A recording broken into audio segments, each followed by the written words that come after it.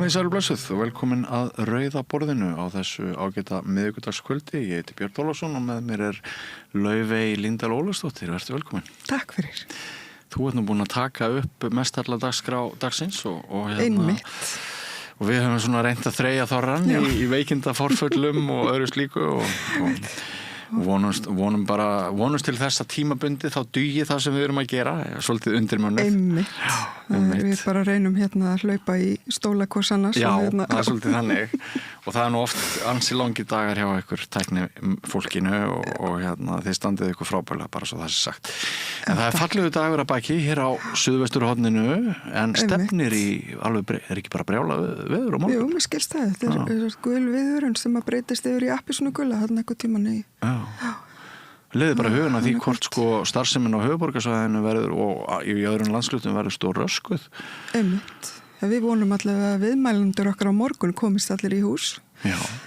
Og ef þið komast ekki þá þurfum við kannski að grípa til fjarfundatækni eða eitthvað til að heyra raddir þeirra. Eitthvað. Ef við komum sjálf í vinnuna. Já, við erum eiginlega bara að sjá hvernig þetta verður. Maður veit aldrei, stundum verður þetta betra og stundum verra en spáðir. Það er rétt. Þannig að við bara bíðum spennt til morguns. Einmitt. En svolítið sérstakt að svona stærsti kvellur og bara leiðindatíðin, eiginlega einu leiðindadagarnir í vetur að þeir séu svona þegar blómin voru komin upp í garðinu mínum, niður í miðborg. Mikið blómin, svo kannski bara snjóaðu í kaf. Já, það árar ekki vel hjá þeim. Nei, akkurat, þetta lítur ekki vel út, en þetta er svo sem eiginlega á hverju ári sem að við erum í þessu. Það kemur vor og vetur til skiptis eiginlega. Já. Manstu fyrra vor, hvað apríl var rosalega heitur mánuður og svo kom maí jafnvel enn betri og maður er svona ekkert rosalega bjartsýnn núna.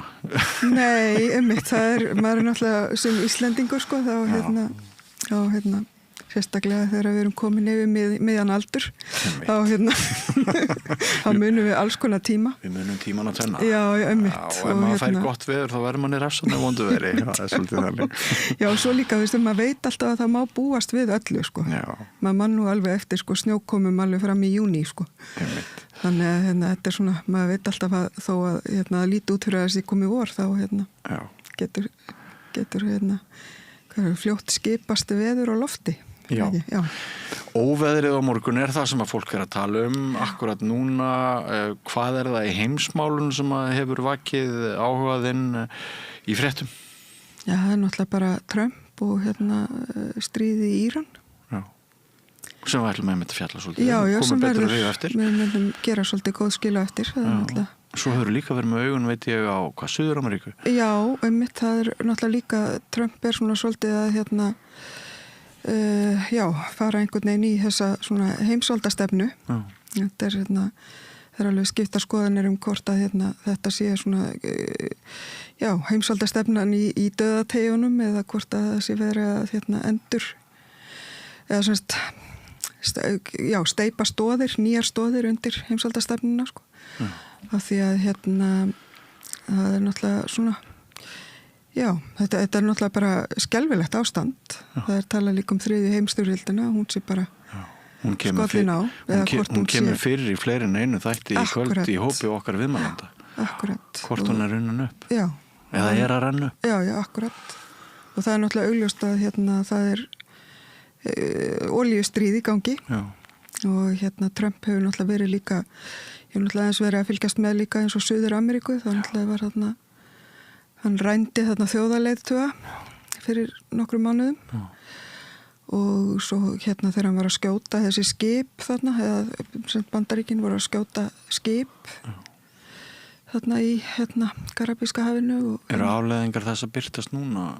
Já, hann er náttúrulega augljóslega að reyna að koma frá öllum þjóðarleiðtogum sem að hafa verið svona sem hann telur sér vera ekki hliðholla og það er til dæmis Kúba núna, það er viðskiptabann á Kúbu og hann er búið að stoppa allan innflutning frá, það var náttúrulega Kúba var að fá olíu frá Venezuela og þar er náttúrulega allt rafmagnsbirgðir heimila og stofnanna eru náttúrulega keyrðar á olíu. Og ég veit að það var svona floti, svona svipa og var þarna á leiðin til Gaza, hérna brjóta þarna einhverja kví, þarna herkví. En þá hefur sem sagt floti sem að, var held ég bara að lenda á Kúbu, sem skildist að hafi siglt frá Ítalíu. Það voru fjöldi hjálparsamtaka sem að fóru til Kúbu til þess að koma lyfjum og fleiru til eyjarinnar. En náttúrulega eyjarnar í Karabíska hafinu eru nýlega búnar að fara í gegnum fellibili.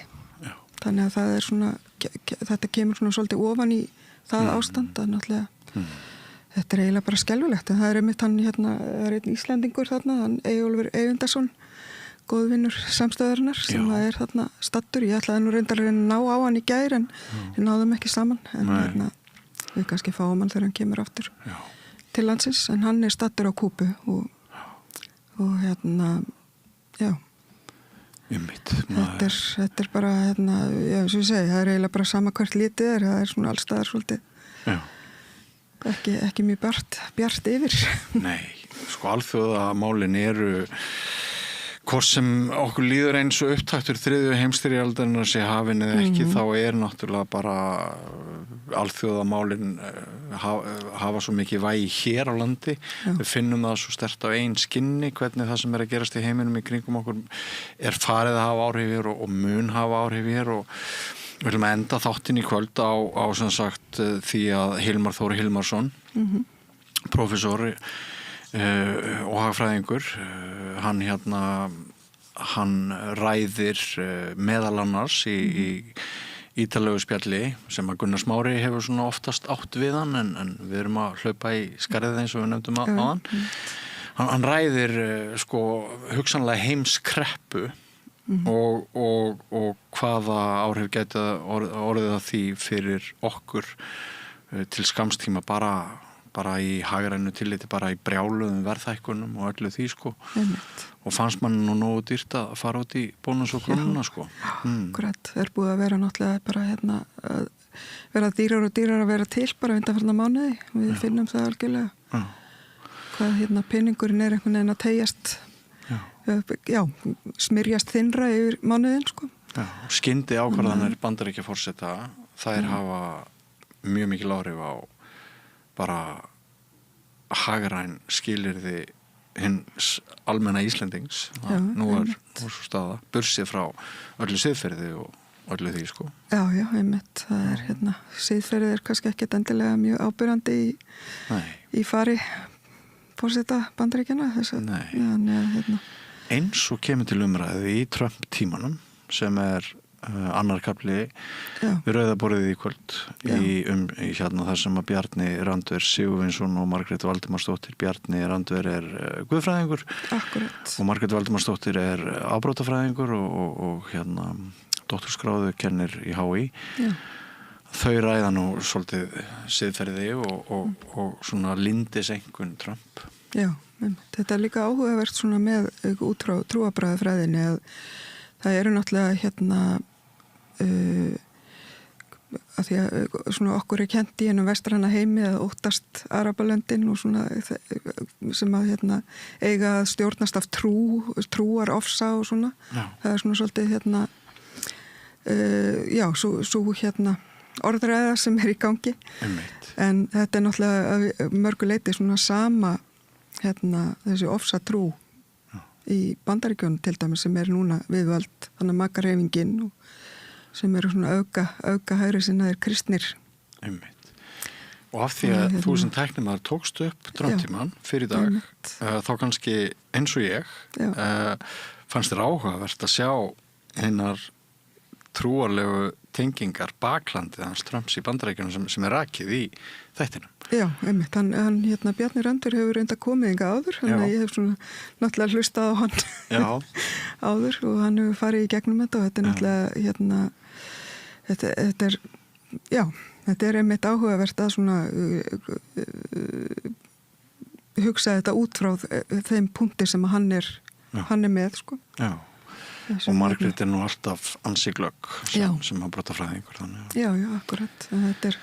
Það er einmitt alltaf verið að segja við eigum að ræða Trump eiginlega líka bara á sálfræðilegum Já. forsendum, sko. Og annað að viðurkennir að fyrsta viðbragði þegar það vaknar og við skulum bara leyfa áhorfendum og hlustendum að bíða eftir því hvort þeirra ræðir. En annað að leið og vaknar á mótnana, þá seilist það í síman og kannar hvað Trump hefur gert af sér síðan. Gera, en svo náttúrulega líka örugglega þessar aðgerðir þarna í Írak. Þetta verður örugglega ekki endilega til vinsælda fyrir Trump meðal hans þjóðar vegna þess að þetta gríðarlega dýrt.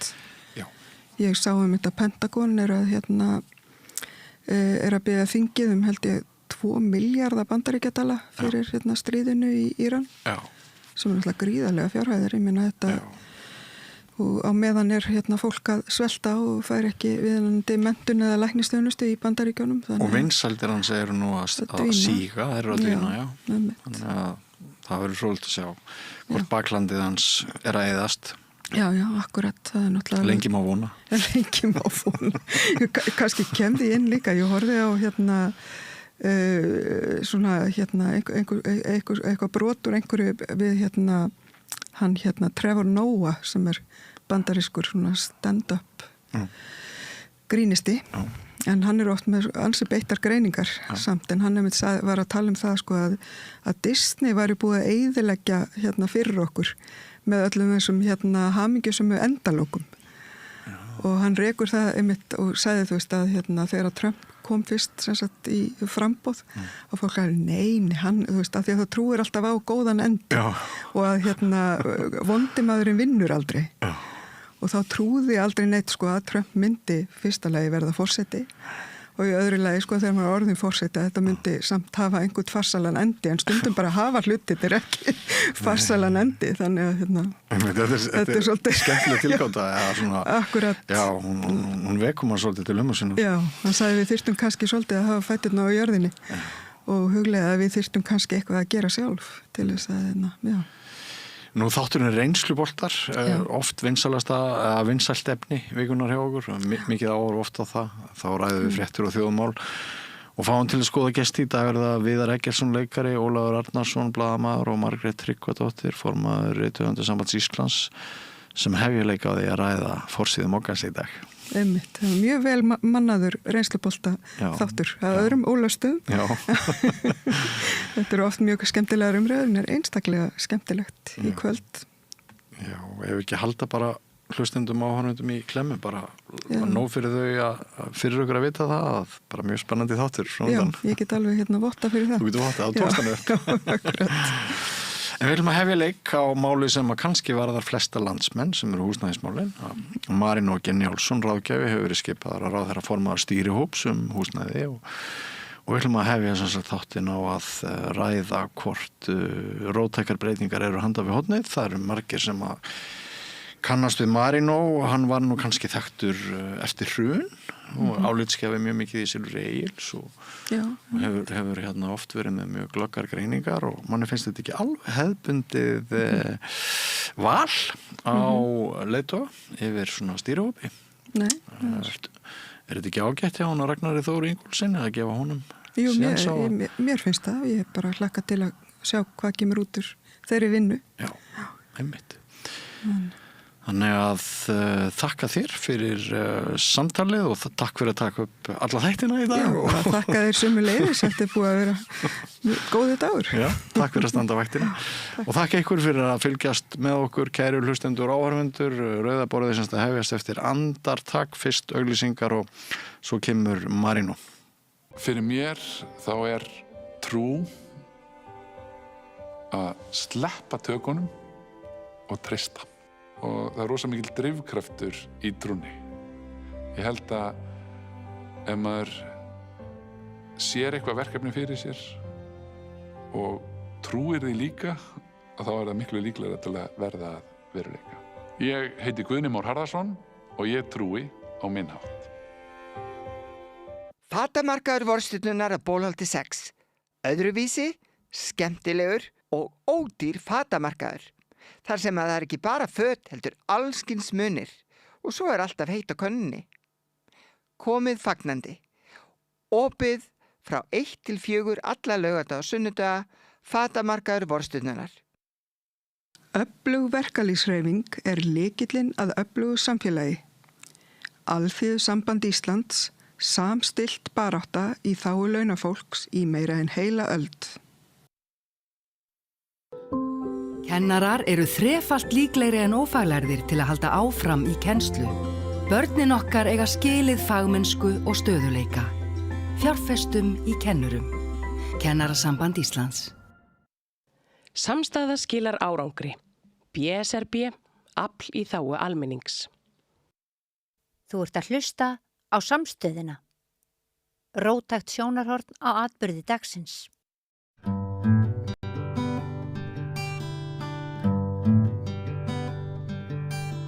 Já, komið þið sæl aftur, velkomin á Rauðaborðinu. Ragnar Þór Ingólfsson, félags- og húsnæðismálaráðherra, hefur skipað starfshóp nýtt húsnæðislánakerfi og margir segja loksins og skipun hópsins í samræmi við áherslur stjórnvalda í húsnæðismálum eins og segir í frétta á stjórnarráðinu. En það maður sem stundum komið í viðtöl til okkar sem formaður þessa starfshóps og við ætlum að fá að hlera aðeins hvað þau að hugsa og hann heitir Marinó G. Njálsson, ráðgjafar, velkomin. Já, takk fyrir. Hefur þú leitt svona hóp áður?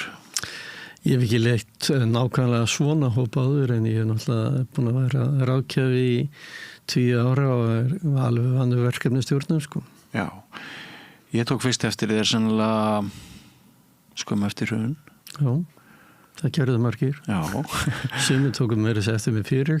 Já, og ég tók eftir þér að þú varst annað í Silfrinu stundum, Agli, og varst ekki að skrifa. Jú, alltaf sé ekki einhverjar 1500 bloggfæslur og núna einhver fleiri þúsund Facebook-fæsluna og einhverja bækur. Þér svo sannarlega ekki sama þitt samfélag? Nei, ég er að vonast til þess að samfélagið sé þess eðlis að börnum mínum, barnabörnum og afkomandi þar eftir muni líða vel í því. Já. Það eru nýlegar breytingar á lánamarkaði síðastliðna mánuði sem í tengslu við þessa svokölluðu vaxtadóma sem undirstrikar nauðsyn þess að greina hvort koma megi á sanngjarnara og gagnsæra húsnæðis lánakerfi. Hér til lengri tíma litið haft eftir Ragnari Þór ráðherra. Já, þetta náttúrulega, fyrsta lagi þá þetta náttúrulega ekki fyrsti hópurinn sem fengið það verkefni eftir hrun að kíkja til breytinga. Og það hafa verið ég meina þekktur verðtryggingahópurinn sem Vili Birkis sat í 2011 og hvort það var annað 2014 og í báðum tilhöllum að þá var ákveðið að það þyrfti að herða aðeins á eða stytta lánstíma verðtryggingalána en menn fóru ekkit lengra í þá. Það kom út mjög áhugaverð skýrsla þarna 2010-11 sem Askar Kapital skrifaði og í henni stendur þess ágæti texti að ef verðtryggingin yrði bönnuð þá yrði engar öruggar fjárfestingar lengur í boði fyrir fjárfesta.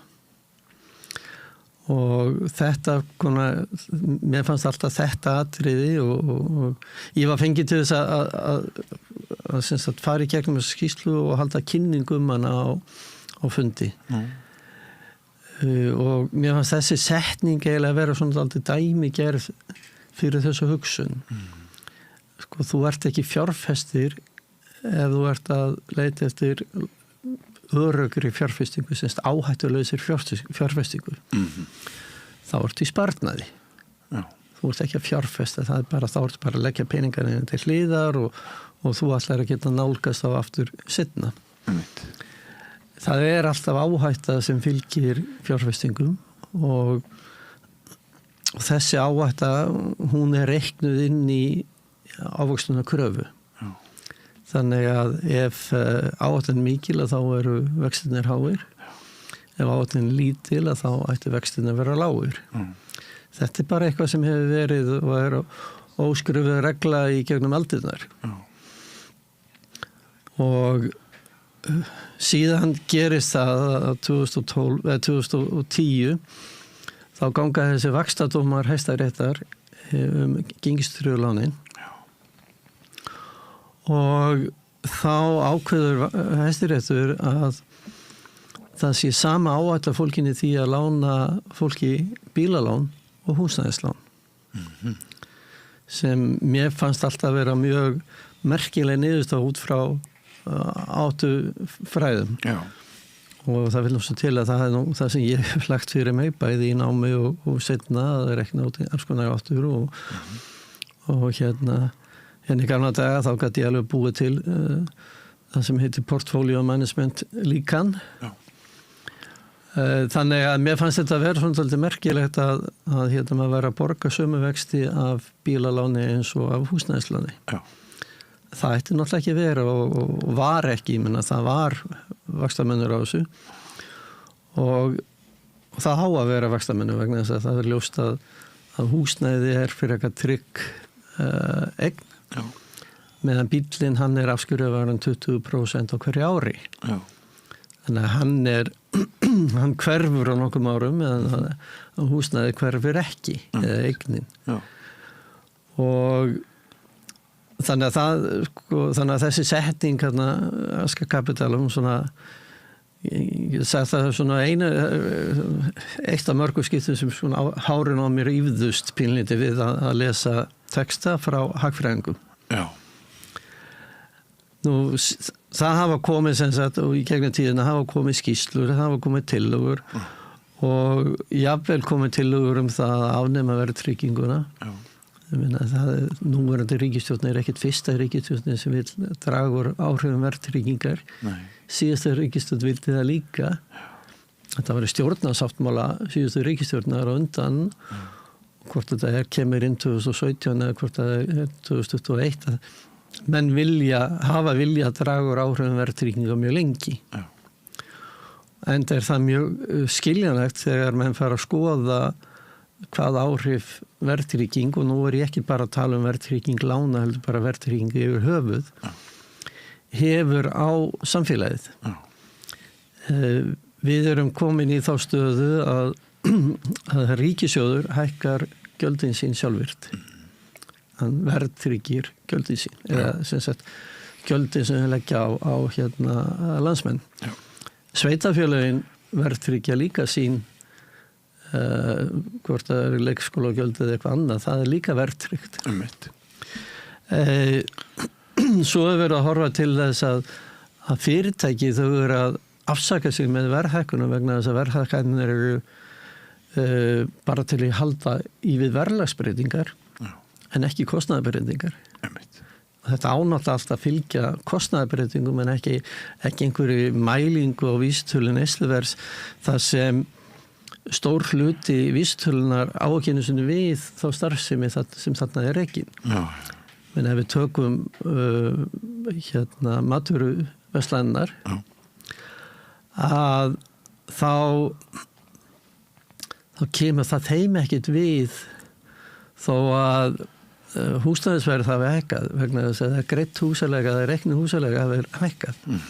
Vegna þess að það er neyslukostnaður almennings ekki fyrirtækja. Þau aftur móti að horfa til þess hefur þeirra eigin húsnæðiskostnaður hækkað og hvernig hann hefur hækkað en ekki að hengja sig á það að Hagstofan birti vísitölu neysluverðs og það sem þetta kom inn í. Og það gefur þeim rými til skekkju í rauninni. Já, ég meina fólk er ekki sjálfstætt í sína ákvörðun. Nei. Það er þannig sem ég horfa á þetta. Já. Og sama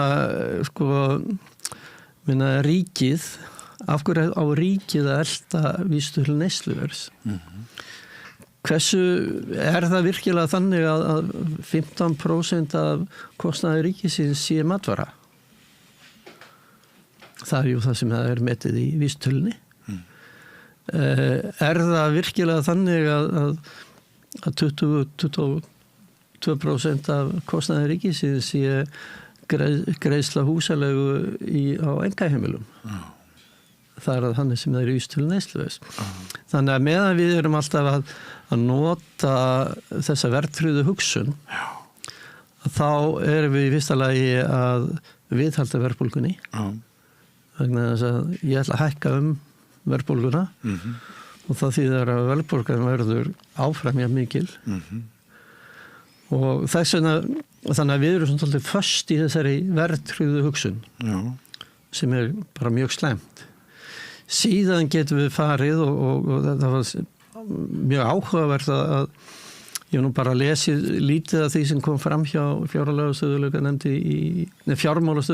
í morgun. En þar virti svona skilaboðin vera dálítið þessi að við þurfum að færa okkur frá verðtryggingunni. Verðtryggingin er ekki það sem almenningur vill og svo getum við gengið lengra og sagt bara verðtrygging er ekki góð.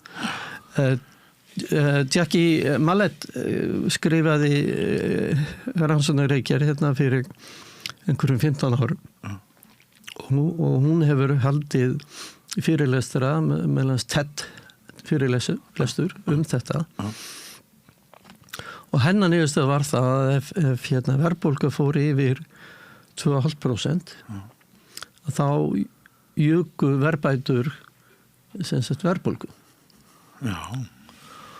Og ef maður skoðar þetta, ég komst að því svipaleiti að af 1285 milljarða króna húsnæðislánum heimilana þá voru 600 milljarðar ekki teknir að láni. Heldur þeir bættust við vegna verðtryggingar. Já. Og þetta er svona dálítið punkturinn að núna frá því 2020 þá eru verðbætur búin að vera einhver 25-30%, 30-35% jável.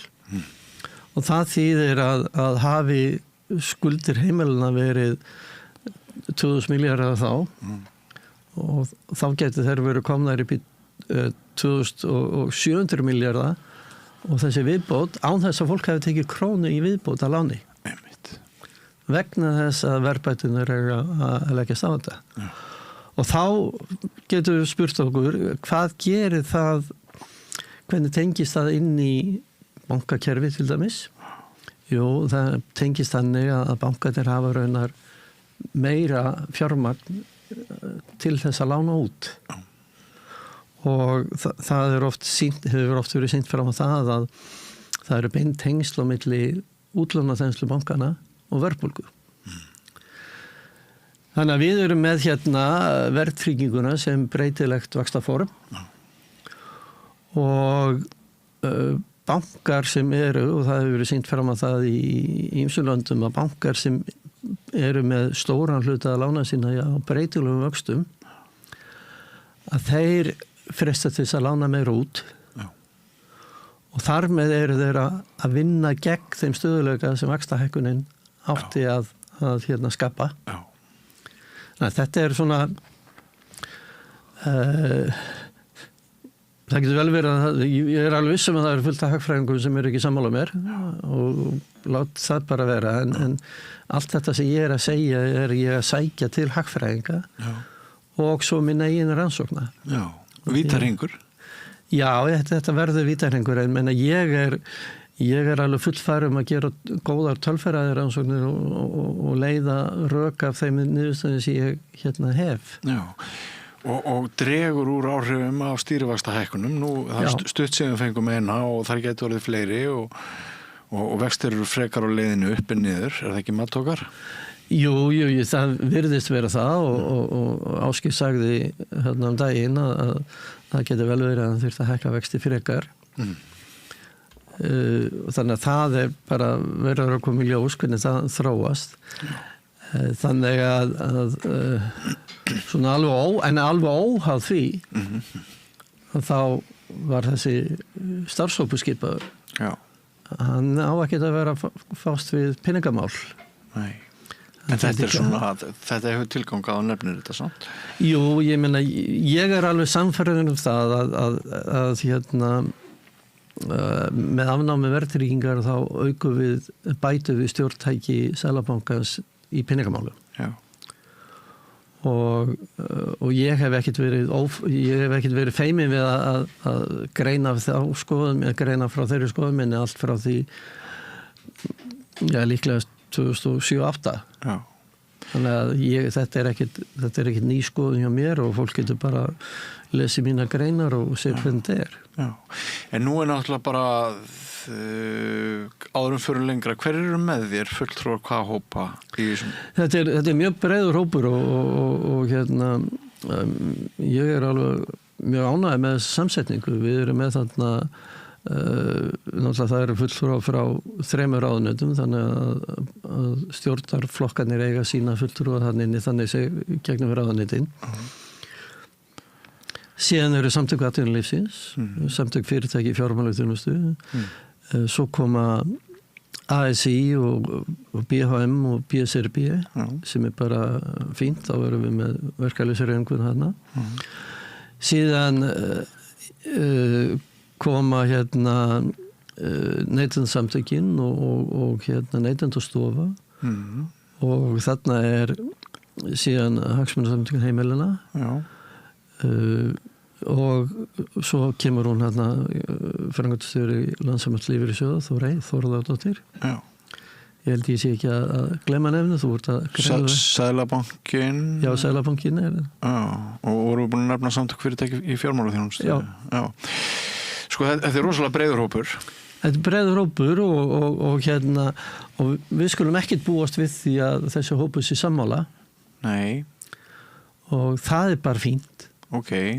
Ég er ekki að búast við þegar við fáum einhvern samhljóm frá fyrsta fundi og alls ekki. Ég vil einmitt frekar að við myndum ágreining uppaskröfum vinnunar. Já.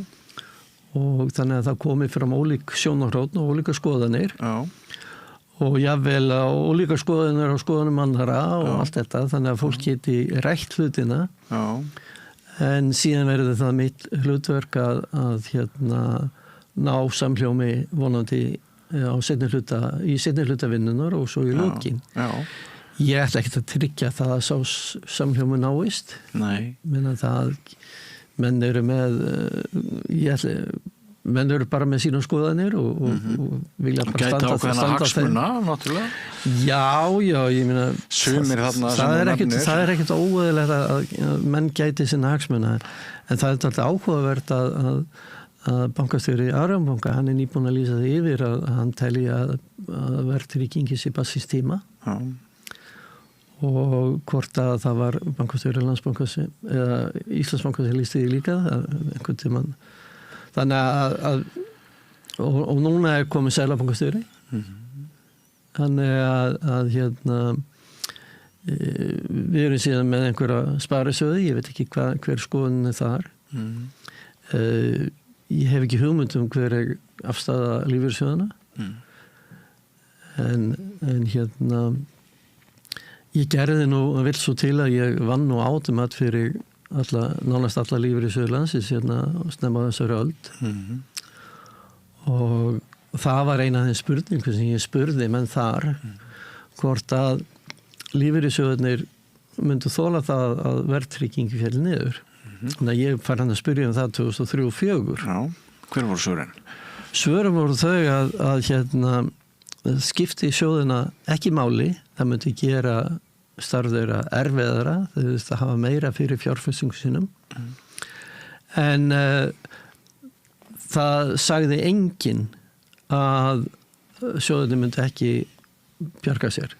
Og á þeim tíma var staðan líka þannig að þessi sjóðir áttu miklar óverðtryggðar eignir hérna á Íslandi í formi hlutabréfa bankana. Og þeir voru í stökustu vandræðum með þessar eignir, vegna þess að það er alltaf, það er nú svo kjánalegt sem það er að þá eru lögboðum það hvernig hlutvöldin eigi að vera í eignasafni sjóðana.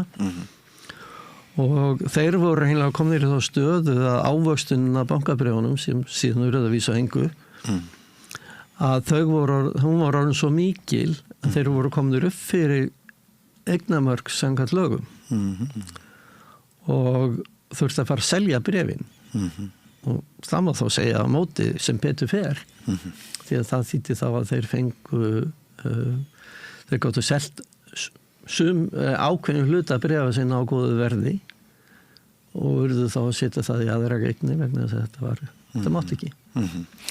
En þetta náttúrulega vandasamt verkefni og mikið tækifæri líka að koma með tillögur að nýju húsnæðis lánakerfi. Sérðu fyrir þér afnám verðtryggingar í öllum sviðsmyndum mögulegum til? Sko, mitt markmið ekki afnám verðtryggingar á neinu nema neytendalánum. Mér alveg sama þó að einhver fyrirtæki taki í verðtryggð lán eða ríkið selji verðtryggð skuldabréf eða hvað það er. En staðreyndin svo að verðtryggingin flókin fjármálaafurð og þó að menn vilji ekki viðurkenna þá hún það. Reyndu bara að rekna út þína afborgun á láninu þínu sem væri verðtryggt og fara að spá í það að finna út af hverju við erum 4 liði á hægri hliðin á greiðsluseðlunum með að farðan á pappír og þessi 4 liðir afborgun, svo það verðbætur afborgunar, svo það vextir og svo verðbætur vaxta og svo tala undir og hvaða tala þessu ræður því sem á þessu skjali. Segð þú mér það? Það tala undir. Það tala undir? Já, vegna þess að hún segir til það að hún á að hækka hverju mánuði miðað við verðlagsútreikninga. Þannig að allir hini liðinni frá ofan þeir taka breytingum eftir því hver talan undir. Og þannig að þetta ekkert augljóst, þetta flókið. Já.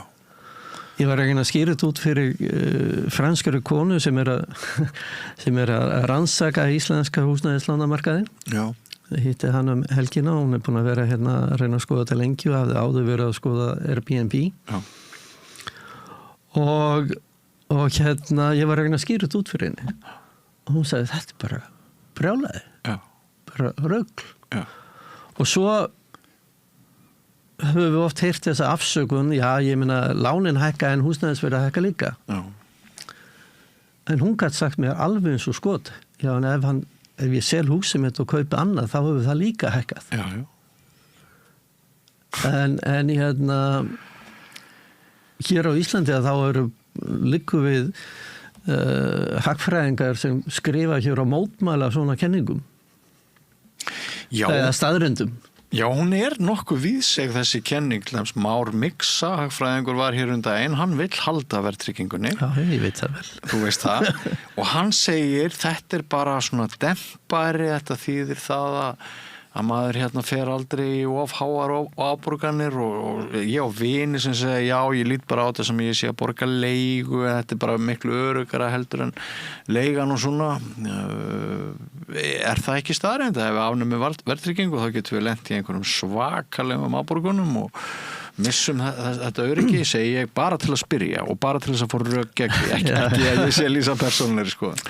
Já, við Már höfum rætt þessi mál og þannig að það ekkert nýtt og ég segi bara þú lærir efnafræði líklegast í skóla á einhverju stigi og þú ert með efnajöfnu þú ert með vinstri hliðina og það ákveðin efni þar þú ert með hægri hliðina og það þarf jafnvægi á milli beggja hliða þannig að ef þú tekur verðtrygginguna út úr vinstri hliðinni þá breytist hægri hliðin líka hún verður ekkert áfram eins hún verður ekki áfram með sveiflukent hagkerfi, hún verður ekki áfram með háa óverðtryggða vexti, hún verður ekki áfram með gegndarlausar húsnæðishækkanir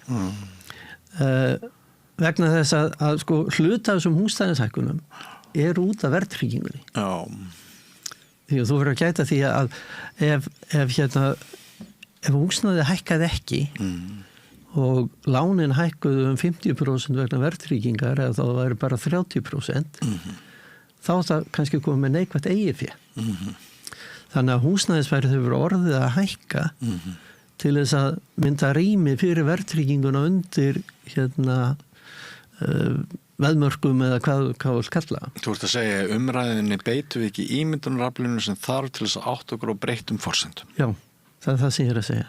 Og ég er þeirra skoðunar að ef við tökum út verðtrygginguna og ég er búin að vera, ég er ekkert að mynda mér þess að skoða núna því ég tók við þessum hópi heldur en þess að ég er bara búin að vera með þetta lengi. Að ef við tökum verðtrygginguna út þá muni byrja því að draga úr hækkunum á húsnæðismarkaði. Nafnvexti muni lækka. Það er bara eðlilegt. Vegna þess að til þess að fólk geti fengið staðis greiðslumat að þá verða vextinir að vera þannig að það geti staðis greiðslumatið. Og ekki viljum við bara hafa húsnæði sem er byggt og engi getur búið í vegna þess að hann hefur ekki efna á greiðslunni. Þannig að þetta er svona hugsunin er aldrei þannig að það verður ekki þrýstingur. Og svo er annað að hafi greiðslan á lánuna hækkað 30% á 4-5 árum. Þá eru þessi 30% kannski 20-25% af launahækkunni þínum á þeim tíma. Þannig að allt í einu það þarf ekki að hækka launinni smikið. Nei. Og það er þessi þáttir sem ég hef aldrei getað skilið af hverju atvinnurekendur styðja ekki afnám verðtryggingar. Vegna þess að afnám verðtryggingar það spara þeim launakostnað til langs fram. Þú getur rétt ímyndað þess að ég nefndi áðan 600 miljardar af 1285 eru verðbætur. Já. Hvað kostaði það mikla launahækkanir? Já. Þannig að menn verða að horfa út fyrir það að þetta sé bara verðtrygging og það allir þurfi að hagnast. Það muna allir halda áfram að hagnast sem eru í þessu. Þeir munu bara hagnast á annan hátt. Þá komum við að þeim sem að segja við getum losað okkur við verðtrygginguna en við getum það ekki með íslensku krónuna og það er ekki fyrir en að við værum búin að taka upp evru sem gjaldmiðil sem við ættum að fara í það ferðalag. Já, við höfum ekkert prófað það. Nei. Við vorum með Ólafslögin apríl 79 eða hvort það væri lókmass að þau eru sett þar á en það er skýring á því af hverju þetta varði eins og það var. Og skýringin er svo að á 8. áratugnum þá kom þessi olíuverðshækkanir og fleira sem olli miklu óstöðuleika hérna á Íslandi. Og verðbólgan jókst. En á þeim tíma voru vextir ákveðnir af Alþingi.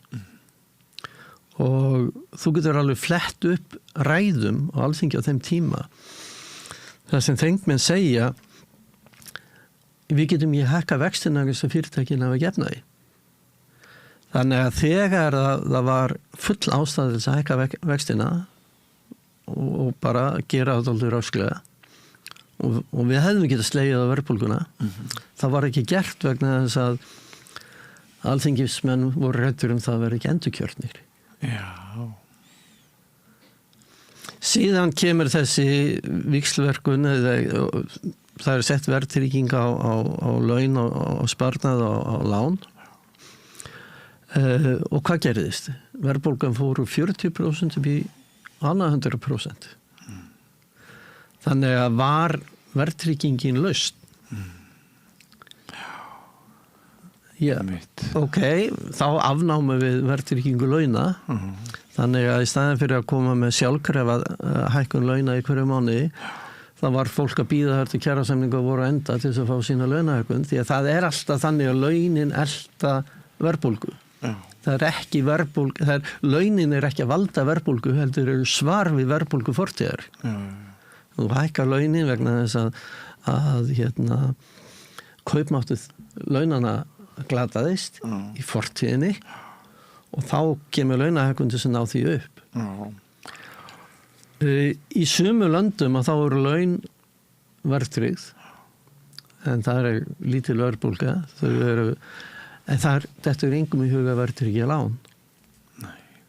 Þannig að ef þetta er svona frábært kerfi, af hverju sjáum við þetta ekki í Þýskalandi, Hollandi, Belgíu, Luxemburg, Fraklandi, Bretlandi, Danmörku, Svíþjóð, Noregi, bara svo fáina lönd séu nefnd. Og þú sér það ekki það sem fyrirstöðu, þú ert ekki í hópið þeirra sem telja að þurfi að skipta gjaldmiðil til þess að hrinda þessu.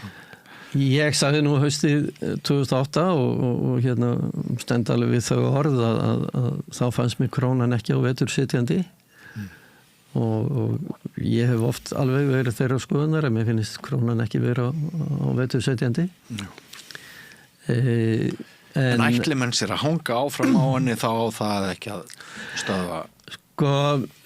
Þorsteinn Víglundsson sem er núna formaður samtaka iðnaðarins, ef ég manni rétt, að hann sagði í ræðu á fundi í Háskólabíói 2017 cirka að það var áður en stjórnin sprakk sem hann var í. Hann sagði þá að hérna af hagkerfum, af litlum hagkerfum, örhagkerfum með sem voru fámennari en eitthvað ákveðið og væri með sjálfstæða mynt og rækju sjálfstæða peningastefnu. Já, nei, fyrir ekki það. Það væri bara eitt af öllum þeim sem væri með sjálfstæða mynt og sjálfstæða peningastefnu. Já, einmitt. Og það er Ísland. Öll hinn voru með tengingar við aðra myndir. Og þetta er það sem við vorum með áður en verðbólgumarkmiðin voru tekin upp 2001 og afsökunin fyrir því að þau voru tekin upp var það að Seðlabankinn hefði ekki burði til þess að verja krónuna og hérna ég gat svo sem ekkert séð að Seðlabankinn hefði eitthvað meiri burði til þess eftir að verðbólgumarkmiðin voru tekin upp. Nei. Í dag er Seðlabankinn með gríðarlega gjaldeyrisvarasjóð en á móti að þá eru lífeyrissjóðirnir nánast lokaðir inn í landinu með allt og stóran hluta eigna sinna. Já. Við höfum heyrt talað um það að lífeyrissjóðir í öðrum löndum megi ekki vera fjárfesta í eigin landi, það er nú víst ekki rétt, það er bara norski olíusjóðurinn sem er þannig. Til dæmis hoppa og skoppa danski lífeyrissjóðir alveg eftir því hvernig Novo Nordics stendur sig. Já. En hérna ég held að það væri ofsalega hollt fyrir hagkerfið að lífeyrissjóðirnir kæmis með meira fyrir út. Já.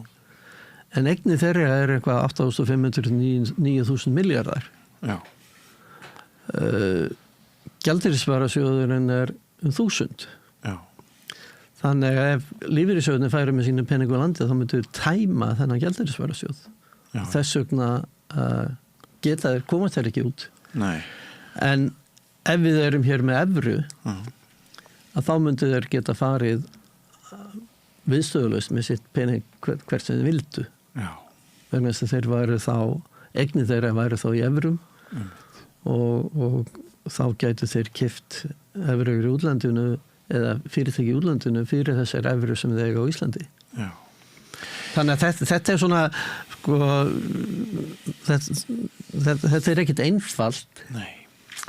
Og við þurfum að skoða þetta og það getur vel verið að ég hef ekkert reknað út hvort það sé hagkvæmt fyrir lífeyrissjóðina að fara með peninga á landi.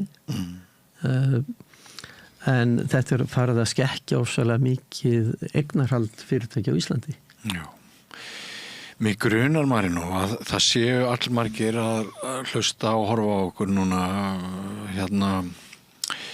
foreldrar ungra Íslendinga eða ungir Íslendingar fólk sem hefur áhyggjur af því að efnahagsleg stéttaskipting sem fann að ráða því hverjir eignast húsnæði og hverjir ekki. Jú, það er búið að spýta aðeins einhver hlutdeildarlána eitthvað svona en þetta er nú kannski einhverjir frekar smáskammtalækningar heldur en eitthvað stórt sko. Og húsnæðisverð hefur náttúrulega hækkað mjög mikið ég vitna stundu til fasteignasalan sem ég ræddi við hérna daginn sem sagði mér að allt síðasta ár í öllum tilvikum þar sem ungt fólk keypti húsnæði kom til persónulegur stuðningur frá ættingum, yfirleitt pappa og mömmu sem rammar inn munin á þeim sem fæðast með forgjöf, munin á ungu fólki sem á foreldra sem eiga peninga aflögu og hinna sem eiga sem alast upp í þannig félagsaðstæðum að það eru ekki peningar aflögu. Við þekkjum leigumarkaðin, við vitum hvernig fólk sogast inn í þennan vítaring og þar sem að greiðslu, þar sem afborgun hvers mánaðar í sumum tilvikum töluvert hærri en ef þú kæmist inn í húsnæðislánakerfið.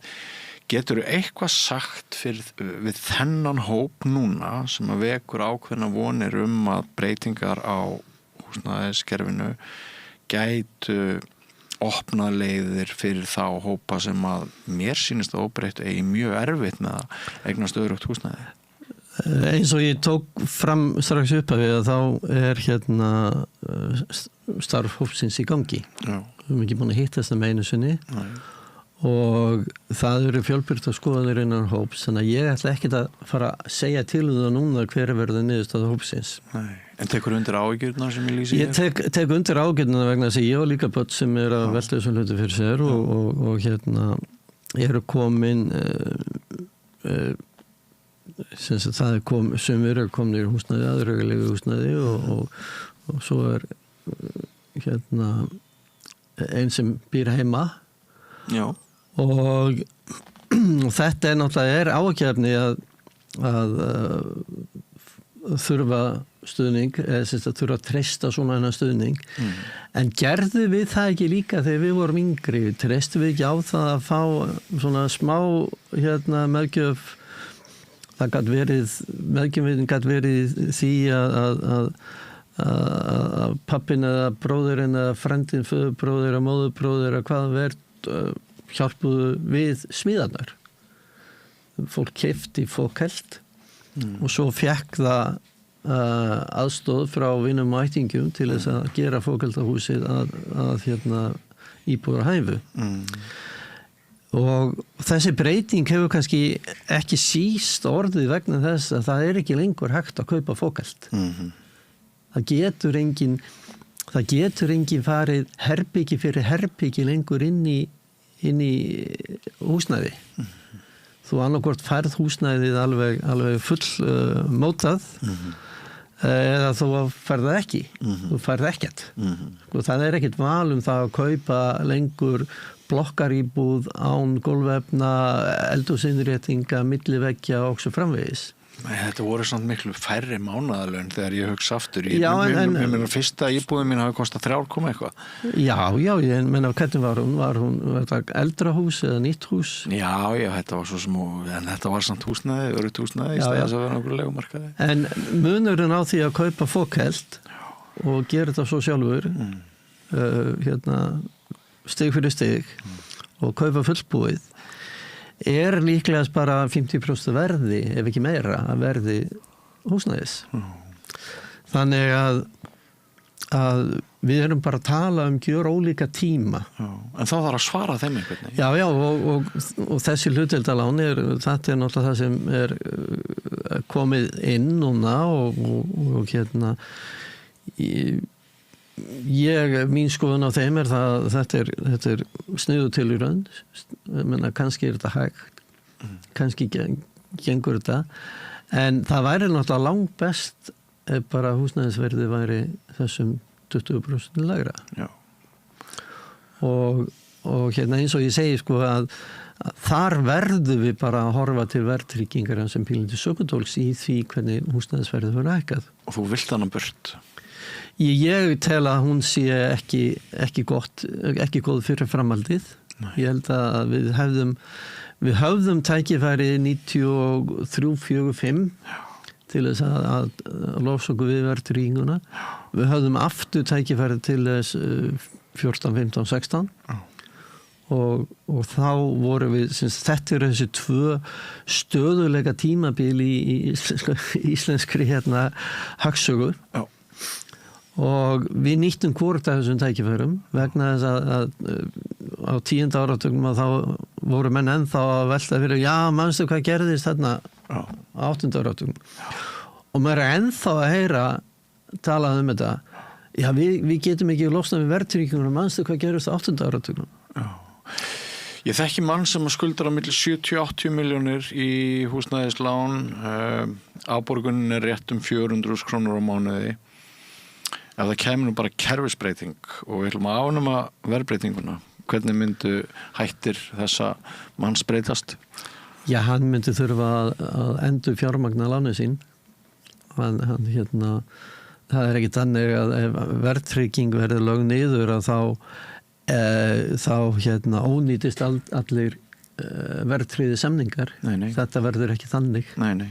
Það myndi aldrei ganga. Nei. Þú ferð ekki að segja við sjómannin, sorry, við erum búin að breyta launaðinum og nú ferð ekki lengur aflahlutdeild.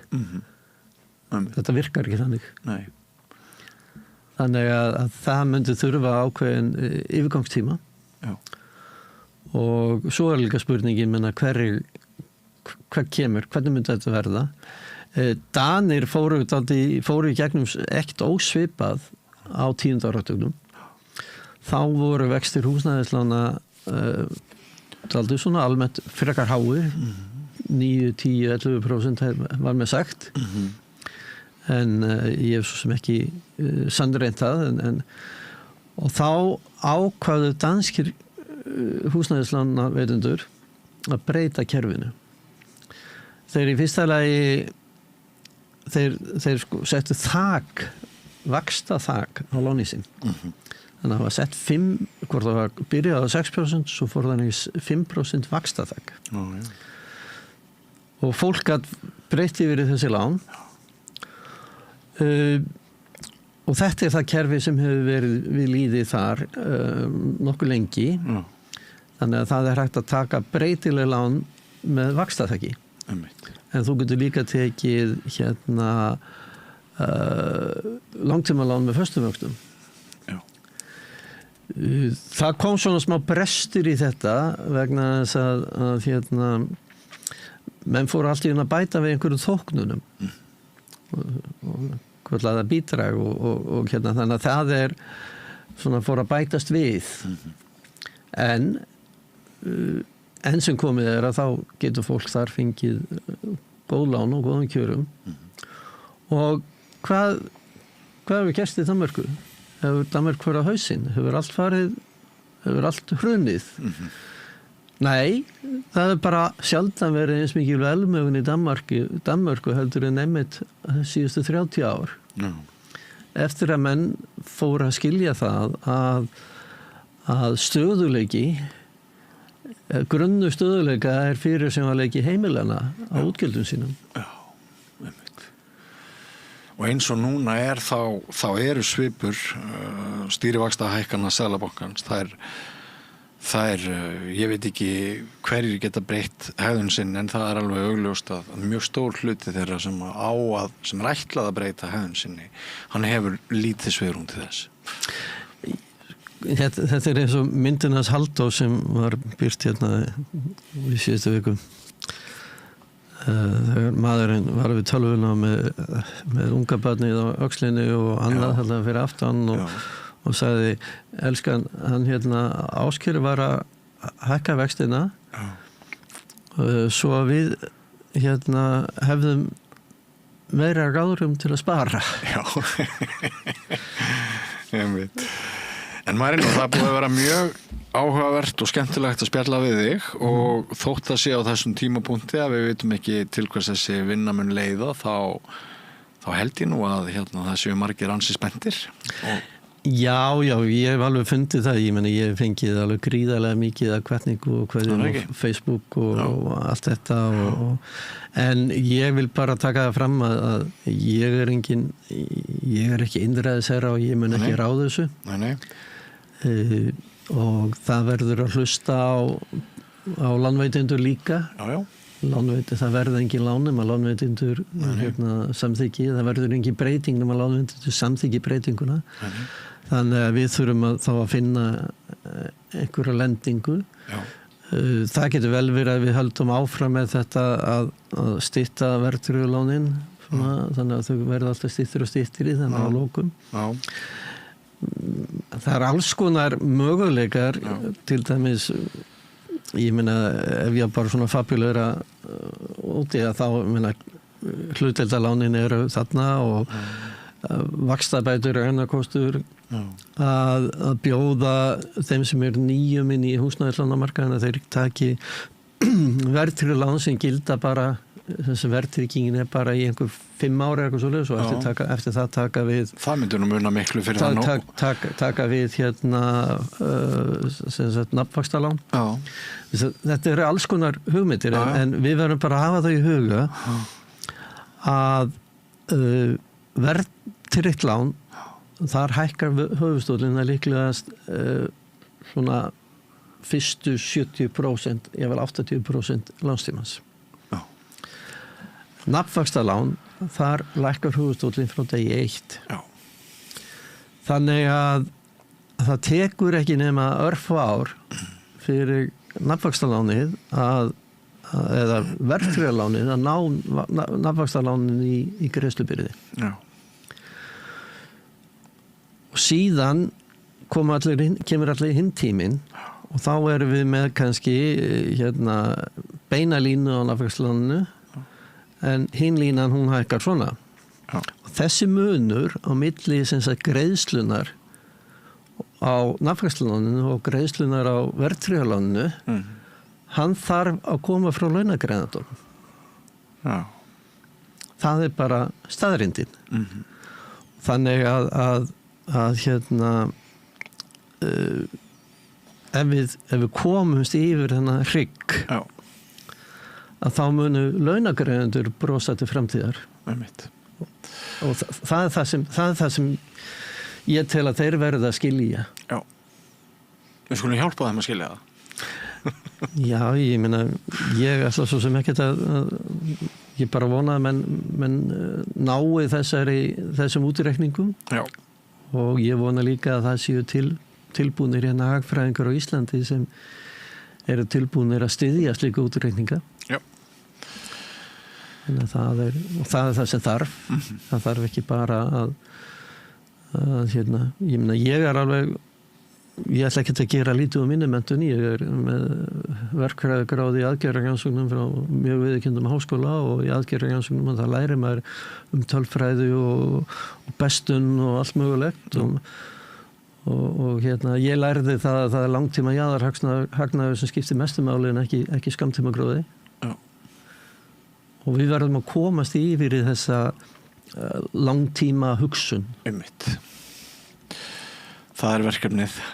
Það er verkefnið og þess vegna er ég í þessu. Ég er í þessu vegna þess að ég á börn og ég á barnabörn og svo kemur næsta kynslóð örugglega þar á eftir. Já. Og þó að ég hafi gengið í gegnum þetta, þá ætla ég ekki að vera svona eins og sjöttubekkingar í MR eftir busavislun, í busun þar sem þeir eru að taka út á þriðubekkingum að þeir hafi sjálfur einhvern tímann gengið í busunni. Góð samlíking. En kæra þakki fyrir komuna, Marino. Takk fyrir að bjóða mér. Og gangi ykkur vel í hópnum. Já, takk. Og við ætlum að vinda okkur næst yfir í reynsluboltana, svona krefja samtíman fréttir og þjóðmál eftir andartak koma 3 góðir gestir. Góðir fjölmiðlar eru mikilvægur partur af því súrefni sem sérhvert samfélag þarf á að halda. En góðir fjölmiðlar þeir þurfa ekki endilega að vera hlutlausir, en þeir verða að vera sjálfstæðir. Alveg eins og góðir háskólar og traustir dómstólar þurfa að vera sjálfstæðir. Þeir þurfa að þjóna fólkinu, ekki valdinu. Ég heiti Þorvaldur Gylfason og ég styð samstöðina.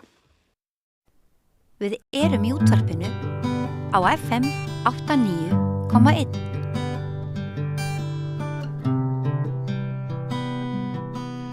Komið sæl og blessuð, velkomin í reynsluboltana. Nú krefjum við fréttir og þjóðmál líðandi stundar. Ég heiti Björn Þorláksson. Með mér eru 3 góði gestir, eins og jafnan í þessum þætti. Það ber fyrst að telja Viðar Eggertsson, leikara, vertu velkominn. Takk. Svo ertu náttúrulega með þingreynslu og ýmislegt fleira. Það tækir langa tíma. Ég játa, ég hef lifað. Já, þú hefur lifað. Margrét Tryggvadóttir, rithöfundur, fyrrum þingmaður einmitt og formaður rithöfundasambandsins. Vertu velkominn. Kæra þakkir. Spotti síðan þú hefur verið hérna hjá okkur. Já, allan í þessu þetta. Allan í þessu þetta, já. Svona rétt skrýður inn í það að teljast reynslubolti. Já. Ég hef ekki lifað eins lengi. Ég hef ekki viljað fá þennan. Og Ólafur Arnarsson, blaðamaður á DVF1, velkomin og hlaðvarpsstjórnandi einnig. Takk. Gaman að fá ykkur öll. Ég ætla að hefja leika á spjalli fjölmiðla. Ég verð að viðurkenna það þegar ég vaknaði í morgun. Það fyrsta sem ég geri þegar ég vakna, það að ég tegi mig alltaf í síman af því ég vinn við það sem ég vinn. Og ég skal bara játa það að fyrsta sem ég geri alltaf á mótnana að ég les mokkan rafrænt yfir í símanum mínum. Og það blasti við þessi frétt að Hamas væri bara komið til Íslands og leikur lausum hala, hryðjuverkasamtök í bílastæða kjallara. Og þetta ekki smáfrétt, það bara eiginlega öll forsíðan og ég leitaði einhverjum sem merktur fréttin og ég finn hann ekki. Hvorki fremst né aftast og ég hugsa með mér, já, þetta mjög óvinnulegt. Og það sem hefur gerst síðan að lögreglan hefur borið tilbaka í rauninni þessa frétt. Það eru fleiri fréttir inn í blaðinu sem að vekja furðu mína, verði ég bara að segja í dag og það hefur svona verið ákveðin þróun í gangi hvað varðar Morgunblaðið sem fjölmiðil. Það er til dæmis talað bænakvak, einhvers, þetta fréttateksti. Múslimi sem að vinna við það að slátra lömbum í sláturhúsi á Íslandi, að þar kemur orðið bænakvak fyrir, sem orð blaðamannsins sem skrifar fréttina. Og af hverju langar mig að byrja á því að ræða þetta við ykkur? Jú, vegna þess að mér finnst þetta ekki bara að vera einkamál morgans í dag, mér finnst þetta hluta einhverju svona samfélagsþróun og mér finnst þetta mjög trumpíst ef ég bara segi ykkur alveg sér. Þá liggur það fyrir, svo ástæða mín og Viðar, gjörðu svo vel. Já, hvað finnst þér þetta? Þetta vakti nú athygli mína, sko ég veit þetta mjög vondur siður að vakna á morgnana og byrja að lesa Morgunblaðið. Svona maður alltaf að fara svona bjartsýnn út í daginn, en að því að maður reynslubolti þá getur maður bitið á jaxlinn og látið ýmislegt yfir sig ganga, en þetta fannst mér ótrúlega frétt, þessi sem þú ert að vitna í. Og það sem merkilega að fréttin óstaðfest, hún sem sagt höfð eftir ónafngreindum lögreglumönnum og það líður nú ekki langur tíma til lögreglan ber þetta tilbaka, en þú talar þennan trumpisma. Þetta akkurat aðferðafræði Trump. Það að kasta út í alheiminn og út í kosmósi alls konar bulli og draga það svo tilbaka sent síðir, en skaðinn skeður. Það viljandi gert að kasta svona fram því að þetta komið af stað og þó svo kom einhver leiðrétting seinna, þá þetta ennþá eftir. Og þetta hefur litað umræðuna, þetta litað samfélagið og þetta svo ómerkileg fréttamennska sem nokkuð getur verið. Og þetta með bænakvæki sem ert að vitna til, þannig sem þetta verið að í sláturhúsum að slátra eftir ákveðnum reglum sem á markaði, það verið að selja lambakjöt á markaði þar sem eru múslimar og það þarf að beita ákveðnum aðferðum, þannig að það sé hreint og þar með farið með einhverja bænir, ég meina svo að kalla þetta bænakvak, þetta sami fjölmiðill og heimtar að öll börn í skólum læri kristnifræði, alveg sama hvaðan þau koma og það ekki kallað bænakvak. Nei. Þá það einhvern upphafning á einhverju menningu og þetta ekki sjálfsagður hlutur. Já, og römmunin á þessu líka, þetta forsíðu frétt, þetta 5 dálka, þetta eiginlega pólitísk yfirlýsing frekar en frétt. Ég sé ekki betur, sko. Já, sko, þetta náttúrulega, ég sá þess að frétt fyrst í gær á MBL. Já, var hún komið og þá var þetta komið bara svona lítil frétt og eins og svona einhver sögu eða svona orðrómur eða eitthvað svo les. Og þannig að mér brána svolítið í morgun að sjá þetta svona alveg fullum fréttum, en ég náttúrulega þar í myndateksta kemur bara fram að ef ég man það rétt að þetta sé óstaðfest sem náttúrulega alveg fullkomlega galið af einhverju sem kalla sig eða þykist vera meginströms fjölmiðl að setja fram þannig bara eitthvað sem bara eitthvað sögusagnir eða eitthvað og bara þú veist það fyrsta sem auðvitað við vissum eða fréttum af þessum hörmungar atburði sem glæpsamlegur og allt það þannig væri fyllt af einhverjum mönnum sem hefðu lítil sem engin tengsl við Ísland og en að það sé þú veist hægt að setja þá í einhverjar flokka þá með þessum hætti það náttúrulega kannski bara ekki teldur hægt heldur. Þú hefur nú skrifað bækur Já. Sem reyna að hamla gegn útskúfum, mismunum. Já, mína bækur eru miklu pólitískari en kannski flestir átt sig á. Já, ég átti mig á því. Svona dyggur lesandi. En já, mér finnst það bara mjög mikilvægt því ég að skrifa fyrir börn og ungmenni að það finnst mér bara mjög mikilvægt að svona reyna að lyfta mennskunni og bara, já, að gefa, þú veist, flest fólk bara mjög gott og þú veist, það mannskepninni bara eiginlegt að vera fordómafull að því við hræðumst það sem við þekkjum ekki en svo leið og við kynnumst því þá eru yfirleitt bara flestir góðir.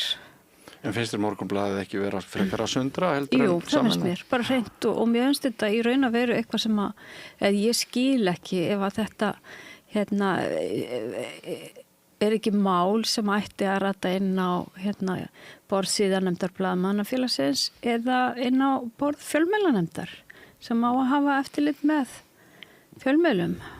Já, við erum nú með formann blaðamannafélags sem að hefur nú ekki verið hrifinn af því að taka snerrur við þessa stóru sterku fjölmiðla sem að Nei, síðan hlýtur að þurfa að standa bara óháð fórustinu og á hverjum tíma. Já, ég var eftir að sjá það. Já. En Ólafur, ert þú ekki fyrir blaðamaður á Mogganum? Nei, aldrei starfað á Mogganum. En þú ert fyrir framkvæmdastjóri Sjálfstæðisflokksins? Þingflokksins, já. Þingflokksins. Já. Og það var nú svona talað að það væri nú svolítið kósi oft á milli Sjálfstæðisflokks og Morgunblaðsins og svo sem engin launung að svo verið. Nú hann Davíð okkar allur, farinn sem ritstjóri. Maður hélt kannski að blaðið myndi breytast og ef það að breytast þá það breytast í kannski átt sem maður átti ekki alveg vona að það myndi fara. Málgagn miðflokksins, frekar. Er það ekki? Pæling? Jú, það þegar ég sá þessa frétt í morgun þá svona skaut upp í kollin á mér þeirri hugsun hvort að þegar allt kemur til alls að Davíð hafi kannski verið einhvers konar rödd skynsemi inn á Morgunblaðinu. Ég veit svo sem ekkert um það en þetta var náttúrulega nýlægð hjá Mogganum og ótrúlega óábyrg fréttamennska og þetta var hrein falsfrétt. Og þetta er náttúrulega, maður sér alveg í hvaða akur verið að sá með svona fréttamennsku. Já, viltu klára þá hugsun aðeins betur bara fyrir hlustundur og áhorfendur? Já. Það er verið að höfða þarna til þeirra hópa í samfélaginu sem Sjálfstæðisflokkurinn hefur verið dálítið að beina sjónum sínum að sem miðflokkurinn beinir sjónum sínum að og hefur orðið vel ágengt. Þetta er fólki sem er hrætt við breytingar, það er hrætt við umheiminn, það er hrætt við útlendinga, það trúir öllu upp á útlendinga og heldur að Ísland sé svo miklu betra en það er. Og þá þetta mann í hug hvort þessi frétt sé beint stak inn í átökin ESB. Já, ég held þetta sé allavega nú sama meiði. Hvort þetta sé beinlinis það sé að því að við vorum alveg búin að sjá svona tendensa áður en að ESB umræðan blossar upp aftur. En ég held þetta sé svona sama meiði og ég bara tek undir það sem Ólafur var að segja að já, þetta er svona það að vera kynnt undir hræðslu í báðum málum. Já. Hvað sem þú vilt segja það Viðar? Já, þetta er bara í grunninn það sem að setja þarna byggja vegg á milli okkar og þeirra. Og allir þeir sem eru ekki við eru hættulegir. Hvar sem þeir eru, jafnvel í svipuðum löndum Evrópu og svipuðum samfélögum eða sem að koma lengra að. Og maður að hugsa þetta sko hversu erfitt að verða útlendingur á Íslandi. Fólk sem að hingað kemur og árun veru ekki tengslanefnd og hefur ekki rödd og jafnvel verður fyrir sko alls konar misrétti að það eins og launaþjófnaði og þetta misrétti meir og minna af hendi rótgróinna venjulega Íslendinga.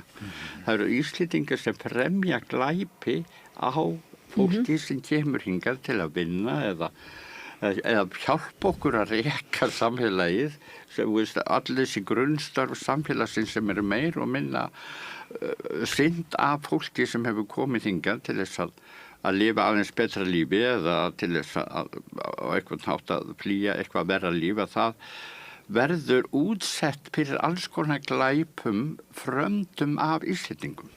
Allir þessi launaþjófnar, allt þetta misrétti á vinnumarkaði, þetta allt Íslendingar meir og minna sem eru að fremja þetta, en Mogginn ekki með það á fyrirsögna frétt. Þá sér, ég hef ekki lesið stóra frétt á forsíðu Morgunblaðsins launaþjófnað til dæmis á Íslandi. Nei.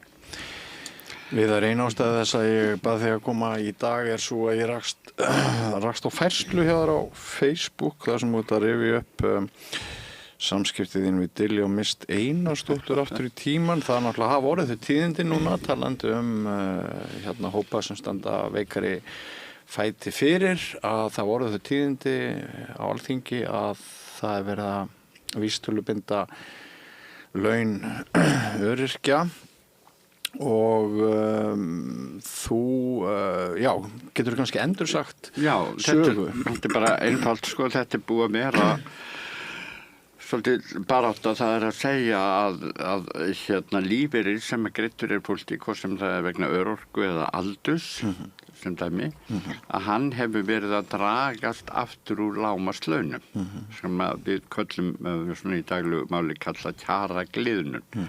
Það að segja að lífeyririnn hann heldur ekki í við lægstu laun, samningslaun á vinnumarkaði.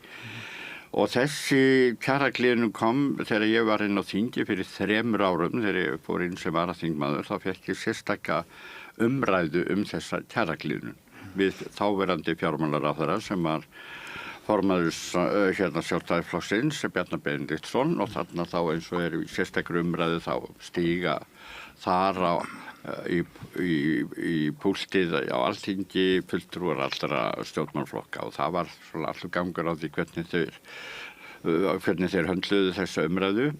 En það var mjög áberandi sko afstaða Bjarnar fjármálaráðherra og formann Sjálfstæðisflokksins að hann gerði mjög lítið úr þessu og fannst þetta nú algjört humbúk að vera að tala þetta.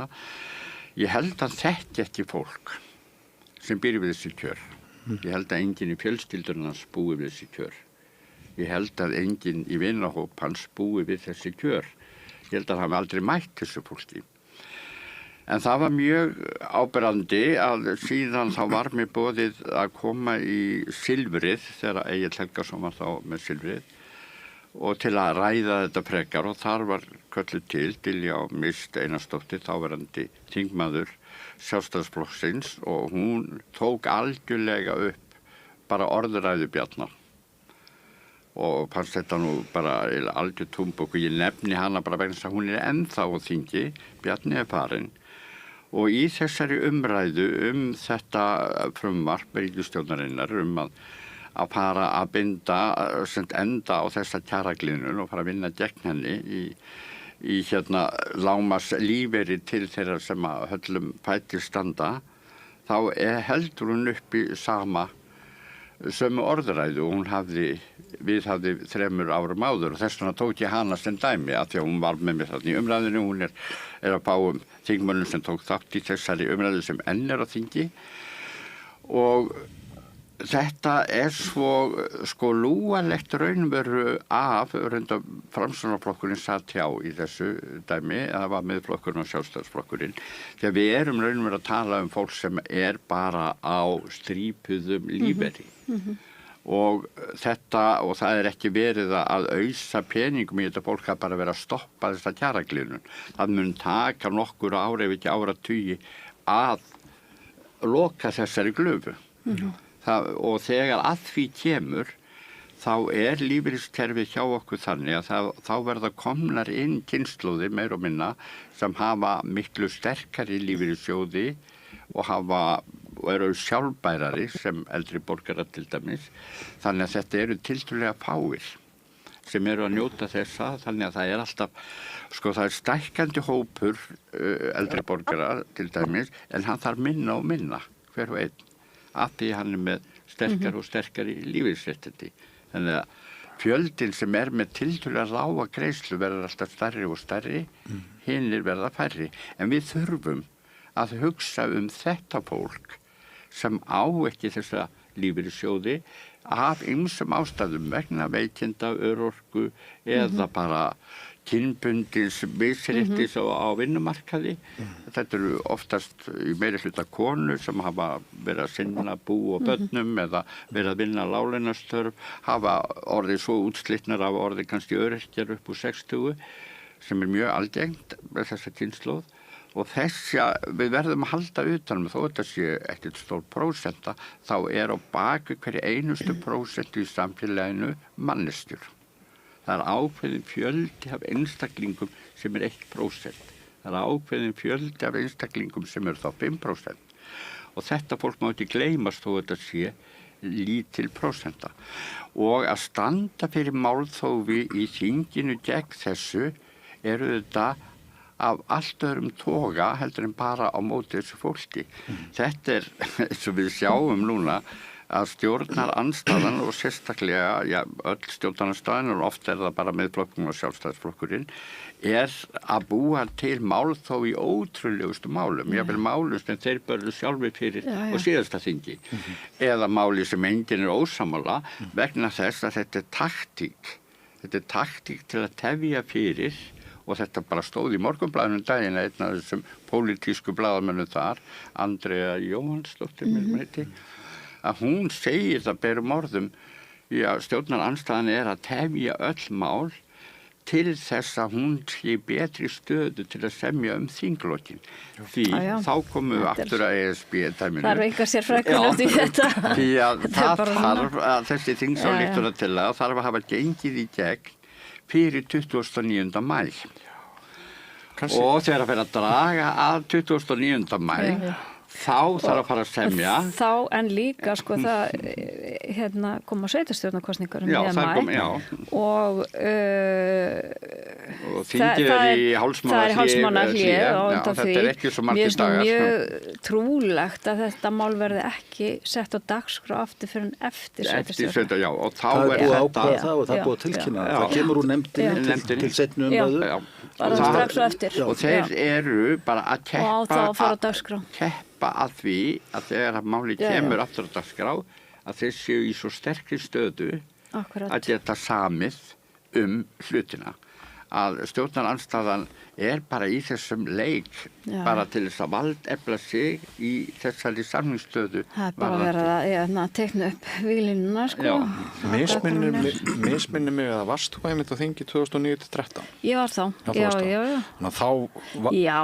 Þá föttuðum við þetta kerfi, sko, af því að þá var tiltölulega nýlega búið að breyta þingsköpunum, þannig að því að áður gastu sko tala endalaust, bara svo lengi það varst með fullorðinsblei og nóg koffein í líkamannum, þá bara gastu haldið áfram en svo var þessu skipt niður þannig að semst í frumvörpu með 3. umræða önnur umræða í raun endalaus og seinni umræðin í þingsályktunartillögu eins og þetta þjóðaratkvæðagreiðslan en sem sagt ræðurnar styttast alltaf en í staðin voru sett inn andsvörin sem að eiga að gera þingstörfin sko líflegri en þau gera þetta bygg sko þótt að ræðan sé bara 5 mínútur þá eru 20 mínútur í andsvör að því að 4 geta farið í andsvör og hver getur talað, þú veist, 2 svar og þá eru þeir hérna stittnir í mínútu og svo þarf tími að fólk að labba á púltin og þetta þannig að þá er sko hver ræðumaður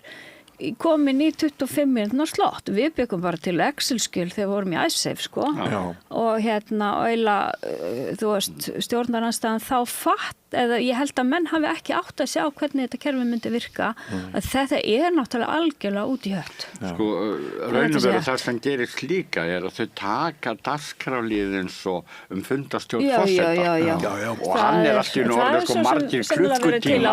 Sko. Já, og það tók taka hann. Og til dæmis núna, ég veit ekki ég var á 3. umræða á einhverju sko vennilega 3. umræða tekur bara mjög stutta tíma en mann held ég 5,5 tími daginn 3. umræðar almannatryggingamálin sem var bara að vera að tegja það í raun ætti bara ef það einhver breytingur nefnd þá þarf kannski eitthvað að ræða það en svo er þetta bara atkvæðagreiðsla sko í raun að veru Sko, mér langar að reyna að varpa því upp hvort við getum farið upp yfir menn og málefni og stöðu okkar, hvort við styðjum ríkisstjórnina eða ekki, hvaða afstöðu við höfum til ESB eða ekki, bara heilt yfir þetta kerfi, þetta málþóf. Já. Rosaleg sprungu þreita í mörgum vegna þessa ástands. Ég sá flotta fræðimenn flytja erindi dýrmætan vinnutíma Alþingis fyrr í vetur og get ég spurt ykkur sko bara hvað okkur finnst þetta lýðræðislega og bara svona vinnustaðarlega? Sko, ég hef mjög sterkar skoðunar á þessu og mín skoðun svo að það sé búið að eyðileggja ræðustól Alþingis. Það, sko, þar, kerfið er þannig að þar er hinn sýnilega umræða. Því að það eru þetta umræða og umfjöllun í nefndum og þar er yfirleitt bara frekar faglegt og gott starf og allir geta sendt inn umsögn og það er alltaf ljós hvað er verið að ræða. Það er hins vegar ekki í beinni útsendingu. En það sem að gerist þarna er að ef að mig langar að sem er nú bara, þú veist, að reyna að vinna vinnuna mín og svona og lifa mínu lífi, mig langar að fylgjast með ykkur. Það er fullkomlega sem er að gerast þingin, það er bara ekki hægt. Þú veist, ég veit, það er eitthvað dagskrá, maður veit ekkert hvenar, hvað er á dagskrá, klukkan hvað, einhver umræða getur verið korter eða hún getur verið 5 klukkutímar eða þú veist, 3 vikur, maður bara veit ekkert þetta og þegar ræðurnar eru komnar bara, þú veist, fólki farið að ræða bara hárbustan sinn, skilurðu, eða eitthvað, sko, eitthvað staðar í þessu umræðu kom kannski eitthvað merkilegt fram. Hvernig eigum við að finna það? No. Það er ekki nokkur einasta, sko, það er ekki nokkur einasta leið þegar þetta er komið út í málþóf að eitthvað, þú veist, þarna á í raun að reifa málin og öllum þjóðþingum sem við berum okkur saman við, þá er ekki þannig að allir þingmennir, þú veist, þeir eru kannski 1000 eða 600 eða eitthvað, þeir geta ekki allir tjáð sig öllum málum. Flokkarnir eru með talsmenn, þú ert bara í þessari nefnd, þú tekur þetta mál og ef það er ekkert í gangi í þinginu, þá er það yfirleitt svoleiðis. Svo ef þú hefur eitthvað sérstakan áhuga á þessu, þá bara, þú veist, ferðu inn í máli líka, skilurðu, því að þú hefur reynsluur fyrir starfi eða einhverja sérþekkingu eða bara áhuga, allt í fínu, það má, en þetta er bara bull og það er bara, fólk er að segja, þetta er nú bara 3. ræða mín, veitu hversu lélu ræðumaður ertu, það er ekki ennþá komin að karta málsins í 3. ræðu, sko. Þetta er stór orð, það er búið að eyðileggja ræðustól Alþingis. Sko, í mínum huga er það bara þannig og líka bara í öllum þingum öðrum sem ég hef skoðað. Að þar er bara, þú veist, það er á dagskrá, það er svona gróf dagskrá þingi, þú veist, við veitum hvernig, sko, í byrjun dags, sko, þá er, þú veist, það er ljóstað á, 2 vikur störstingsins, fyrirspurnadagar, mánudum, miðvikudum, það er svona, þú veist, það er dagskrá, en svo bara veistu ekkert meira. Mér fannst það góð að þú ert að tala þetta hvernig er unnið almennt í þingum. Mér fannst það mjög athyglisvert þegar ég fór þarna inn í þessum litla þingflokki sem ég var í þá hjá Samfylkingunni að þáverandi þingflokksformaður sem að Logi Einarsson, hann sagði einfallega við okkur og mig og sko við þurfum ekki öll að standa upp í öllum málum. Við stiftum með okkur störfum, við komum til stila okkar viðhorfi og búið. Og það, þó að fólk segja að það alltaf málþóf, nei, það þarf ekki alltaf að vera málþóf. Það ekkert allir sem hafa stundað málþóf. Og þessi þingflokkur sem ég var í þess nokkra mánuði sem ég var, hann stundaði ekki málþóf. Með þess að við þurftum bara að koma til stila okkar viðhorfi og búið. Þetta miklu skilvirkara. Miklu skilvirkara og stilsam. En svo held ég líka, og ég held að sko þorri kjósenda, hann sér þetta og mislíkar. Algjörlega.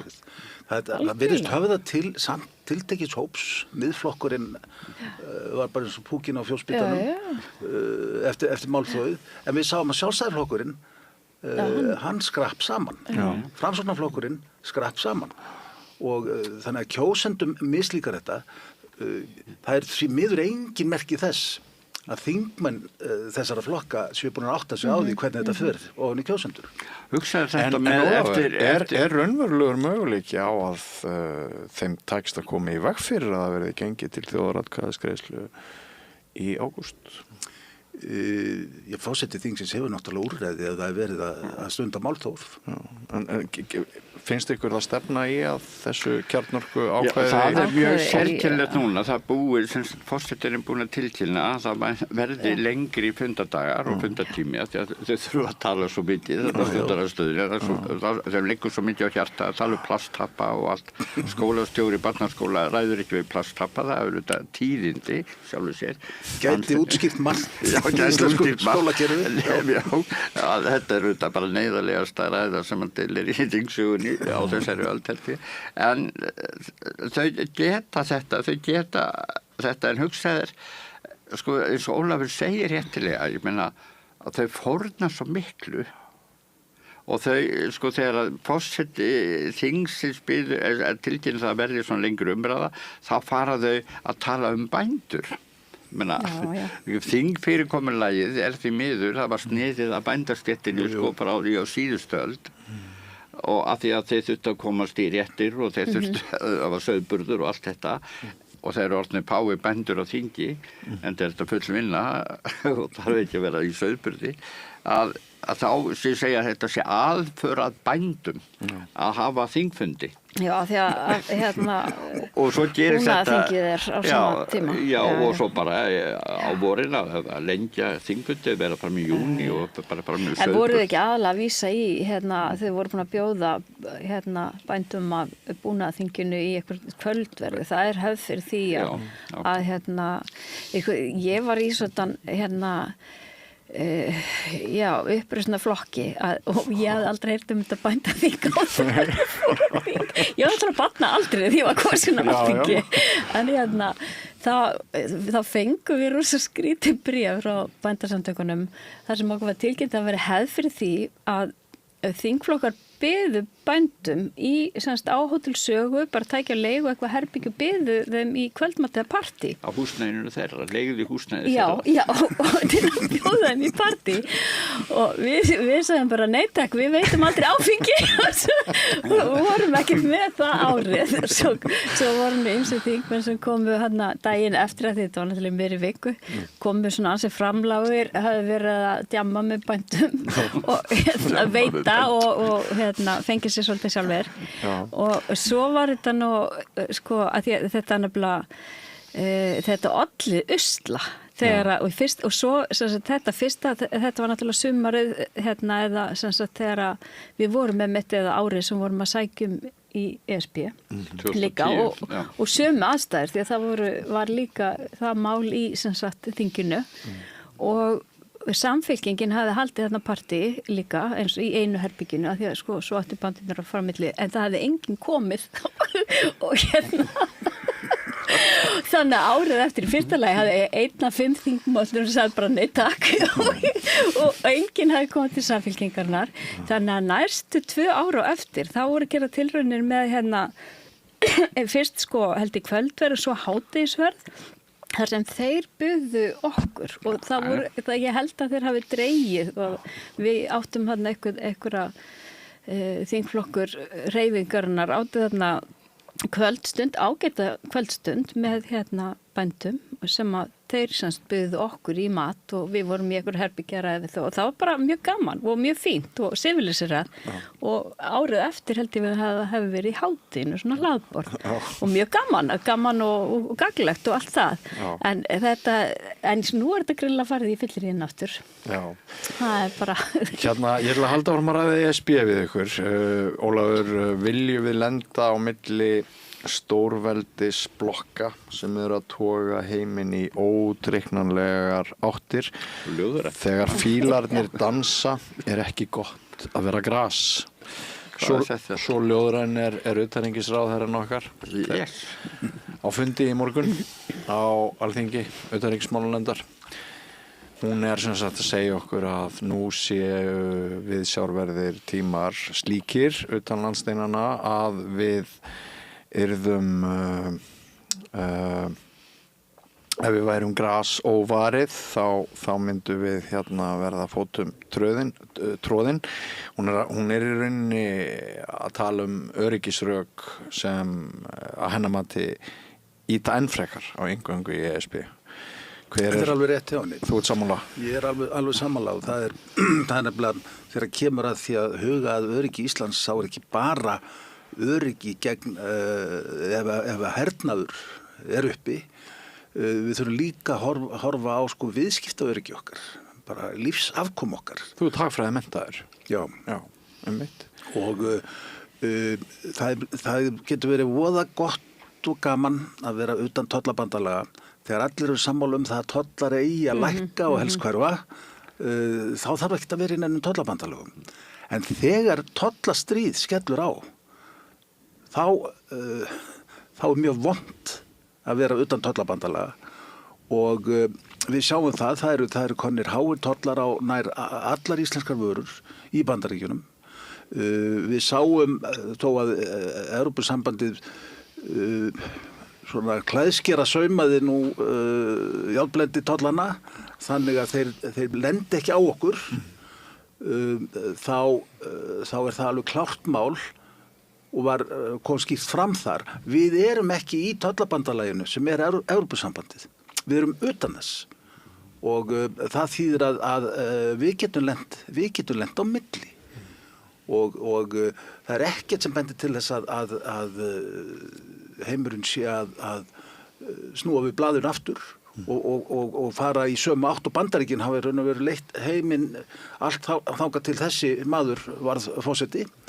Það eru alla líkur á því að við höfum eftir að sjá frekari tolla átök og ég fyrir mitt leyti segi þá er gott fyrir smáríki eins og Ísland að vera í sveit, vera innan tollamúra í öflugu tollabandalagi.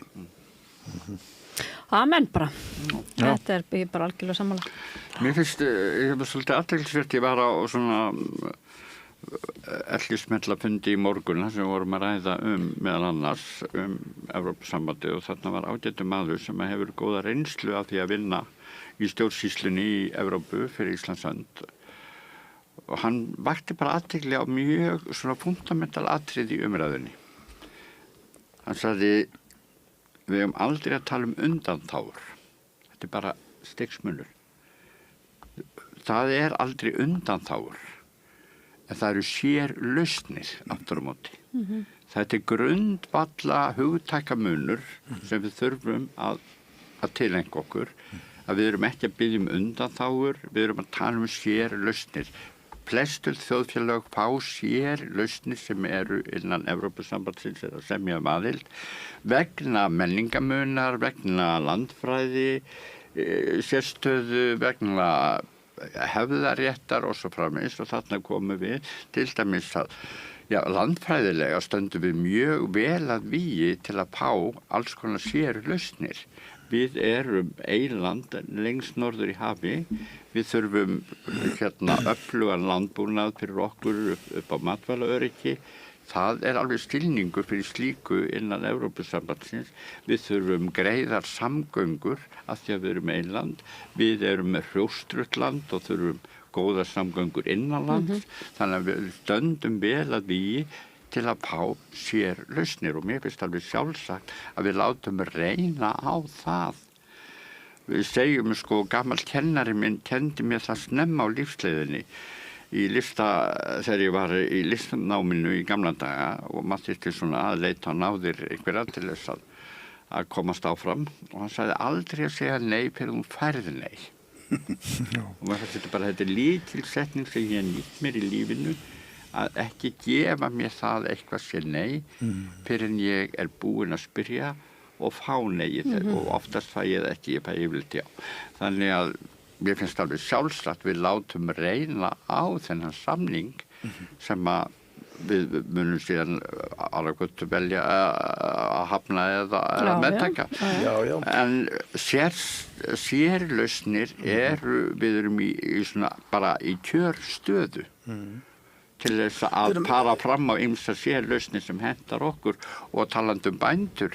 Ég held að landbúnaður í Íslandi eigi eftir að njóta mjög góðs af því ef að við náum góðum samningi við Evrópusambandið. Ég held að bændur muni flyttjast á kjörstað og segja já við samningnum sjálfum þegar það kemur. Ég samfærður það og það aldrei svona framhald að þessu, þá þetta nefnilega, þetta rétt sem þú segir, með sérlausnir en ekki undanþágur og það hefur hvert einasta ríki sem hefur samið aðild að Evrópusambandinu og forveran þess fengið sérlausnir byggt á kröfugerð grundvallar hagsmuni.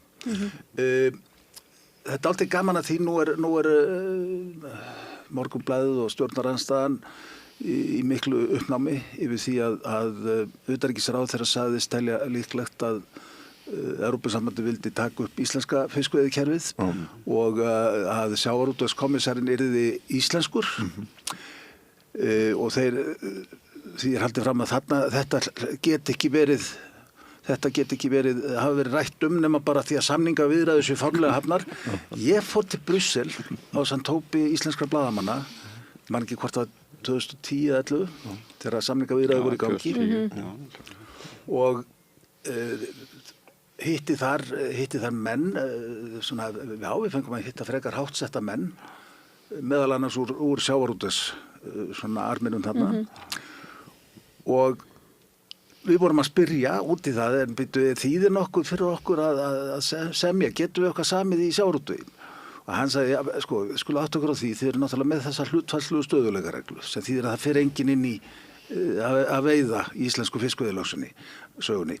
Hann sagði, síðan eru þið kennslubókardæmi Íslendingar það hvernig hægt að reka fiskveiðistjórnunarkerfi, hvernig hægt að stunda sjálfbærar veiðar og vernda stofna, þannig að ESB mun horfa mikið til ykkar stefnu og það verður alveg klárt mál að þið verið beinir að skaffa okkur sjávarútvegskommissarinn. Þetta sagði þetta þá 15 árum og þetta var nú ekki formlegar aðildarviðræður sem ég var að stunda þarna. Þú var ekki staðið þeim, hefur ekki verið í nefndinni. Þetta er bara að tengja þig stöðuna. Verður þú þessi sjávarútvegskommissar. En úr þessari áhugaverðu umræðu langar mig að fara inn í ég veit ekki hvort það búið að sýna það viðtal þegar reynsluboltarnir eru sýndir í kvöld eða hvort það verður síðar í kvöld á dagskráni, en sem sagt fyrr í dag þá ræddi ég við Hilmar Þór Hilmarsson, prófessor við Háskólann á Akureyri sem hefur mikið starfað í Ríka undanfarið og mjög vel að sér í alþjóðastjórnmálum. Ég held hann sé eins og þú, Ólafur, ég held hann sé hagfræði menntaður í grunninn. Já. Og hann segir að það séu óþægilega margar spurningar heimskreppu núna sem geti verið uppi og áhrifin hér náttúrulega eins og öll önnur lönd áburðarverð að hækka mjög hressilega. Olían náttúrulega að fara sína leið vegna Íransstríðsins og allt það og hann segir að sú sviðsmynd sjálfur mögulega að komi holskefla verðhækkana hingað til lands. Við náttúrulega þurfum svo mikið utanfrá. kreppu verðbólga, atvinnuleysi að aukast og verðbólga á sama tíma og það verður að viðurkennast að svona miða við hagstjórnina í augnablikinu þá finnst manni ríkisstjórnin ekki alveg sigla traustu flegi, mér finnst hún ekki hafa mikinn trúverðuleika í aðgerðum. Við sáum Spánverja leiftursnögt lækka skatta og koma móts við breytta tíma meðal annars vegna Íransstríðsins og svona. Hér er okkur svolítið sagt að bíða Seðlabankinn áfram með sitt sturlun en fær enga hjálp. Við getum treyst því að Seðlabankinn mun bregðast mjög hart við og hækka vexti myndarlega ef að erlenda verðhækkanir fara að koma í meiri mæli til landsins. Akkurat, í hvað stefnum við og hvað eru stjórnvöld að gera til þess að leysa þessa stöðu?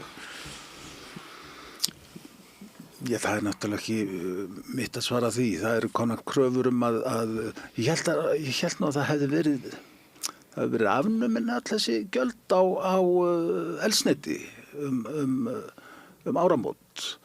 En það er auðvitað hægt að krukka í kannski virðisaukaskattinn eða eitthvað svoleiðis. Olíufélögin hækka sjálf grímt. Já, en sko, þau gera það. Það er alltaf, það er enga byrði til landinu þegar olíu Nei, það er leið og hækkar, en svo er alltaf mikla byrðir að lækkar, það þarf að vinna á þeim. Þú veist, það er svo margt sem blandast inn í þetta og olían er bara ekki gott dæmi, en þess að fyrsta lagi, við höfum ekkert það að segja, þú veist, þetta er á heimsmarkað, þetta er eitthvað út í heimi. Öðru lagi er þetta náttúrulega vara sem við eigum mjög aktíft að vera að reyna að losa okkur undan og hún stjórnar ofboðslega miklu og þá er ég ekki að tala bara í loftslaginu og öllu því sem hún er bara mikill skaðvaldur. Hún stjórnar bara, ef við bara horfum á sögu síðustu 150 ára er olía sennilega sá þáttur sem bara er einna áhrifamestur. Bara hvar hún er, hverjir eigana, hverjir vilja eigana, hverjir stjórna þeim sem þú veist eigana og allt þetta og bara því fyrr sem að við náum einhvers konar kolefnis hlutleysi og að nota aðra orkugjafa því betra. En þetta er ekki eiginlega svari við spurningunni þinni sem eru með efnahagsmálin á Íslandi. Þess vegna er olían per se fyrir mér er alltaf bara, nei ég vil ekki lækka verðið á henni, ég vil að við hættum að nota hana. Og meðan hún er ódýr, þá munum við sem bara heimur, ekki bara Íslendingar, halda áfram að vera í þessari sturlun. Og núna erum við bara í heimi þar sem það er eitthvað svona testosterón eitrun hjá ráðamönnum í mjög mörgum löndum. Og við erum að horfa á bara svona svipaða, þetta er svona eins og sértrúarsöfnaða köld sem er í kringum þessa menn. Og ef einhver segir eitthvað þá er hann bara útskúfaður þú veist, bara eins og í einhverjum bara trúarhópum sem við þekkjum og við höfum séð þetta allt áður í sögunni og auðvitað hefur þetta ástand þessi barátta og önnur svona bara ýmist aðrar blikur á lofti munu hafa efnahagslegar afleiðingar á Íslandi sem og annars þar í heiminum. Við munum einhvern veginn fylgja með. Ég held að það að einhvern veginn að reyna að lækka olíuverð eitthvað, þú veist, það er ekki rétta leiðin. Ég svo sem treysti Kristrúnu Frostadóttur bara alveg ágætlega í efnahagsmálum. Gerur það ennþá? Já, ég ger það. Og mér finnst hún vera alveg með augun á boltanum. Ég treysti alveg hvorki henni það í augnablikinu. Hins vegar er það bara mjög margt sem að hún hefur ekki stjórn á. Já. Það er bara þetta þannig. Ég hef ákjörðinu. Ég held að sé rétt afstaða hjá ríkisstjórninni að rjúka ekki í að lækka skatta, segjum matarskatt, segjum einhverja skatta af eldsneyti og svoleiðis, vegna þess að ég held að það nær ekki gegn til neytenda. Við sáum það til dæmis að olíufélögin nýttu tækifærið áramótin og hækkuðu álagningu sína á móti. Það sem að, ég held að ríkisstjórnin sé að gera rétt. Það sem skiptir máli er að það er að skila afgangi á ríkissjóði. En á sama tíma verður náttúrulega bregðast við breytingum sem koma utan. Já, það er ekki endilega gott að vera með einhverja svona einhverja automatísk viðbröð, svona ósjálfráð viðbröð, vegna þess að það er sko jafnvægi á ríkissjóði, það dregur úr verðbólguþrýstingi hér á Íslandi og það er eins gott að einhver sko, við verðum að gera það gegn ríkisfjármálin vegna þess að Seðlabankinn með vaxtastefnu sinni er að setja óbærilegan þrýsting á hagkerfið. Hann er að setja... Ætti stjórnin að gera eitthvað í því? Það er bara mjög erfitt að grípa taumana. Þú ert með sjálfstæðan Seðlabanka og það er eitthvað, það er bara pínu prinsip sem við viljum halda í þetta sem ósammálaðir. 2 af 3 stjórnarflokkum styðja allar aðgerðir Seðlabankans í orði kveðinu, en Flokkur fólksins, þau hjóla í hann. Já, sko ég tel að það sé mikið hættuspil ef að ríkisstjórn fer í stríð við Seðlabankan. Ég er þeirra skoðunar að Seðlabanki Íslands sé rangstæður í því sem hann er að gera. En viðbröðum við því verða að vera þau bara að gefa hjá ríkinu í þá átt að skila hallalausum fjárlögum og helst afgangi á fjárlögum vegna þess að það dregur úr spennu í hagkerfinu. Mér langar að koma bara aftur inn í það sem varst að ræða áðan, Björn, með lækkanir á til dæmis á eldsneyti og matarskatt og svo framvegis. Þá var viðtal við forseta ASÍ daginn einmitt þetta og hann dró nú eiginlega fæturnar að taka undir að það væri góð aðgerð vegna þess að við búum í slíku þjóðarsamfélagi sem við búum, sem eins og ég var að tala íslensku glæpamenn á það sem er að ræna erlend vinnu laununum sínum og svíkja þau ýmis réttindi. Við erum svo ofurseld fákeppni og einokun hér, til dæmis þó að sé eins og Ólafur bent á að sé búið að fella niður ýmis stjöld varðandi eldsneyti, þá var það bara olíufélögin sem hækka. Það eru þau sem hækka og þó að eins og forseta ASÍ var sem sett alveg viðbúin því að í svona örríkin sem við erum með þar sem smásölu markaðurinn er svona ofurseldur fáum aðilum sem eru bara með samkeppni nánast óþekkt fyrirbrigði, það eru með svona nánast verðsamráð, það munar 1 krónu í bónus og krónu á flestum öðrum að þeir myndu svo fljótlega draga sér þessa lækkun. Neytandi mun ekki finna fyrir því. Við þurfum, og ég tek alveg undir með orðum Ólafs, að ríkið þarf að beita öðrum brögðum heldur þessum og það er einmitt það að borga niður skuldir ríkisins fyrst. En svo náttúrulega var bara kom frétt í vikunni að það væri verið að bæta í hjá samkeppniseftirlitinu. Já, sem betur fyrir. Það þú veist, í raun hef ég meiri trú á því en að lækka eitthvað, þú veist, virðisaukaskatt á matvæli 1 eða 2%. Sko.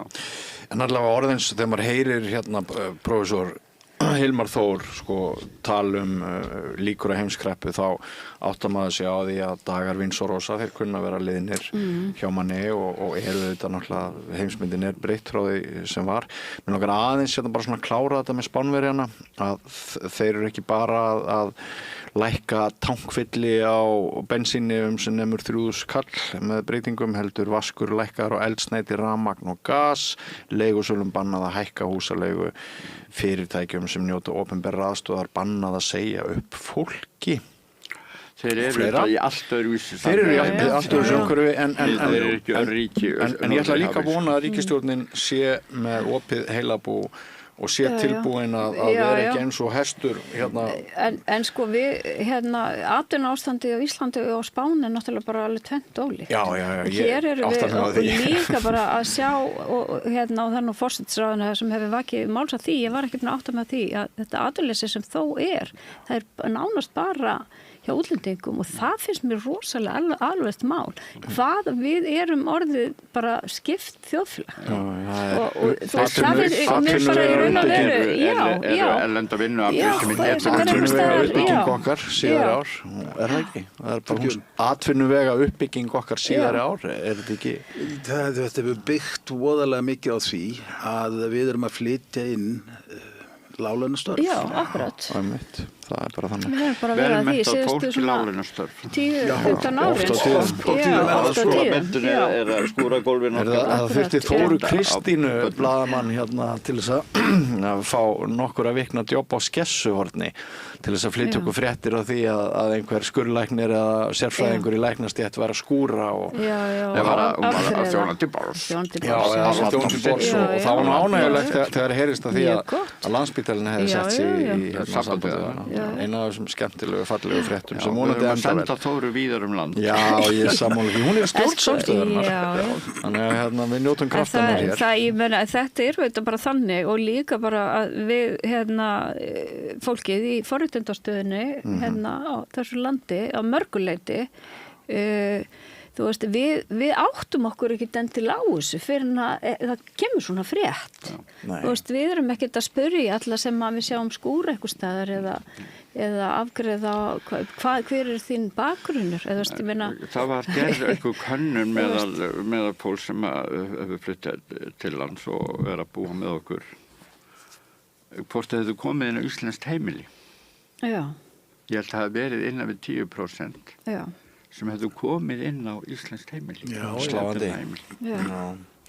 Forréttindi eru þeim síst sýnileg sem njóta þeirra. Akkurat, það er nefnilega svolítið þannig. En því miður það var nú tíminn að hlaupa frá okkur. Mér langar svona aðeins kannski bara í lokin að þetta er nú síðasti þáttur reynsluboltana fyrir páska.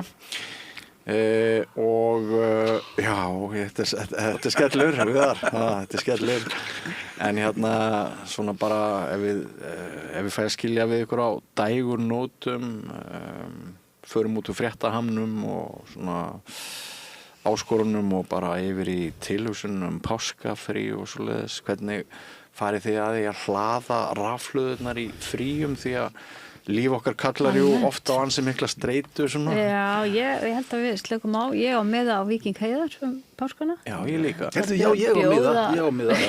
Við þessum forréttinda fólki verðum alltaf. Ég veit ekki það reynda sko. Ég ætla að bjóða mömmu minni. Mér stundu búið að pynta og tala frí nefnilega sko. Það 2 ár síðan núna að ég ákvaða að hætta í föstu starfi og átti inni orlof. Þannig að þetta byrjaði ég á að fara í orlof. Já. Og það var ekki fyrir ári síðar sem ég áttaði mig á að ég var ekki lengur í orlofi. Þannig að ég er ekki alveg áttað mig hvað er vinna og hvað er frí, sko. Þannig að... Þetta rennur dálítið saman í eitt hjá manni, sko, því að maður er alltaf í vinnunni og þegar maður er með sko, þetta tæki og tölvuna og net, þá getur maður verið að vinna hvað sem er. En mér, það var gott samt, sko. Ég er nýlega orðin afi. Nei, til hamingju. Takk fyrir það. Er það í fyrsta skipti? Fyrsta skipti. Glæsilegt. Já. Og hún á öðru barnabarni í sumar. Frábært. Og það, maður reynir nú að hvert tækifæri, sko, að hitta litla afastrákin. Sko. Talandi með eitthvað sem getur hlaðið rafhlöðurnar hjá manni. Það er nú bara besta kvildin. Já, röbbitinn. Það eru til fleiri leiðir. En þið ætlið semst að njóta tónlistar og kannski verður þetta að fara að skíði. Hitta fólk og skíði kannski. Ég ætla að skerpa til sýtilegar. Já, sko. Ég ætla aðeins að tala við mafjuna þar. Alltaf pening. Það er komið bullandi vor, er það ekki? Jú, það er komið vor. Á sama tíma og morgun er einhver mesti ílluðuris kvellur í kortunum bara... Ég bara í allan veit. Það er ekki guðlaðurinn, hún er appelsínu. Hún er bara eins og Trump. Já, það er svo Trump. Heyrðu, það er bara loka orðin í þættinu. Bara miðvörunin er eins og Trump á litin á morgun. En kæra þakkir, Viðar, Margrét og Ólafur, gaman að fá ykkur öll að þessu borðið og ég vona að þið haldið áfram að koma og hjálpa okkur að skilja og greina heiminn. Takk fyrir. Takk fyrir leiðis. Og áfram nýr kafli eftir andartak, ekki fara langt. Hvar skrái ég mig í áskrift? Samstöðin.is Góðir fjölmiðlar eru mikilvægur partur af því súrefni sem sérhvert samfélag þarf á að halda. En góðir fjölmiðlar þeir þurfa ekki endilega að vera hlutlausir, en þeir verða að vera sjálfstæðir. Alveg eins og góðir háskólar og traustir dómstólar þurfa að vera sjálfstæðir. Þeir þurfa að þjóna fólkinu, ekki valdinu. Ég heiti Þorvaldur Gylfason og ég styð samstöðina. Allir þættir samstæðuverinnar eru á YouTube.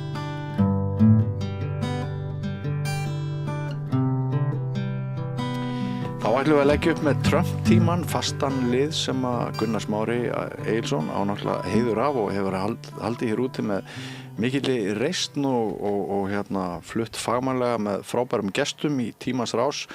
Við erum að reyna að fylla hans skörð og það verður þáttur Trump í dag sem nú er að hefjast. Það eru komnir 2 góðir gestir til mín.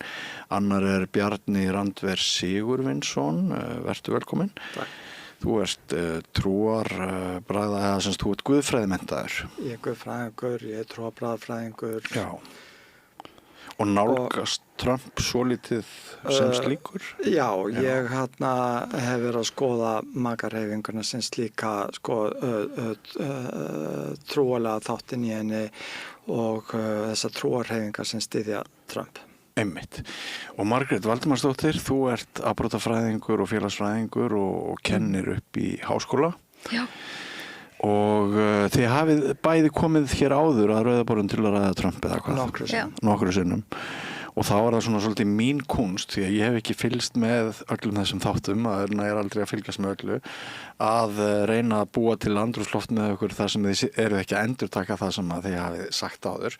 Þannig hefur ekki bara vind okkur aðeins yfir í samtíman og það sem er óhugsandi að þið hafið rætt áður, af því að það er að gerast núna. Það er Íransstríðið. Hvernig sýnist þér að Trump komi út úr því, Margrét? Illa. Ég held að hann sé búin að koma sér í einhverja aðstæður sem hann ræður ekki alveg við og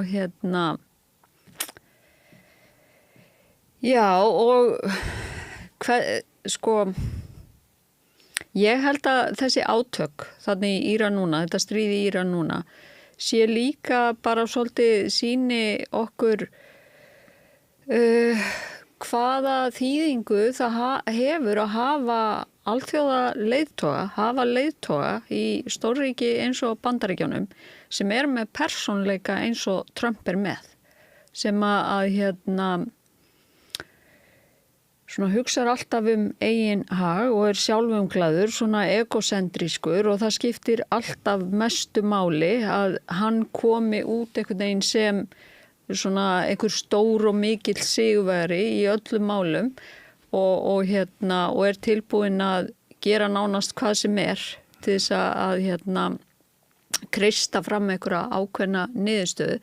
En á sama tíma þá skortir hann svona dómgreind og þekkingu og hann hefur heldur ekki að mínum getuna til þess að fá dómgreind lánaði hjá öðrum, til þess að fá þekkingu frá öðrum og að því að það er náttúrulega þannig að maður skoða bara fólki sem er í kringum hann, að fólki sem hann hefur rekið og ráðið, að þá er það svolítið skýrt að hann þarf að hafa fólki í kringu sig sem er bæði undirgefið og er einhvern veginn tilbúin að taka þátt í þessar svona persónudýrkun og hann hefur ekki marga sérfræðinga sem eru greinilega ekki alveg 100% þar sem að hefðu geta svona gefið honum einhver ráðum að þetta væri ekki skynsamleg leið og þar að segja að hefja þessa árás með Ísrael og svo hvernig þetta verður í framhaldinu, hvað gerist núna, hann segist verið í einhverju samningsviðræðum en það er ekki alveg skýrt að þær séu í gangi, það er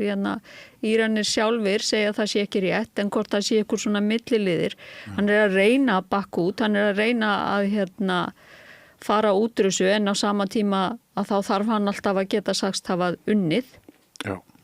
Þannig að ég er ekki jákvæð, ég líti ekki björtum augum á framtíðina, ég vil nú ekki, ég heyrði var að hlusta á eitthvað þátt í gær, einhverja pólitíkus að tala einhverja fræðmenn tala pólitík, svona alþjóða heimsmálin og þar var nú einhverja tala það að við værum farin inn í 3. heimsstyrjöldina, ég veit það ekki, en ég meina þetta að hafa áhrif mjög víða að þetta fyrir utan öll þessi mannslíf í Mið-Austurlöndum að þá er þetta að hafa áhrif á alþjóða hagkerfið, mjög alvarlegt. Já. Að hann hafi gert mistök núna sem séu kannski auðveldar að benda á að muni hafa drastískar afleiðingar fyrir hann sjálfan sem leiðtoga í Bandaríkjunum og veröldina mögulega? Já, hann sko bara fyrir hann sjálfan og og að því að ég var að tala um hans persónleika og allt það áðan, þá held ég að sko auðvitað er ég ekki það naív að ég haldi að hans í fyrsti svona þjóðarleiðtogi sem hugsa eigin hagsmuni og ljúgi eða eitthvað þannig, en ég held að hann svona gangi lengra en margir aðrir sem við allavega svona í vestrænum ríkjum gangi lengra í að vera tilbúin að gera nánast hvað fyrir til dæmis að ljúga bara að blaðamönnum þegar að lygin er þannig að það er algjörlega skýrt að fólk veit að það er lygi, hann gerir það samt.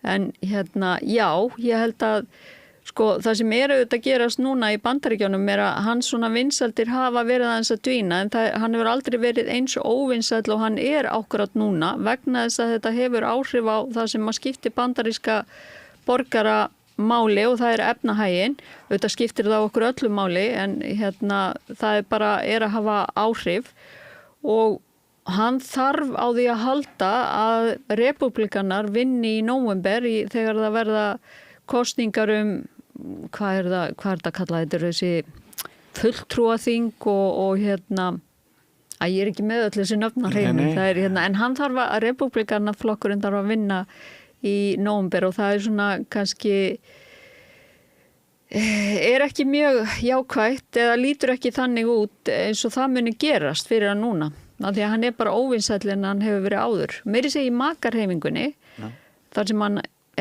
eru fleiri og fleiri að koma fram svona einhverju menn að tala um að þetta hafi verið mistök. Já, áðurinn ekki Bjarna orðið og hann langar eflaust að miðla til okkar á þekkingu sinnum makarheifinguna í þessu samhengi, þá það bara líka eitt sem langar til þess að kasta fram við þig áður en Bjarni fær orðið, það er þegar að deyr þarna maður. Já. Og hann skrif opinber maður. Og síðasta laugardag. Já, sem hefur gengt áberandi störfum og hann skrifar færslu inn á sinn miðil, hann Trump, sem að sko, hvaða skoðun sem þú hefur haft á honum til þessa fer þarna yfir mörk að segja að það sé bara gott að hann sé dauður. Já. Og þetta var nefnilega svolítið lærdómsríkt augnablik fyrir marga Íslendinga. Það dó mjög umdeildur maður hér, einn áhrifamesti foringi í íslensku þjóðlífi fyrir skemmstu og fékk opinbera útför. Og mér sýndist að jafnvel hatrömmustu andstæðingar hans, ég er að tala um Davíð Oddsson, þeir skrifuðu færslur að nú væri nú kannski ekki rétti tíminn til þess að fara eitthvað að hjóla í arfleið hans. Þeir vildu nú að hann myndi allavega það myndu líða nokkri dagar og hvers konar manngerð er það sem að hvað telur hann fái út úr því að hlakka yfir dauða manns Sko, já, einmitt. Þetta er, þú ert væntanlega að vísa Mueller sem var fyrrverandi forstjóri alríkislögreglunar í Bandaríkjunum. Passar. Og þetta er maður sem var fyrrum hermaður, var hermaður í bandaríska hernum mjög lengi, var síðan forstjóri ríkistofnunar sem að skipti bandarísku þjóðina mjög miklu máli. FBI bara, bandarísk þjóð hefur svona sterkar taugar til alríkislögreglunar. Og ég sá einmitt að George W. Bush fyrrverandi forseti kom með færslu á samfélagsmiðlum þar sem að hann talaði að þessi maður hefði þjónustað bandaríska þjóð mjög vel og hann hefði svona fór að draga upp hans afrek á sínu ferli og sagði ég votta fjölskyldu hans samúð mína og svo framvegis. Obama nákvæmlega sama, fór að draga upp það jákvæða sem þessi maður hefur gert á sínu ferli og vottaði fjölskyldu hans samúð sína. Trump, I'm glad he's dead, he was an evil man og now he can't hurt any innocent people anymore. Þetta er bara, en þetta er algjörlega í takti við hans persónuleika og þetta er það sem Og ég kannski hef ekki mjög ítarlegan skilning eða svona djúpan skilning á því, en þetta virðist hafa, hann hefur bæði sko ítt undir þetta, og ég meina þetta bara, hann ekki að verða svona eða byrja á þessu þegar hann fer fyrst í frambúð þarna 2016, heldur þetta hluti af hans karakter, fólk sem hefur verið að fylgjast með honum, hann hefur náttúrulega verið í fjölmiðlum, bara í áratugi í Bandaríkjunum, að þetta hans karakter, en svo virðist vera orðið stemning og hefur verið á síðustu árum fyrir að þetta sé hjá ákveðnum hópi bara þyki bara fínt að gera svona, að ganga fram af öllu venjulegu fólki að það sé í lagi að gera eitthvað svona. Þannig virkar það á mig og þetta var auðvitað bara mjög skrítið að sjá hans samfélagsmiðla færslu og í samanburði við fyrrum forseta Bandaríkjanna. Já, Bjarni, er svona lítilatvik eitt af því sem getur grafið honum gröf? Já, leikur nú beinast við að segja það, en hann hefur alltaf verið svona og þetta ekki fyrsta sinn sem hann fagnar yfir dauða einhvers Bandaríkjamanns, til dæmis leikstjórinn Karl Reiner þegar hann dó, hann hafði verið gagnrýninn á Trump. Trump fagnaði því mjög og Trump hefur líka glaðskot þegar að það hefur verið ráðið gegn demókratum með ýmsum hætti og hann náttúrulega fullkomin hræsnari vegna þess að hann náttúrulega brjálaður því að einhver gagnrýndi eða gagnrýndi Charlie Kirk þegar hann var drepinn á sínum tíma. Hvað hann búinn að færa mörkin til, sko daginn sem við venjumst þessum breytingum og við erum þegar orðin vön ákveðnum breytingum sem að við hefðum klippið okkur í handlegginn bara fyrir nokkrum vikum eða mánuðum, það svona heimurinn á öðrum stað en hann var sumpart vegna þess að Trump hefur fært til mörkin, ekki satt? Jú, ég aðgerða sinnafræðum með til dæmis tala Overton-gluggan í þessu samhengi. Það búið að færa þann glugga til yfir á það sem frá því sem var þeim gildum sem voru viðtekin áður fyrr yfir á gildi sem voru á jaðrinum og þeir sem hafa reynt að beita sér í þjóðfélagsumræðinu, ekki síst í Bandaríkjunum, en reynt að víða líka, hafa reynt að hnika til þessum glugga yfir á þau atriði og þau þemu sem þeir telja að skipti máli. Það allt saman úthugsað og fyrir vikið þá umræðan miklu harðar í dag. Það allt mögulegt sem sagt í dag sem bara hefði viðkomandi hefði verið afskrifaðar samstundis fyrir áratug en eitthvað svoleiðis og málið bara að það svo rosalega mikið að gerast á hverjum einasta degi þegar ég vakna og tjekka á í farsímanum mínum með eitthvað svoleiðis hvað búið að vera að gerast menn í svað, þá hugsa ég gjarnan sko, hvað Trump búin að vera að gera af sér eða hans menn og bara upp á hvern einasta dag síðan að hann var forseti á nýjan leik, þá eitthvað að gerast og það svo rosalega mikið í gangi, það allt mögulegt sem sem einu sinni hefði verið á forsíðum dagblaðana að það kemst ekki einu sinni að og síðan hefur Trump mikinn hagað því að reyna að þakka niður í allri umræðinu Epstein-skjölin þessa dagana. Það eru kenningar það að það hafi hjálpað til að hann fór í stríð við Íran. Ég get alveg keypt það að vissum marki, það náttúrulega margt annað sem kemur til eins og þrýstingur frá Netanyahu í því sambandi alveg ótvírætt. Já.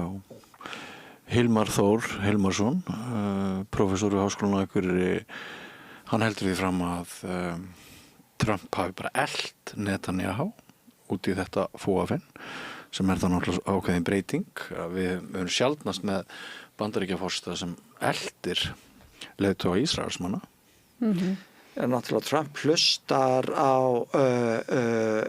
engan í raunin, hann ekki með neina ráðgjafa en eitt svoleiðis sem hann hlustar á, hann les ekki allir þeir sem hafa umgengist hann eins og John Bolton sem var til þess þjóðaröryggis ráðgjafa eins og Michael Wolff sem umgengst hann mikið og margir aðrir sem ég har hlustað á, David K. Johnston og fleiri, þeir hafa lagt áherslu á það að Trump í rauninni að hlusta á enga ráðgjafa, þannig að þegar Netanyahu stillir þessu upp þannig við hann að nú sé einmitt kjörutækifæri til þess að ganga milli bóls og höfuðs á forystumönnum Írans, þá bara elti Trump hann í þeirri trú sennilega á því andartaki að þetta gæti styrkt stöðu hans eins og aðgerðans gegn Venezuela í byrjun ársins gagnvart makarhreyfingunni á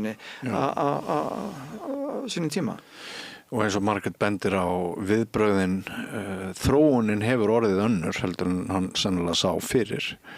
Ertu ekki sammála því? Algjörlega og til dæmis einn af mörgum álitsgjöfum sem ég fylgist með og hef gert lengi, Ben Hodges sem er 3 stjörnu fyrrverandi hershöfðingi Bandaríkjanna og stýrði NATO-herjunum í allnokkur ár.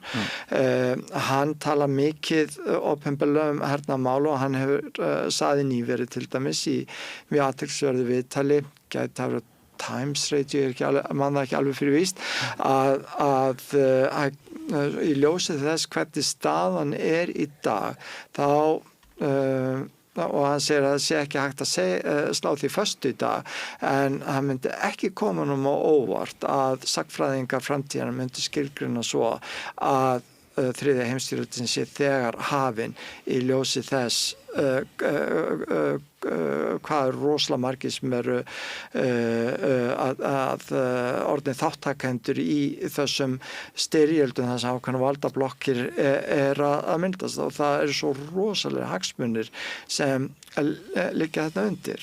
Já.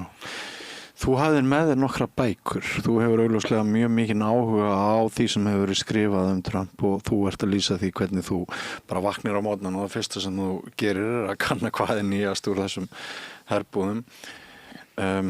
Hvernig tengist það þínu sérsviði sem trúarbragðafræðingi og guðfræðingi?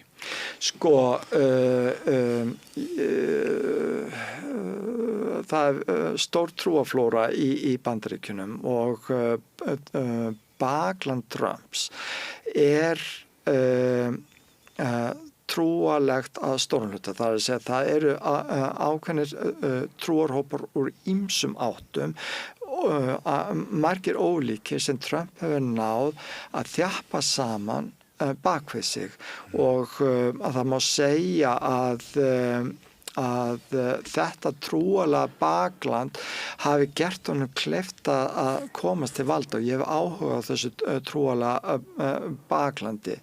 Það er oft talað evangelista í þessu sambandi. Evangelistar eru vakninga kristindómssinnar í Bandaríkjunum og það má náttúrulega rekja rætur evangelismans aftur í aldir til dæmis pietismans á sínum tíma og í grunninn eru þetta upprunalega evróskar trúarhreyfingar og það eru evangelískar vakningarhreyfingar í Evrópu sem eru aldagamlar jafnvel og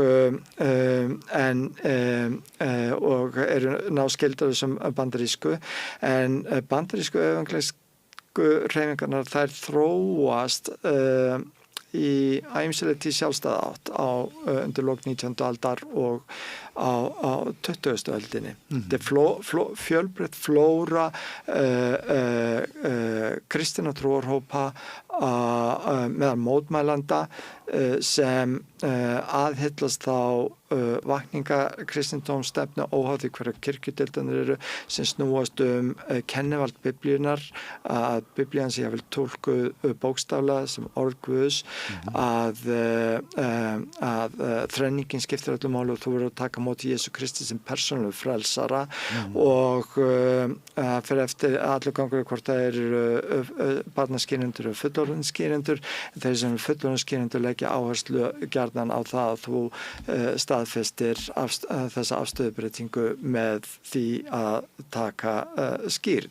En þeir sem skilgreina sig sem evangelista í Bandaríkjunum, það er talað að það séu svona 20-25% Bandaríkjamanna sem eiga rætur að rekja í þennan kristindóm, hvort sem það er meðal hvítasunnumanna eða í kalvínskum, lúterskum, anglikanskum, baptískum kirkjudeildum. Það er allur gangur á því. En þetta er gríðarleg fjöldi og kannanir hafa sýnt að 8-10% þeirra sem skilgreina sig sem evangelista, allavega röðum hvítra, styðja Trump. Já. Óháð því úr hvaða kirkjudeildum þeir koma. Þess vegna skiptir þetta máli. Já. Og það að Trump skulle hafa náð að virkja þetta fólk á bakvið sig er rosalega forvænilegt. Já, og gildir einu hvað hann gerir? Er þessi hópur svo tryggur að hann færist aldrei til það? Hið kaltænislega er að Trump er í rauninni andstæða allra þeirra grunngilda sem þessir aðilar standa fyrir og það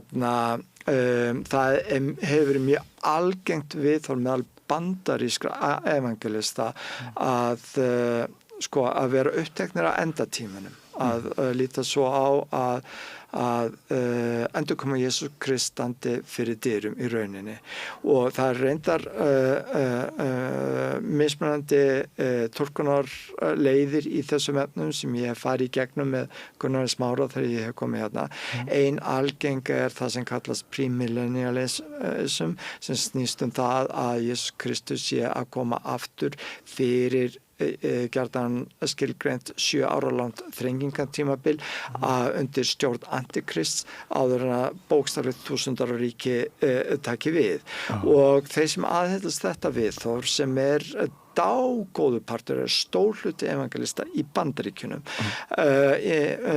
ýmis hluta vegna sem ég hef rakið og getur rakið aftur eða vilt að þessir aðilar gjarnan núna á síðari áratugum tengja túlkanir sínar á spátumtekstum biblíunar við stofnun Ísraelsríkis og líta svo á að stofnun Ísraelsríkis árið 1948 sé eina sönnun þess að spátumar biblíuna sé að rætast og það sé skylda kristina manna að styðja og verja Ísraelsríki no matter what. Þannig að þetta verður í rauninni kristin sionismi sem skarast við hinn gyðinglega sionisma og forseta Bandaríkjanna fyrir tíð Trumps voru sumi hverjir merkilega hallir undir þessi viðhorf, voru að vísa beint í þetta og jável ráðherrar í kringu það eins og til dæmis í tilfelli Ronald Reagan eða George Bush voru ýmsir yfirlýstir stuðningsmenn þessara biblíutúlkana voru mæta ráðherrar voru mæta ráðstefnur þar sem var verið að rökraða hvernig þetta túlka biblíutekstana varðandi þessa hlutu og þetta skýrar hluta til líka hvers vegna svona mikil stuðningur er búin að vera meðal kristina í Bandaríkjunum við Ísraelsríki og Bandaríkin eiga að taka sér stöðu með Ísraelsríki no matter what. Til dæmis ekki nefnt sem dæmi að þegar George Bush yngri var að vera dálítið þreyttur á Ísraelsríki varðandi stefnið skakvart Palestínu Arab og hann var sjálfur yfirlýstur evangelisti og hann fór að gagnrýna stjórnvöld í Ísrael þá alveg ringdi yfir honum minnir að hafi verið talað í 100.000 tali hann skamma bréfunum sem hann fékk frá reiðum stuðningsmönnum sem voru verulega ósátti við það að hann væri að gagnrýna stjórnvöld Ísraels í þessum efnum en Í dag flóran aðeins flóknar á bak við Trump. Jú, hann með þetta bakland. Hann með kristnu síonistana, meðal evangelistana að baki sér.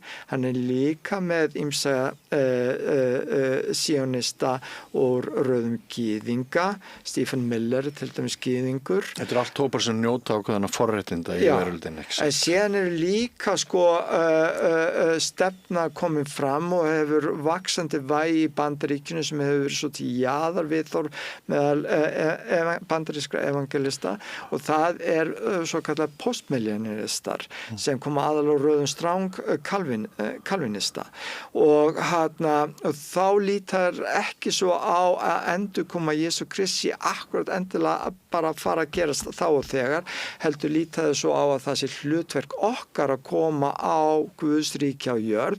Þeir sækjast eftir að koma á einhvers konar guðræði í Bandaríkjunum sem sumir segja endurspegla mörguleiti guðræði klerkaveldis í Íran. Guðræði tekur við að lýðræði? Já, það segja að Biblían þá tólkuð sem lagabókstafur og þú eiginlega móta landslög út frá því hvernig biblíutekstarnir eru tólkaðir og þeir sem aðhyllast þessi viðhorf að horfa til uppruna Bandaríkjanna, forsögu Bandaríkjanna meðal púritanana sem settust á ekki síst Nýja Englandi og síðan víðar og hvernig þeir eins og til dæmis John Winthrop á sínum tíma á 17. öld koma á guðræði í ríkjum eins og Massachusetts í dag, þetta áður en að Bandaríkinu eru stofnuð og þessir aðilar að vísa til þess að grunnsaga Bandaríkjanna sé kristin og eigi að vera kristin og við eigum að líta aftur til þessara daga og sem Pete Hegseth sem til dæmis skrifaði þessi bók American Crusade varnarmálaráðherra Bandaríkjanna eða yfirlýstur stríðsmálaráðherra Bandaríkjanna hann kemur einmitt úr svona kalvinista trúarhópi sem aðeins þessi viðhorf og alveg ótrúlega feðra veldis sinna, þar að segja aðal hugmyndafræðingur presturinn leiðtoginn þessarar trúarhreyfingar sem Pete Hegseth tilheyrir og aðhyllist og sækir innblástur til og vísar ítrekka til. Sá heitir Douglas Wilson og hann hefur verið mjög sýnilegur í trúmálaumræðunni í Bandaríkjunum seinni tíð. Hann yfirlýstur evangelisti, ólíkt kristnu síonistunum en postmillennialisti. Og hann talsmaður þess að það að svipta konur kosningarétti. Konur eiga að vera á heimilinu, undirgefnar eiginmanninum. Það að standa vörð hjónabandi sem grunneiningu samfélagsins og eiginlega á kosningarétturinn bundin við hvert heimilið það sem fjölskylduföðurinn fulltrúi heimilisins og greiðir atkvæði. Þetta maður sem á sínum tíma talaði það hversu þrælahaldi í Bandaríkjunum hefði verið jákvætt að mörguleiti á sínum tíma. Já, Margrét, fyrir mér þá hljómar þetta bara eins og einhver vísindaskáldsaga, lýðræði, auðræði, einræði, einmitt kvenfyrirlitningin, ójafnræðið, peningar, kaupa allt skynsemina fyrirlitningan skakvart alþjóðalaga umhverfinu og alþjóðastofnunum og allt þessu. Hvernig viltu koma inn í þetta? Mér finnst þetta bara svo áhugavert að ég hef ekki heyrt þetta áður að því að hér eru við með stríð í Íran og menn eru svona hér og þar í heiminum að velta fyrir sér að því að það svo skýrt að Netanyahu, það má alveg færa rök fyrir því að þetta hafi verið eins konar varnaðar árás að hann hafi haft beina hagsmuni að ráðast inn í Íran en svo hugsa menn Bandaríkin, það ekki hægt að færa rök fyrir því að þeir hafi verið að gera þetta í einhvers konar vörn að þetta hefur verið varnaðarárás en sko þá eru menni mitt að velta fyrir sér er hann að hugsa sko stuðningin sinn heima fyrir og þá, ég hafði ekki heyrt þessa kenningu áður sko eða tilgátum hvernig trúarbrögðin heima í Bandaríkjunum að hafa ákvarðanir á hann. Mjög áhugavert. Og það mjög áhugavert að ég hef líka heyrt það sko að svona einhverja tilgátur það að því að sko hver er að græða á þessu? Það bara eitt land, bara Pútín, það sem að græða á Íransstríðinu í raun og veru, það engin annar og og Rússar að græða á þessu og þá fara menn að velta fyrir sér. Þetta sko, hann að fylgja Netanyahu eða hann bara að verða við einhvers konar þrýstingi frá Pútín? Það raunverulega þannig að Rússar hafa eitthvað á hann sem miklu alvarlegra heldur en okkur gæti nokkuð tíma grunað? Það gild spurning?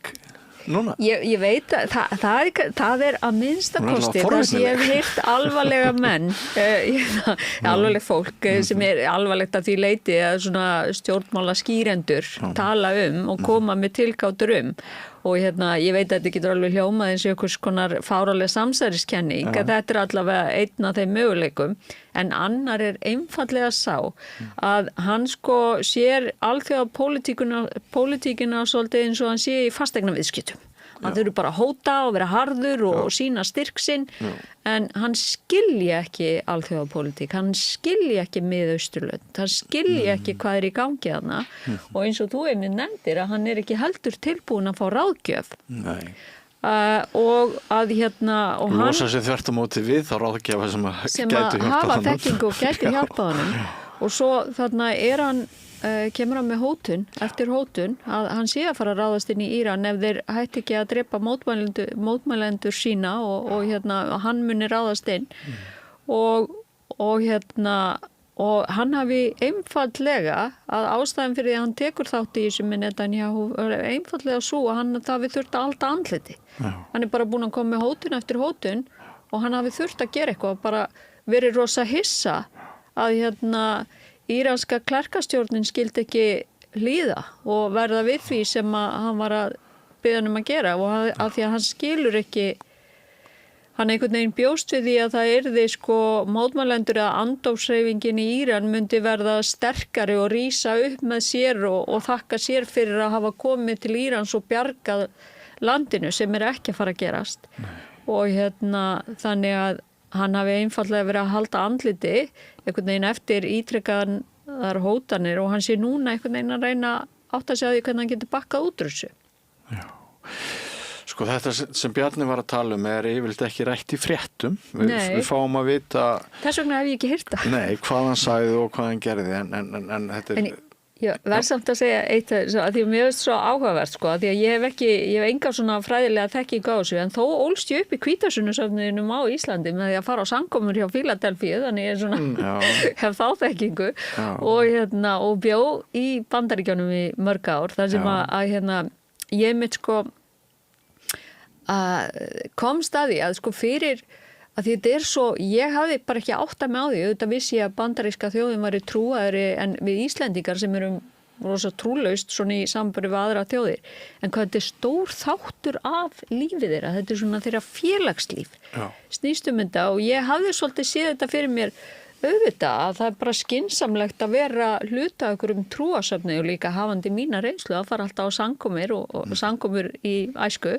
Að þú átt að eignast einhvers konar stærri fjölskyldu og verður hluta ykkur en þetta kannski meira en það þetta meira en bara félagslegt þetta líka eitthvað svona Já og það náttúrulega öðruvísi lífssýn hvort maður horfir á þennan kafla sem við köllum líf bara sem stakktækifæri okkar Akkurat. Eða ferli, röð, staki í mingi Og það sem að svona, mér finnst kannski hvað óhuggulegast, það sko, þú ert afbrotafræðingur. Við eigum öll að vera jöfn fyrir lögunum, ekki satt? og við höfum svona alist upp við ákveðin norm og viðmið og gildi einmitt til þess að reyna að tryggja það. Við vitum að það ekki allir jafnir fyrir lögunum. Við vitum að það félagslega staða skiptir máli og allt það. Við vitum að peningar geta skipt máli, hvort það er brjálæðislega peningar til þess að kaupa besta lögfræðingin og allt það. En við höfum samt eiginlega ekki svo ég minnist og minni að við höfum aldrei áður séð sko þennan glundróða að henni ríku, sterkustu, stóru að þeir hafi bara að þeir hafi bjargir til þess að hamast á lögum og reglum og öllu því. Því er það ekki bara svolítið skilaboðin sem er verið að senda? Jú, og algjörlega að það gildir ekki sömu reglur fyrir alla sko og orðið, á sko einmitt bara svona á okkar ævi, þá er þetta kannski eitthvað svona nýtt en auðvitað bara í sögunni, þá er þetta bara en svona, þá held ég að sé rétt hjá þér að svona það verða skýrara en áður, það er náttúrulega síðustu áratugir verið mjög friðsamir eftir seinni heimsstyrjöld og fólk búið að vera að berjast fyrir mannréttindum og jafnrétti og allt þetta og við höfum svona stært okkur á því að hafa þau gildi að við virðum jafnrétti og mannréttindi og allt það og það er svona, það er að verða eitthvað breyting þar á sko. Og þá komum við á spurningunni, hvaða áhrif hefur þetta okkur hér á skýrinu? Höfum verið svolítið einangruð en eru náttúrulega orðin hlutar nattveitum heimi, það eru þessi skilaboð sem að í gegnum internetið, hvernig við sogumst inn í sumir segja að við sem farin að flytja inn menningarstríða einmitt frá Bandaríkjunum og fleira.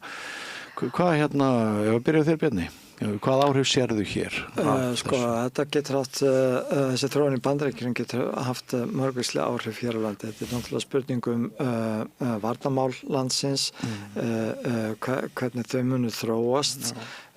Eigum við samleið með Bandaríkjunum sérlagi ef þau verða fasískari og ef Trump mun ekki viðurkenna ósigur í komandi þingkosningum eða mun reyna að svindla með einhverjum hætti sem ég tel að sé ekkert ólíklegt að mun reyna, hvort hún takist það er annar mál en sko Bandaríkin hafa gengið mjög langt í að hrista upp í NATO samanber til dæmis Grænland og það er alls ekkert víst að því máli sé lokið með þess að frekar ólíklegt að því sé lokið síðan er þetta náttúrulega spurningum viðskipti í tengslum við tollastríð og annað slíkt og við getum ekki treyst Trump í einu hann virðir aldrei neina samninga burstið frá því til þess varandi sérvarnarsamningi milli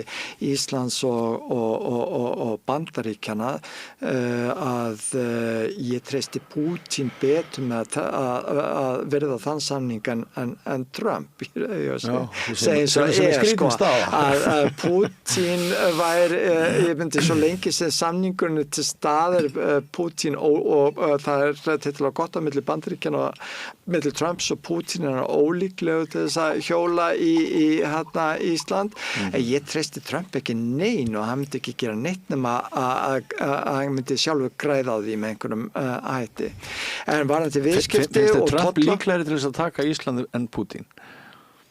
Já, svo staða geta alveg komið upp í sjálfu sér en ég held að það sé ekki alveg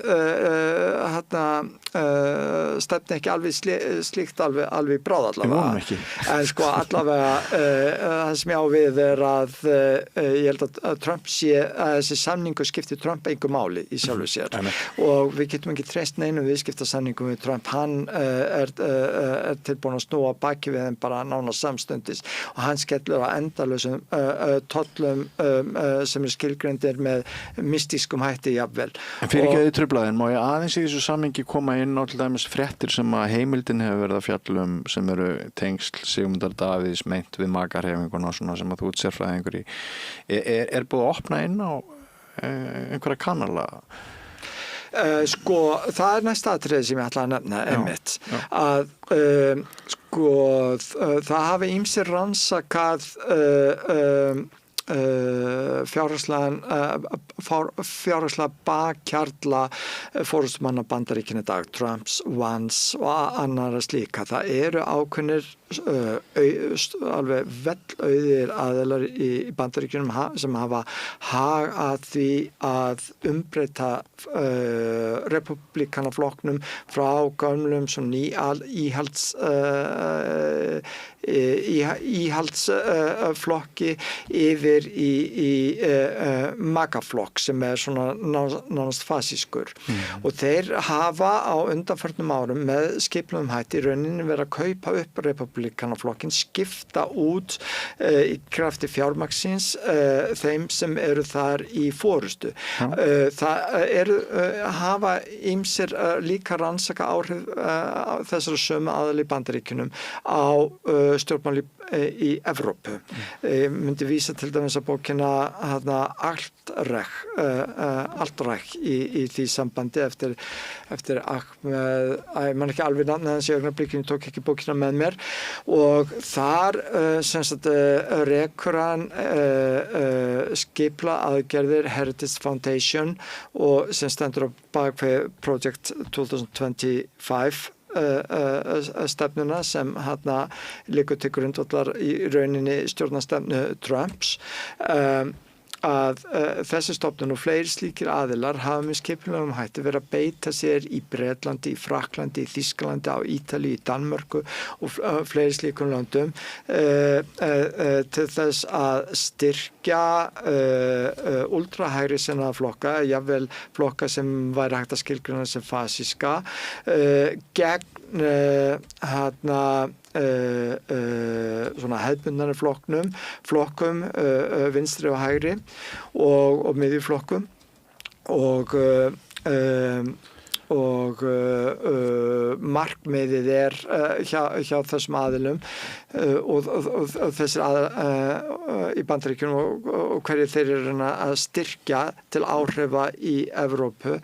Þetta snýst það meðal annars að grafa undan Evrópusambandinu, þess að einingu þess, helst sundra þess, ekki síst vegna þess að þessi fjársterku aðili Bandaríkjunum sagðir að telja að Evrópusambandið sé ákveðin ógn fyrir þá, að reglugerðirnar sem það sendi frá sér hamli standiðin fyrir þrifum viðskiptalega og tæknilega, til dæmis hvernig vilja þróa gervigreindina, og þeir vilji þess vegna beita sínu áhrifum til þess að grafa undan stjórnkerfinu í Evrópu, til þess að aðeins sem meira þenkjandi eins og þeir í makarhreyfingunni í Evrópu komist til valda. Og mér hefur lengi grunað að þessi sömu aðilar myndur reyna að þreifa fyrir sér hér líka á Íslandi til þess að mynda sambærileg tengsl við áhrifa aðila á Íslandi sem getur styrkt með sama hætti. Og finnst þú að hafa forsendur til að meta hvort það sé orðið? Sko, stundin hefur verið að fjalla þetta. Heimildin, já? Já, heimildin fyrir ekki. Og það mjög forvitnilegt sem þar hefur dregið fram, en þó svo menn tali saman að fara á ráðstefnun einhvers staðar þýðir ekki sem þar með að þeir séu sama sinnis. Þó Sigmundur Davíð hafi farið eitthvað út til þeirra eða rætt við þá eða eitthvað svoleiðis, þá ekki endilega hægt að setja saman sammerki, en maður getur spurt sig og það ástæða til þess að fylgjast betur með þessum. Ég sjálfur til þessi trúarbragðafræðingur hefur farið á ótrúlegustu áttir, þannig að það ekki hægt að meta mína afstöðu frá því hvert ég fer eða við hvernig ég tala. Það ágætur punktur. En Margrét, hefur þetta truflað þig, þetta sem við erum að ræða hér? Með mögulega tengingu miðflokksins og ég veit ekki hvað til í þessu og ég held að það sé fólk fari á alls konar ráðstefnur og tali við alls konar fólk á þess að það sé einhverja bein tengslar á milli ég veit og hvenar og hvernig tengsl eru óeðli, ég þekkit ekki alveg nógu vel til að vera eitthvað að tjá mig það en svona ég held að sé að því að ég líka spáði það svo mikilvægt að maður festist ekki sjálfur í einhverju svona eigin búblu og hlusti bara á alltaf sömu fjölmiðluna og hlusti alltaf bara á fólk sem hefur nákvæmlega sömu skoðunum og maður sjálfur og allt það. Og ég til dæmis þegar ég bjó í Bandaríkjunum að þá horfði ég alltaf reglulega á Fox líka, bara til þess að fá svona alls konar við eða svona mynd á hvað var að gerast og því líkt. Og ég held að sé alveg mikilvægt, en svo ger ég það líka núna, ég fer á og til á Fox vefinn og svona mjög blöskra stundum í dag. Ég veit ekki hvort það versnað eða ég sé farin að sjá þetta á ólíkan hátt. En þegar ég les fréttirinn á Fox vefnum í dag, þá skil ég hvers vegna svona margir kjósa eða kusu Trump og hvers vegna svona margir trúa ekki því sem að aðrir miðlar eru að tala vegna þess að þetta er sett upp á gjörsamlega annan hátt og ég fer ekki bara inn á CNN eitthvað og les það og svo Fox, þú veist, og það væri heldur, þá væri maður að fá tvennskona skekkjur. Þannig ég að lesa heimsmiðlana og svo New York Times sem að ég treysti nokkuð vel og hlusta á alls konar fólk sem að hefur ólíka sýn, sko. En svo kemur maður inn á Fox fréttamiðilinn, ég bara segja að við búum í lýðræðisríki og að því leiti þurfum við ekki að hafa neinar ágjör og eins og Bandaríkin, en svo fólk þarf auðvitað að hafa ákveðna þekkingar, þekkingu til þess að fara að kjósa rétt og allt það, að kjósa ekki yfir sig fasíska stjórn til dæmis, en það einmitt vandamálið að hvernig vitum við? Nei, ég held að sé bara gagnlegt að fólk tali saman og ekki endilega í því samhengi. Ég veit ekki hvernig tengsl miðflokkurinn, ég bara las ekki einu sinni þess að fréttalu, ég bara búin að sjá. En þetta er rosalega eitruð blanda sem við höfum verið að ræða hérna og þetta finnst manni ótrúlegt að áhrifamesti maður heimsins hann sé svona samansettir. Þú ert búin að lýsa persónuleika hans, þú ert búin að lýsa bakgrunni og stuðningi og ég held að sé augljóst að maðurinn hefur ekki almannahagsmuni að leiðarljósi. Það sé augljóst að hann hefur ekki lýðræði að leiðarljósi. Ég held að sé augljóst að hann langar ekki til þess að auka jöfnuð í veröldinni. Það er eiginlega frekar fátt jákvætt hann að segja. Að því að bara ekki meitt að því að ég man svo þegar hann var fyrst að koma fram og var að og náttúrulega lengi búið að tala að hann væri að fara í framboð og svo kemur og fólk gerði grína því, átti engi vona að hann myndi gera það í alvegni, að því að hann svona hálfgerður trúður líka í bandarísku svona samfélagi, en svo kemur hann fram og fer í framboð og og þá heyrði ég svo mikið frá bara alls konar fólki, já, að minnstakosti segir hann hlutina bara hreint út og hann er svona óheflaður og hjólar í kerfið óhræddur við að gagnrýna opinbera starfsmenn og svona algjörlega, fólk búin að fá leið á einhvers konar kurteisi og yfirborðsmennsku sem það upplega einkenndi pólitíkina, en svo þegar maður bara aðeins kafar smá dýpra, hann er ekki bara óheflaður að segja hlutina eins og þær eru, hann er að það bara þau gildi sem að minnstakosti ég hef alist upp við að séu svona gera okkur almennilegu manneskjum og séu gera það verkum að við getum lifað í eitthvað svona farsælu samfélagi, bara að sína náungunum virðingu og það mannréttindi í öfnur og allt það, að það líka hann gerir lítið úr því og og það er svona jákvætt í hans huga og hefur verið algjörlega skýrt frá upphafi að honum finnst til dæmis að vera styrkleiki að geta gert grín að einhverjum sem er í mjög veikri stöðu, að bara leyfa sér það að einhver fatlaður blaðamaður, að það sé í lagi að hlæja af honum og herma eftir eins og bara engin stjórnmálamaður gerir almennt. Það er eitthvað sem að fullorðið fólk gerir ekki, því að það hefur lært. Þú veist ekki að hæða stað einhverjum og gera lítið úr einhverjum sem að býr við verri stöðu en þú sjálfur. Það er bara svona basic við að vera manneskja í samfélagi. Og er ekki líklegt að svona einangraðir hópar, reiðir ungir menn, einangraðir heima hjá sér og svona og fleiri hópar þeir verði fyrir áhrifum og sjáu haldreipi í þessum skoðunum? Algjörlega, ég held að mjög margir verði fyrir áhrifum að því að sko að þú nefnir þarna ungir reiði menn eða að sko ég held bara að fyrir okkur flest að þá sko þurfum við svo mikið á því að halda að við tilerum einhverju sem skiptir máli, að við séum hluta einhverju og ég held kannski að þetta eigi við unga menn í dag vegna þess að þetta orðið eitthvað svona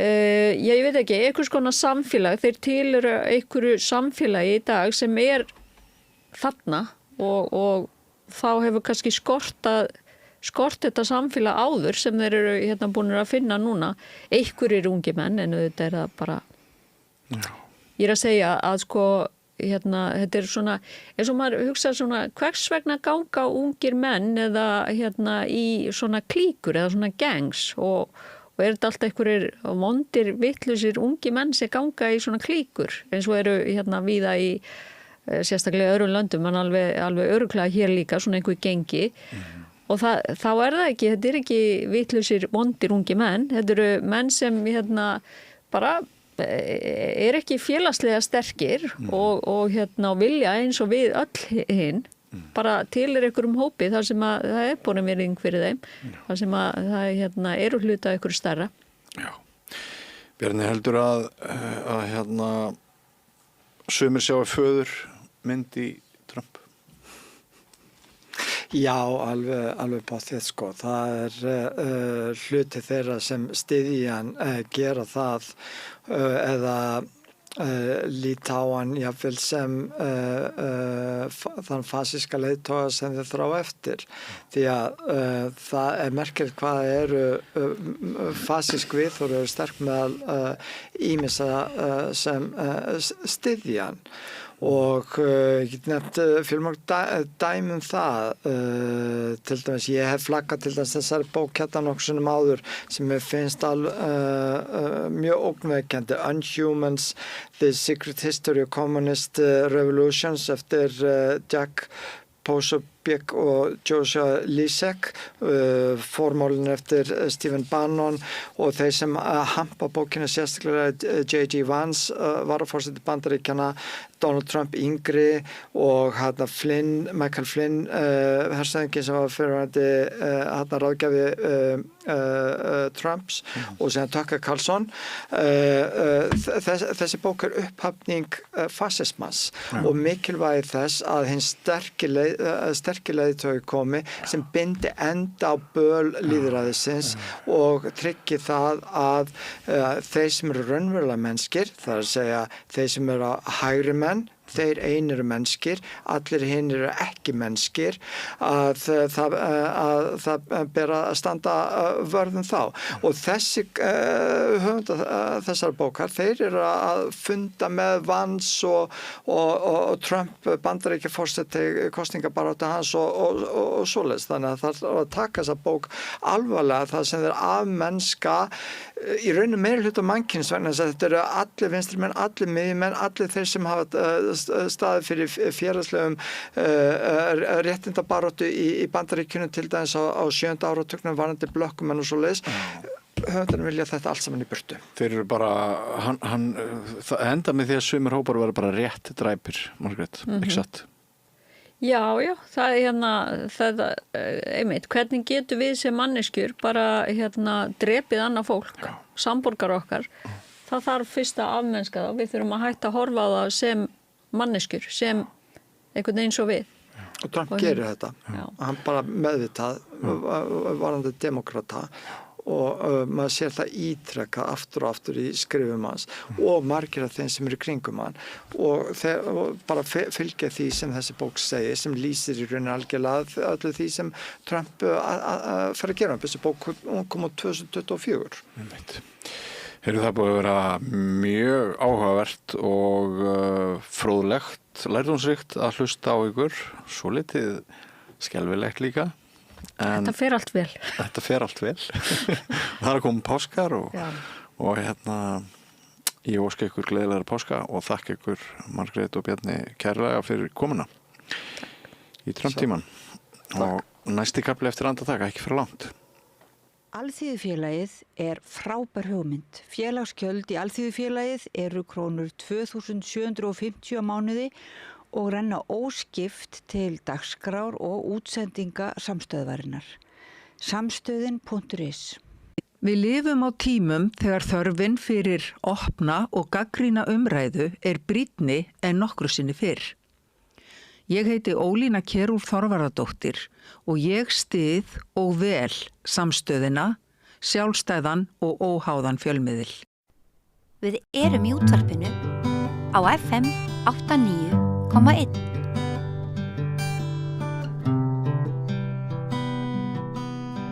Já, það hefur legið niðri nokkra hríð hjá okkur að ræða við Hilmar Þór Hilmarsson, prófessor við Háskólann á Akureyri. Hann hefur nú sannlega verið rauðaborðinu og hlustendum og áhorfendum samstöðurinnar betri en enginn með alls konar greiningum, ekki síst hvað var það alþjóðastjórnmál og það margt að ræða. Og ef mér skepplast ekki Hilmar Þór á línunni. Heyrðu í mér? Já, þú heyrir í mér.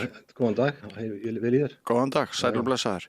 Mér langar að byrja á því að spyrja þig spurningar sem heimurinn hefur verið að reyna að finna svör við undanfarið, varðar Íransstríðið.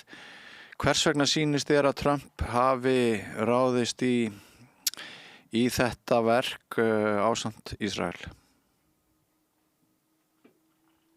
Og það alveg ljóst að Netanyahu hefur dreymt mjög lengi að veikja Íran mjög mikið og raunverulega vill hann vera umkringdur ríkjum sem mjög veik. Til dæmis hann hefur alltaf stutt Kúrda, þannig verið hægt að kljúa Íran, Írak, Sýrland og Tyrkland. Og hann vill vera umkringdur veikum ríkjum og Íran frekar sterkt land, það þetta búin að vera viðskiptaþvinganir í áratugi, þetta 90 milljóna manna, við 90 milljónir manna og þetta land sem 1,6 miljón ferkilometra risastórt af 16 sinnum stærri en Ísland og Netanyahu hefur sennilega talað hann til. Ég var til að hlusta á fyrirverandi yfirmann CIA, leyniþjónustu Bandaríkjanna, John Brennan og hann taldi til dæmis og margir í leyniþjónustu Bandaríkjanna taldi að það hefði ekki stafað nein ógn af Íran til skamstíma litið, sem var imminent threat. Það var engin ógn sem stafaði af Íran en Netanyahu hefur dreymt þetta mjög lengi að veikja Íran, því Íran náttúrulega stórt land í samanburði við Ísrael og þannig að Trump hefur átt að tala sig til í þetta. Hann hefur hins vegar ekki hugsað, fyrst að hann hefur ekki nýtt til leyniþjónustu upplýsingar það að það sem að leyniþjónustu taldi í Bandaríkjum það væri ekki raunverulega mikil hætta á að Íran væri ógn til skamstíma allavega við Ísrael og hvað þá Bandaríkin var ekki raunverulega ógn og hann ákveður að fara í þetta stríð og það virðist hann hafi metið að þannig að hann geti bara þetta verið bara svo Venesúela það sem hann fór í stríð sem stóð bara yfir í eitthvað skamman tíma hann rændi leiðtoganum og svo fór hann í burtu, reyndar hélt stjórnin bara áfram, bara við varaforseti tók við. Síðan var hann með árás á Nígeríu sem var stutt árás og svo var hann með árás á Húthís í Jemen. Slíkar árásir sem hefur gert, sem hafi verið skammar og hann eins og hann hafi haldið það hann geti gert loftárás á Íran sem stæði yfir í skamman tíma og það myndi leiða til stjórnarskipt, það að segja fólki sem að náttúrulega stjórnin, ég engin aðdáðan þessar klekkarstjórnar, hún náttúrulega á sína andstæðinga, að haldi það og hvatti Trump fór almenning í Íran til að gera byltingu gegn ríkjandi stjórnvöldum. Það hins vegar gerðist ekki og stjórnvöld eru alveg, það búið að drepa fullt af fólki, leiðtoga Íran og núverandi leiðtoga Íran í þeirri stöðu og hann missti konuna sína í árás Ísrael og Bandaríkjanna, hann misti son sinn, hann misti báða foreldra sína. Þannig að það náttúrulega mikil heift í þessu núna og Íran vill greinilega bara halda stríðina áfram. En það allavega þannig að hann hafi metið það að þetta tæki skamman tíma að bara ganga frá Íran og fá stjórnarskipti og það hefur líka verið þetta viðhorf að það sé ef að okkur líkar ekki við ríkjandi stjórnvöld þá sé hægt að koma á vestrænu lýðræði með loftárásum. En reynslan sýnir það alveg að loftárásir og jafnvel styrjaldur á landi eins og í Afganistan svo í 20 ár að þær skil ekki þeim árangri og ég ekki alltaf ekki að fara að tala fyrir stjórnina í Íran eins og ég sé aðdáðandi hennar en þetta náttúrulega alveg ótrúlegt að svo stórt land þessu Bandaríkin gera þetta í ljósi sögunar að þeir hafa gert svo mörg mistök áður og núna umræðan á að fara að senda landir í landið til þess að ná fram stjórnarskipti með einhverju slíku sem náttúrulega væri alveg skelfilegt að við gera það hafandi í huga að Íran bæði helmingi fjölmennara og meirinn helmingi stærra heldur en Afganistan, það sem var 20 ára stríðið sem heimsluta, sem endaði með tapi Bandaríkjanna. Þannig að hluta af þessu svo að það ekki verið að nýta leyniþjónustuupplýsingar almennilega og líka það að það ekki gerðin einn plön og hugmyndunum með það að það sé hægt að gera þetta á einhverjum nokkrum dögum og knýja fram stjórnarskipti, það hefur mistekist. Þannig að Bandaríkin í dag í mjög miklu vanda gagnvart þessu máli. En hvað segir við þá sem að halda því fram að þetta stríð snúist bara olíuhagsmuni Bandaríkjamanna og þá Ísraela?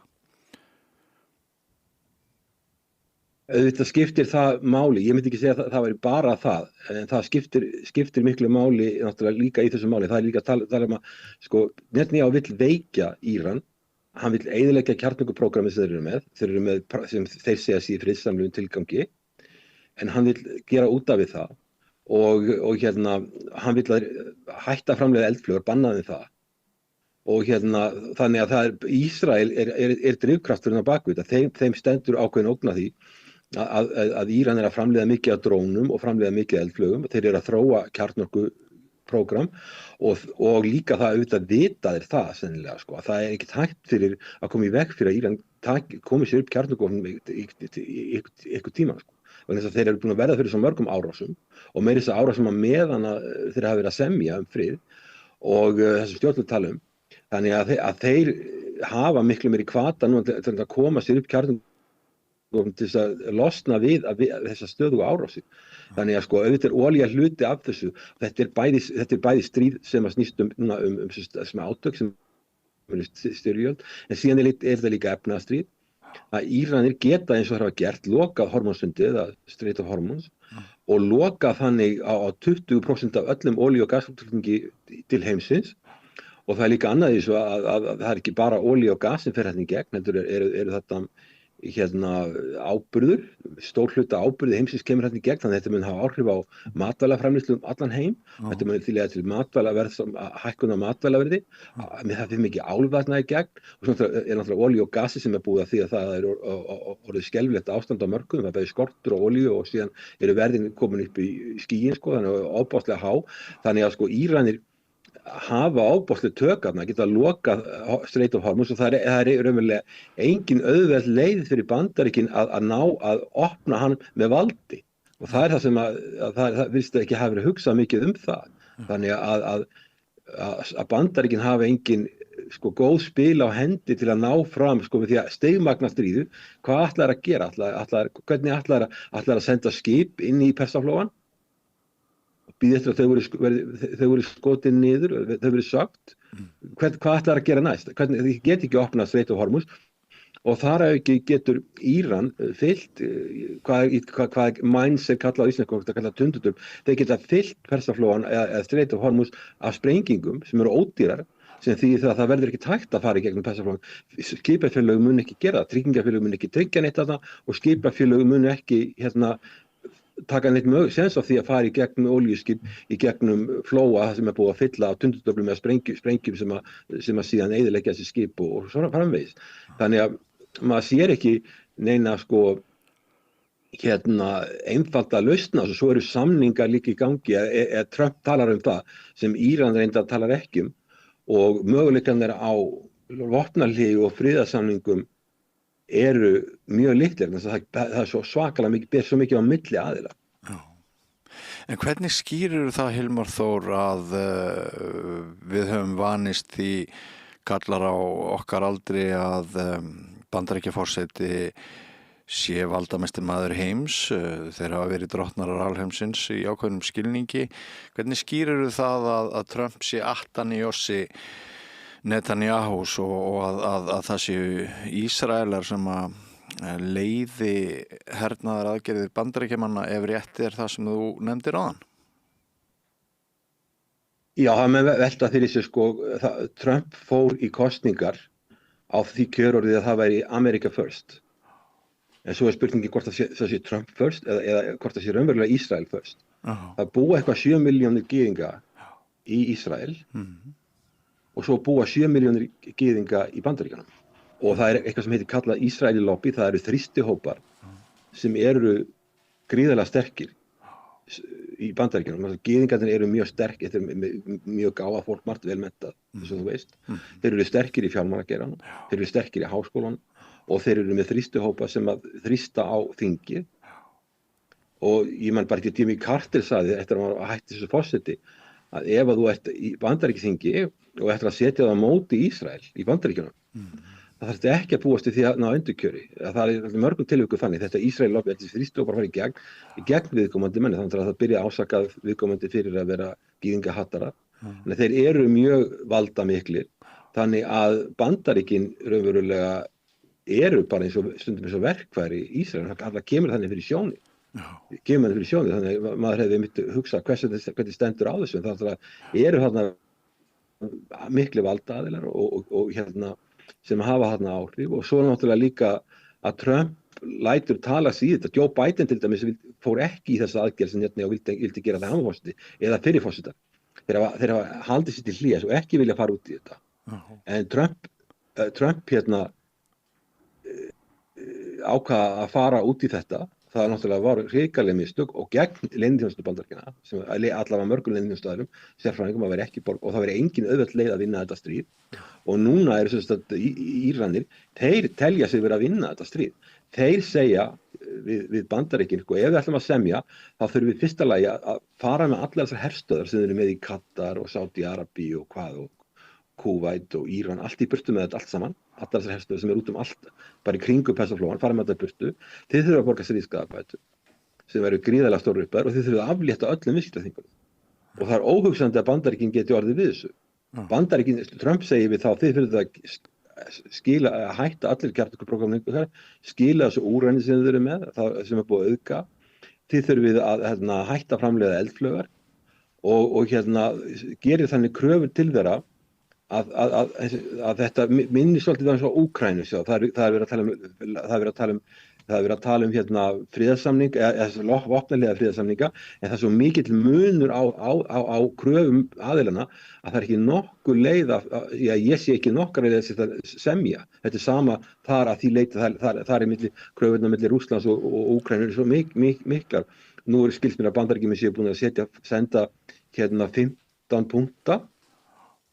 Þetta minnir á þetta samkomulag hafa gert eitthvað 20 punkta samkomulag fyrir Gazasvæðið og svo hefur verið að reyna að búa til eitthvað 20 punkta fyrir Úkraínu sem ekki hefur gengið og svo núna hefur verið eitthvað 15 punktar samninga viðræður við út af Íran sem að, eins og segja, það sem ég veit mér í samkomulagi er eitthvað sem er mjög ólíklegt að gangi og þess vegna er líklegast að stríðið haldi áfram því miður, því þetta náttúrulega hefur ekki bara afleiðingar á Bandaríkin og Íran og Ísrael, þetta hefur áhrif á allan heiminn, flutningskostnað og í orkumálum og áburði, áli og þetta hefur margþætt, þetta getur komið á stað heimskreppu, þetta er gríðarlega mikið vandamál ef þetta dregst á langinn, en þarna fara menn í gang með eitthvað sem þeir halda sér til að ljúka bara á skömmum tíma með uppreisn í Íran, en það gengur ekki. Og svo líka ef þú ert að gera loftarás á Íran, stöðva loftarásir, að þó að það séu andstæðingar, stjórnvöld í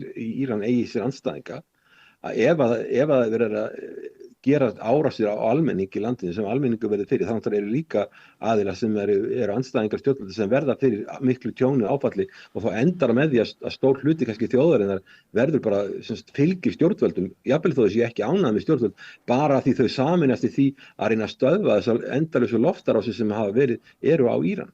Já. Ertu til í smá fótnótu að skreppa hingað heim eitt andartak áður við förum aftur út, þú nefnir að þarna getur verið heimskreppa, þú nefnir hækkun áburðarverðs, olíuna,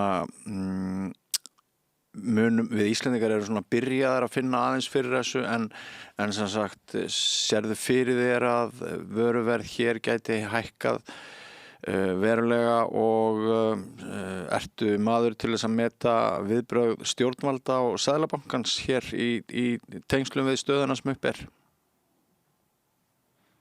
Þú sér að Seðlabankin byrjar að hækka stýrivexti aftur og við erum alveg galopið hagkerfi og við erum að flytja eiginlega allt inn sem við erum með, færum bara framleiðum bara tiltölu, við erum bara með fáar stóðir í útreikningi og sem sterkar stóðir. og við erum eitthvað 70% af verkefni landsframleiðslu er útflutning, við erum með mjög stóran útflutningsgeira, við erum galopið hagkerfi og þannig að að það mun hafa strax áhrif á okkur því að olían náttúrulega er notuð í svo marga hluti, þá mun verð hækka í kringum okkur, það mun hafa áhrif á okkur. Það sem mildar aðeins áhrifin hjá okkur er það að við húshitun á Íslandi er 99% eða eitthvað jafnviti og við framleiðum okkar rafmagn sjálf. Við þurfum ekki að hita okkar hús með gasi. Til dæmis þegar Úkraínustríðið hófst og það var mikil og viðskiptabann á Rússland, þá hækkaði verðbólga mjög mikið í Evrópu, meginlandi Evrópu. Verðlag hækkaði verðbólga á tímabili var miklu mun hærri á meginlandi Evrópu heldur en á Íslandi. Ísland var með einhverja lægstu verðbólgu á evrópska efnahagssvæðinu í Evrópu á tímabili þegar Úkraínustríðið hófst af því að við erum ekki að kaupa gas til úthlutunar olíu, en samt varðandi vöruverð, innfluttar vörur, sjálfsögðu mun það hafa áhrif á okkur og það mun hafa áhrif á starfsemi fyrirtækja. Ímyndaðir eins og flugfélög eins og Icelandair og slíkir aðilar, það mun hafa mikil áhrif og hættan er svo líka að það þurfi Seðlabankinn að halda áfram að hækka vexti og það er hætt á því að koma upp það sem er kreppu verðbólga. Það sem þú stendur frammi fyrir því sem kallað stagnation á ensku, að þýðir það að þú ert í þeirri stöðu að atvinnuleysi og verðbólga er hætt á sama tíma. Það er mjög slæm staða, það er mjög erfitt að stýrist, erfitt með hagstjórn þegar þú ert með bæði, atvinnuleysi er að vaxa af því að þjóðarframleiðslan er að draga saman og svo er verðbólgan að aukast á sama tíma. Þannig að ef þetta heldur áfram, þá myndi þetta hafa mikil áhrif á okkur og við erum núna með yfir 8% atvinnuleysi sem er mikið fyrir Ísland og við erum með verðbólgu sem var síðast mælt eitthvað yfir 5% og við erum með eiginlega engan hagvöxt. Þannig að við erum strax farin að sjá að Ísland að við erum ekki í góðri stöðu, alls ekki.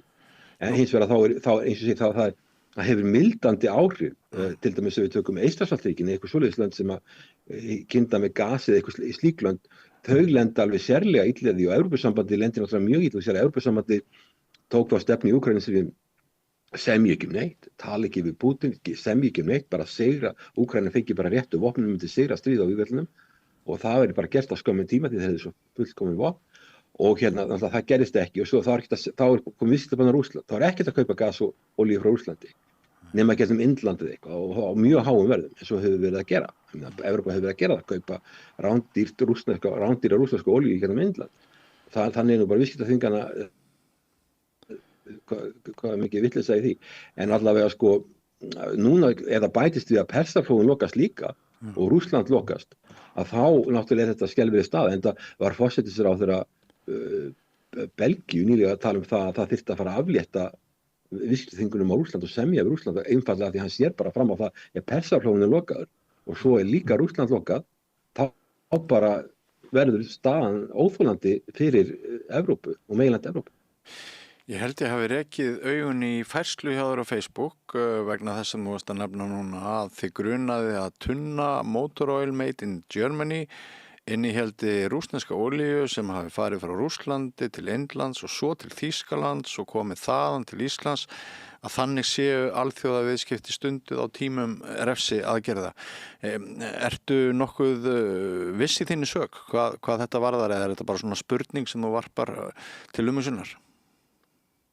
Þetta er bæði grín og alvara, en það sem þú sér það gerðist bara mjög fljótlega. Ég kommenti fyrir neðan þessari færslu í Facebook, þá hafði ég línurit sem sýndi Kína og Indland hvað er að kaupa mikið af olíu frá Rússlandi og Kína var að kaupa mjög mikið og Kína náttúrulega, Kínverjar og Rússar eru í mjög nánu samstarfi, það er kallað partnership without limits. Að Indverjar voru að kaupa sáralitla olíu, Úkraína, það verður allsherjar árásin í Úkraínu í febrúar 2022. Svo eitthvað svona apríl, og þá tekur bara olíuinnflutningur stökk innlandi og svo fara Indverjar yfir það að kaupa mun meira olíu af Rússlandi heldur en Kína og og gríðarlega, þetta land upp á 1,5 milljón mann eitthvað það bil, en þeir flytja þetta líka út til Evrópu, flytja mjög mikið út af þessu og Evrópa hefur að kaupa frá þeim á miklu hærra verði, þannig að þessar viðskiptaþvinganir framkvæma allar svona skrýtna hluti og það mjög líklegt að Þýskaland innríki, stærsta hagkerfi við Evrópusambandsins, að þeir séu að kaupa þessa olíu frá Indlandi, gegnum Indland og þannig að verður hún miklu dýrari, en það hefur orku verið hækkað svo mikið að Þýskaland í miklu vanda. Ég meina Þýskaland, sko, ég er ekki aðdáandi Pútín eða Rússlands, ég ætla að taka það fram, en eitt af þess að hann gerði Þýskaland, samkeppnislega gagnvart Kína í iðnaði, var það að þeir voru að fá ódýra olíu og gas frá Rússlandi. Og þú hefur heyrt þessi Nord Stream 2-greiðsluna sem var sprengt, eyðilega, sem á milli Rússlands og Þýskalands. Hún átti að skapa samkeppnishæfni, fá ódýrt gas inn í Þýskaland. Og hún var eyðilega. Þannig að sko, þú sér það, sko, Þýskaland sem það sem frekar há laun, það sem velferðarkerfi og dýrt í rekstri, dýrt að reka þetta og þeir eru eldast, þannig að þeir eru verið þyngra og þyngra fyrir þá. Þeir eru með miklar eftirreiknarskuldbindingar í verulega slæmri efnahagsstöðu og engin hagvöxtur. Þegar þeir líka þurfa að fara að kaupa orku innan hjá sér á rándýru verði, þá bara getur orðið algjört hrun hjá þeim. Þannig að staðan mjög erfið og líka þegar þetta gerist yfir Persaflóan og bætist ofan á það, þá líst mér ekki á blikun og ég hef svona verið gagnrýnt þessa hugmynd varðandi sko samskipti við Rússland. Auðvitað eru þeir erfiðir í samskiptum og allt það, en að útiloka að tala við þá held ég séu mistök, vegna þess að við erum bara komið með þannig stöðu núna og Evrópa vill ekki koma nálægt þessu stríði í og sko, þú veist að Trump talar að hann vilji fá bara Evrópu á fullum þunga inn í stríðið í Íran og Evrópu leiðtogarnir draga lappirnar skiljanlega að því bæði þetta óvinsælt heima fyrir og það ekkert ljóst hvað á að gera, hvernig á að leysa þetta, það liggur ekkert fyrir en auðvitað sjá þeir fyrir sér bara mikinn samdrátt og jafnvel heimskreppu ef þetta heldur svona áfram og svo það líka hugmyndin hjá Trumpi sko að nota NATO í alls konar snatt sko, NATO náttúrulega þannig að það artikul 5 garantí, þess að 5. greinina ef það ráðist á eitt NATO-ríki að þá eiga hinn að bregðast við og Trump talar að Evrópuleiðtogar hafi sýnið mikið vanþakklæti gagnvart Bandaríkjunum en það staðreyndin var sú að þessi artikul 5 grein aðeins einu sinni verið virkjuð og það þegar tvíburastöðvarnir í New York voru sprengtir og í Bandaríkjunum og þá var stríð við Afganistan og þá var Evrópa mjög mikið í því máli að hjálpa Trump en núna náttúrulega með þetta stríð núna það var ekki gerðin árás á Bandaríkin eða Ísrael og alls engin árás og leyniþjónusta Bandaríkjanna þessi leyniþjónusta sem ég að hlusta á heyri þeir segja hafi ekki verið raunverulega hætta á ferðum þannig að sko þetta mjög slæmt mál og maður sér ekki alveg hvernig á að leysa þetta. Svo annað í þessu máli og það það að það alveg rétt að Bandaríkin hafa ákveðna tæknilega yfirburði varðandi vopnaframleiðslu. Þeir framleiða svo kallar Patriot missiles sem geta skotið niður með mikilli nákvæmni eldflaugar og dróna. En stykkið af þessu kostar kannski frá 4 milljónir stykkið og þeir framleiða að þessum eldflugum bara 600 á ári. Það sem hefur gerst í þessu stríði núna það að það eru komnir það eru komin vopn sem eru framleitt í gríðarmiklu magni sem eru ódýr, þá þetta mikið drónar sem að vera að framleiða og svo líka það sem kallar ballistic missile sem eru eldflaugar að drónar kostar kannski 20-40.000 stykkið. Og það verið að nota eldflaugar sem eru til í takmörkuðu magni í Bandaríkjunum sem eru mjög tæknilega fullkomnar en bara í mjög takmörkuðu magni til að skjóta niður dróna og dróni kostar kannski, segjum $20,000-30,000 en á meðan að það verið að nota vopn sem kostar kannski $4 milljónir til að skjóta þetta niður. Og það þýðir það að fátækt landi svo Íran hefur yfirburði í þessu stríði. Það er svo auðvelt að tæma vopnabúr Bandaríkjanna og Ísrael og ég held að það það sem Íranir eru að gera. Það sem ég var hissa á því þegar að stríði stóð yfir 12 daga stríði stóð yfir í júní, það alltaf var stríði í júní milli Ísrael og Íran, og þá komu Bandaríkin inn í einn dag, en þetta var milli Íran og Ísrael, þá að Íraninni skildu hætta þá, því þeir voru fattin að ná að skjóta meira og meira inn í Ísrael, því Ísraelir voru að vera búnir með eldflaugarnar. Og ég held að það sem Íranir að hugsa núna, að þeir ætla sér að halda áfram, það er reyndar búið að sökkva þeirra sjóherra miklu leyti og það hefur verið mikið tjón í landinu, en það er líka svo mikið reiði og getur ímyndað með leiðtogann sem er búin að missa konuna sína, son sinn og foreldra sína, það er ekki mikið goodwill eða mikið hlýr hugur hjá honum í bandaríska stjórnvalda.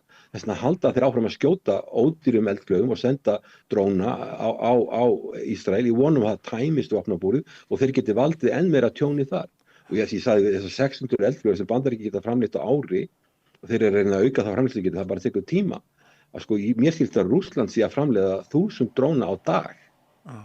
Og við sjáum bara árásirnar á Úkraínu er að aukast og vera herðast og herðast. Að þeir eru bara að framleiða 1000 á dag. Þannig að þess að maður sér í þessu stríði það að Rússland er ekki hagkerfi í samaburði við bandaríska hagkerfi, bara brota hagkerfi, rússneska hagkerfi, bara brota bandaríska hagkerfi.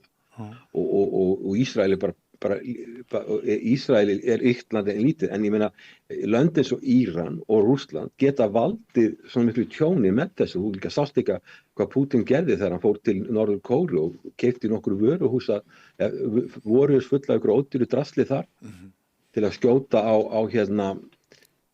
Úkraínu, og þá er hann sem að gera, hann er að tæma vopnabirgðirnar, þessi fullkomnu vopn sem Evrópabandalagið hafa verið að senda til Úkraínu. Þetta er tæmt með því að nota eldflaugar, mjög ódýrar og sem að kannski eru dömm eins og sagt er að þetta er ekki stýriflaugar, það er bara að fara eitthvað en það verður að skjóta alltaf niður. Og það er það sem við erum að sjá, þetta er algjörlega breytt staða, þannig að það sem þú varst að segja, Bandaríkin eru ábáslega ríkt land og þau valda mikill forseti og allt það, en þarna ég held að Íranir telja núna að þeir sé að vinna þetta stríð. Þeir bara hreinlega hafa magnið svo mikið sem þeir hafa og framleiðslugetan á þessum ódýru hlutum er svo mikil að þeir telja tíminn sé með sér. Þess vegna, þó að Trump segja að þeir séu desperate, að þeir séu ægilega slæmir í stöðu, að þá setja Íranir alveg ofboðslega harðar kröfur fyrir því að stöðva stríðið. Ef þeir væri að meta að þeir vera að tapa stríðinu, þá myndu þeir setja minni kröfur, en að setja kröfur eins og það allar herstöðar Bandaríkjanna í miðausturlöndum burt með þær, skaðabætur fyrir öllu tjónin sem orðið hefur, aflétta öllum viðskiptaþvingunum, við vitum að því það verður ekkert samið. En nú kannastu við þá umræðu að Íslendingar séu staddir í breyttri heimsmynd og maður talar hér við borgarlegt fólk sem segist munaðarlaust einhvern veginn í því hvert við höfum höfði okkar að halla í öryggis- og varnarlegu tilliti. Og þú bendir á það áðan að Trump er náttúrulega að reyna að etja Evrópuríkjum út í þetta Íransstríð og þau móast við. Í morgun þá segir utanríkisráðherra að viljum við lenda á milli stórveldisblokka sem er að toga heiminn í óútreiknanlegar áttir. Þegar fílarnir dansa er ekki gott að vera gras. Og þessu ummæli fjallu á opnum fundi utanríkismálanefndar Alþingis í morgun og tengist pælingunni framtíð Íslendinga innan ESB, þjóðar atkvæðisgreiðsluna í ágúst. Hún er sem sagt farin að tefla fram þessum rökum utanríkisráðherra Íslendinga að ein og sér verður við fótum tróðinn og endum sem sölnað lauf eða visnað gras. Þú Evrópa á einhverjum flekaskilum eða vatnaskil þar, við vitum ekki alveg hvernig Evrópulöndin muni þróast í hernaðarlegu tilliti.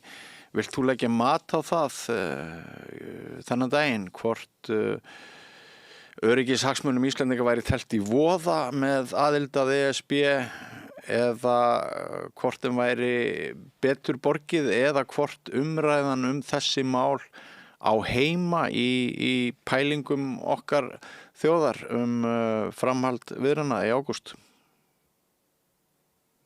Já, þetta er mjög áhugavert að sem þú segja þarna og ég er algjörlega ósammála utanríkisráðherra eða utanríkisráðuneytinu algjörlega í þessu máli, eða sem þú segja við mig, ég hlustaði ekki á þetta en ég trú alveg því sem þú segir.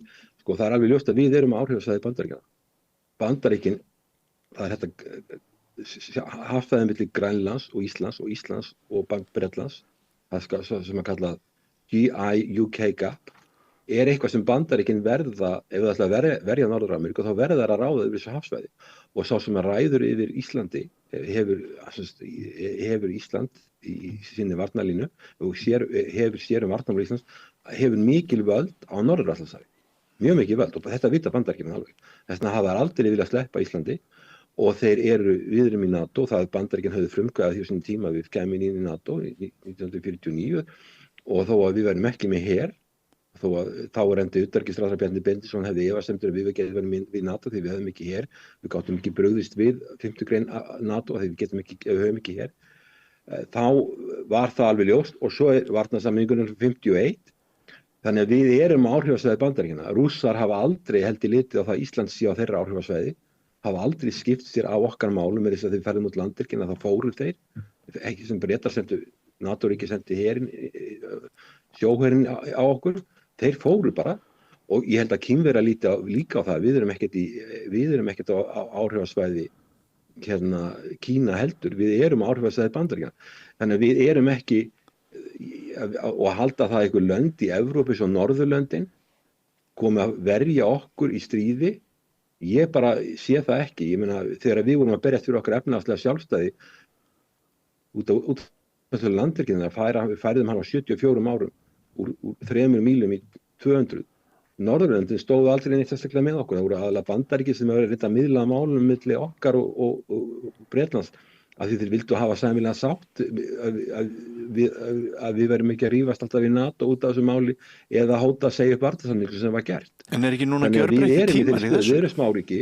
Nei, ég bara veltaði fyrir mér... Já, þeir eru gjörbreyttir að því leyti...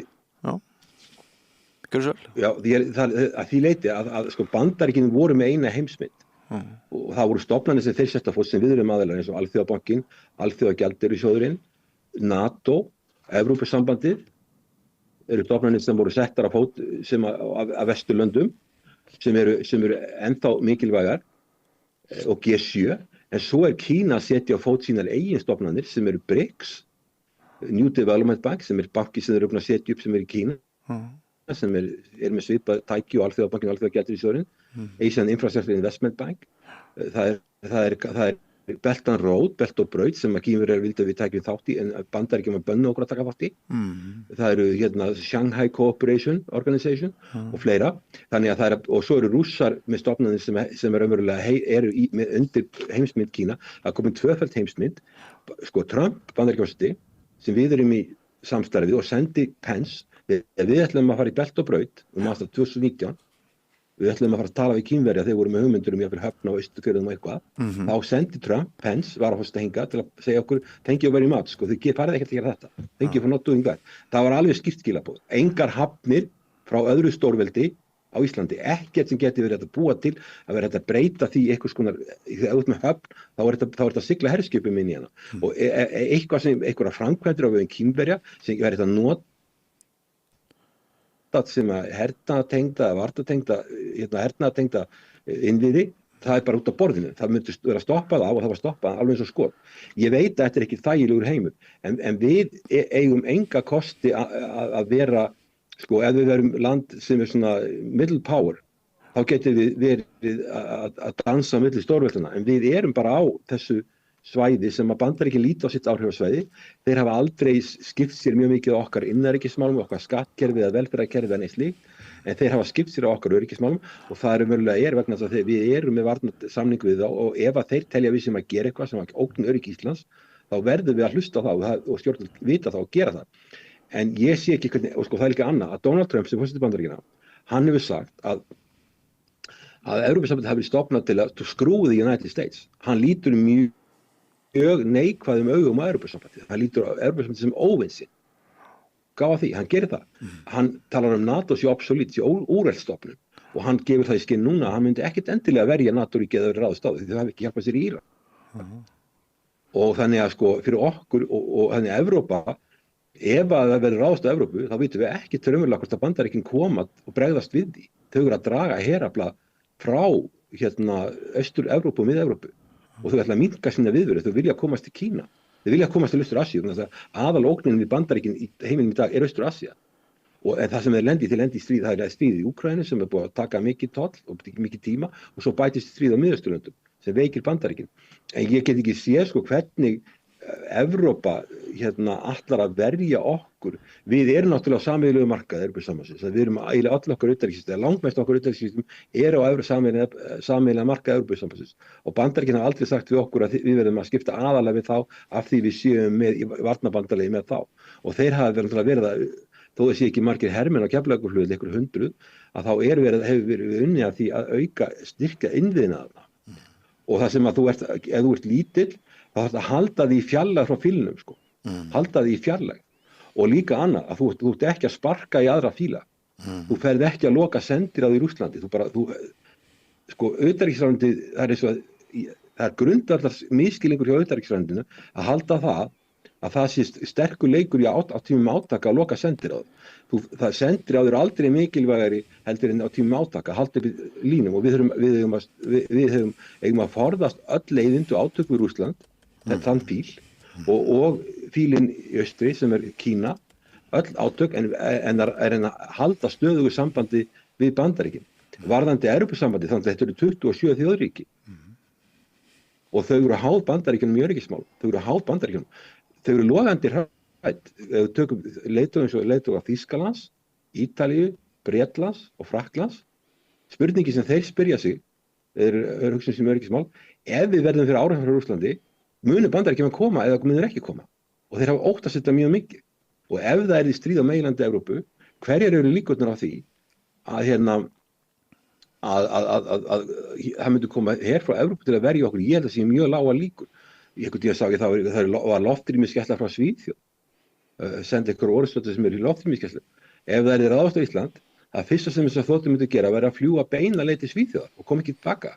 Þessi lönd eru öll í þeirri stöðu að þau getur, ég var leiðin til Asíu, kom við í Oslo og talaði við aðila sem fjallum öryggismál Norðmanna, sem er ofboðslega langt land, eins og þú veist, og ofboðslega erfitt að verja og þeir sögðu með öllum þeim vopnum sem þeir hafa keypt, og þetta er mjög ríkt land, eins og þú veist.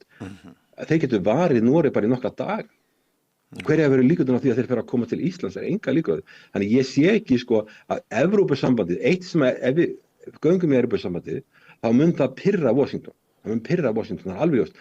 Og sérstaklega meðan Donald Trump er forseti. Ég held að muni ekki hjálpa okkur mikið í öryggismálum. Ég sé ekki fyrir mig hvernig það á að vera. En við eigum að leggja áherslu á góð samskipti við Evrópusambandið og vera í miklu viðskiptum við þá, og það er sjálfsagt að halda samráðsfundi með þeim. En ég er á móti því að þegar utanríkisráðherra Íslands, því utanríkisráðherra Íslands fyrir líka með varnarmál, er að fara á fundi og samþykkja vopna að kaupa slíka hluti. Við eigum ekki til að vera hluta þeim pakka. Við getum aðstoðað ýmsan hátt.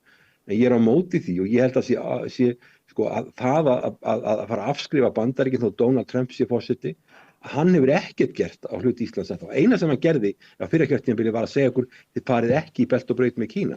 Það er eina sem hann hefur gert.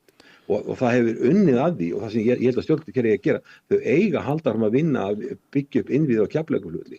En ég sé ekki, ætlum við að fara í átök við Bandaríkin út af því að við viljum ekki meiri samskipti við þá, ætlum við að fara að segja upp varnarsamningum, að fara úr NATO eða hvað ætlum við að gera?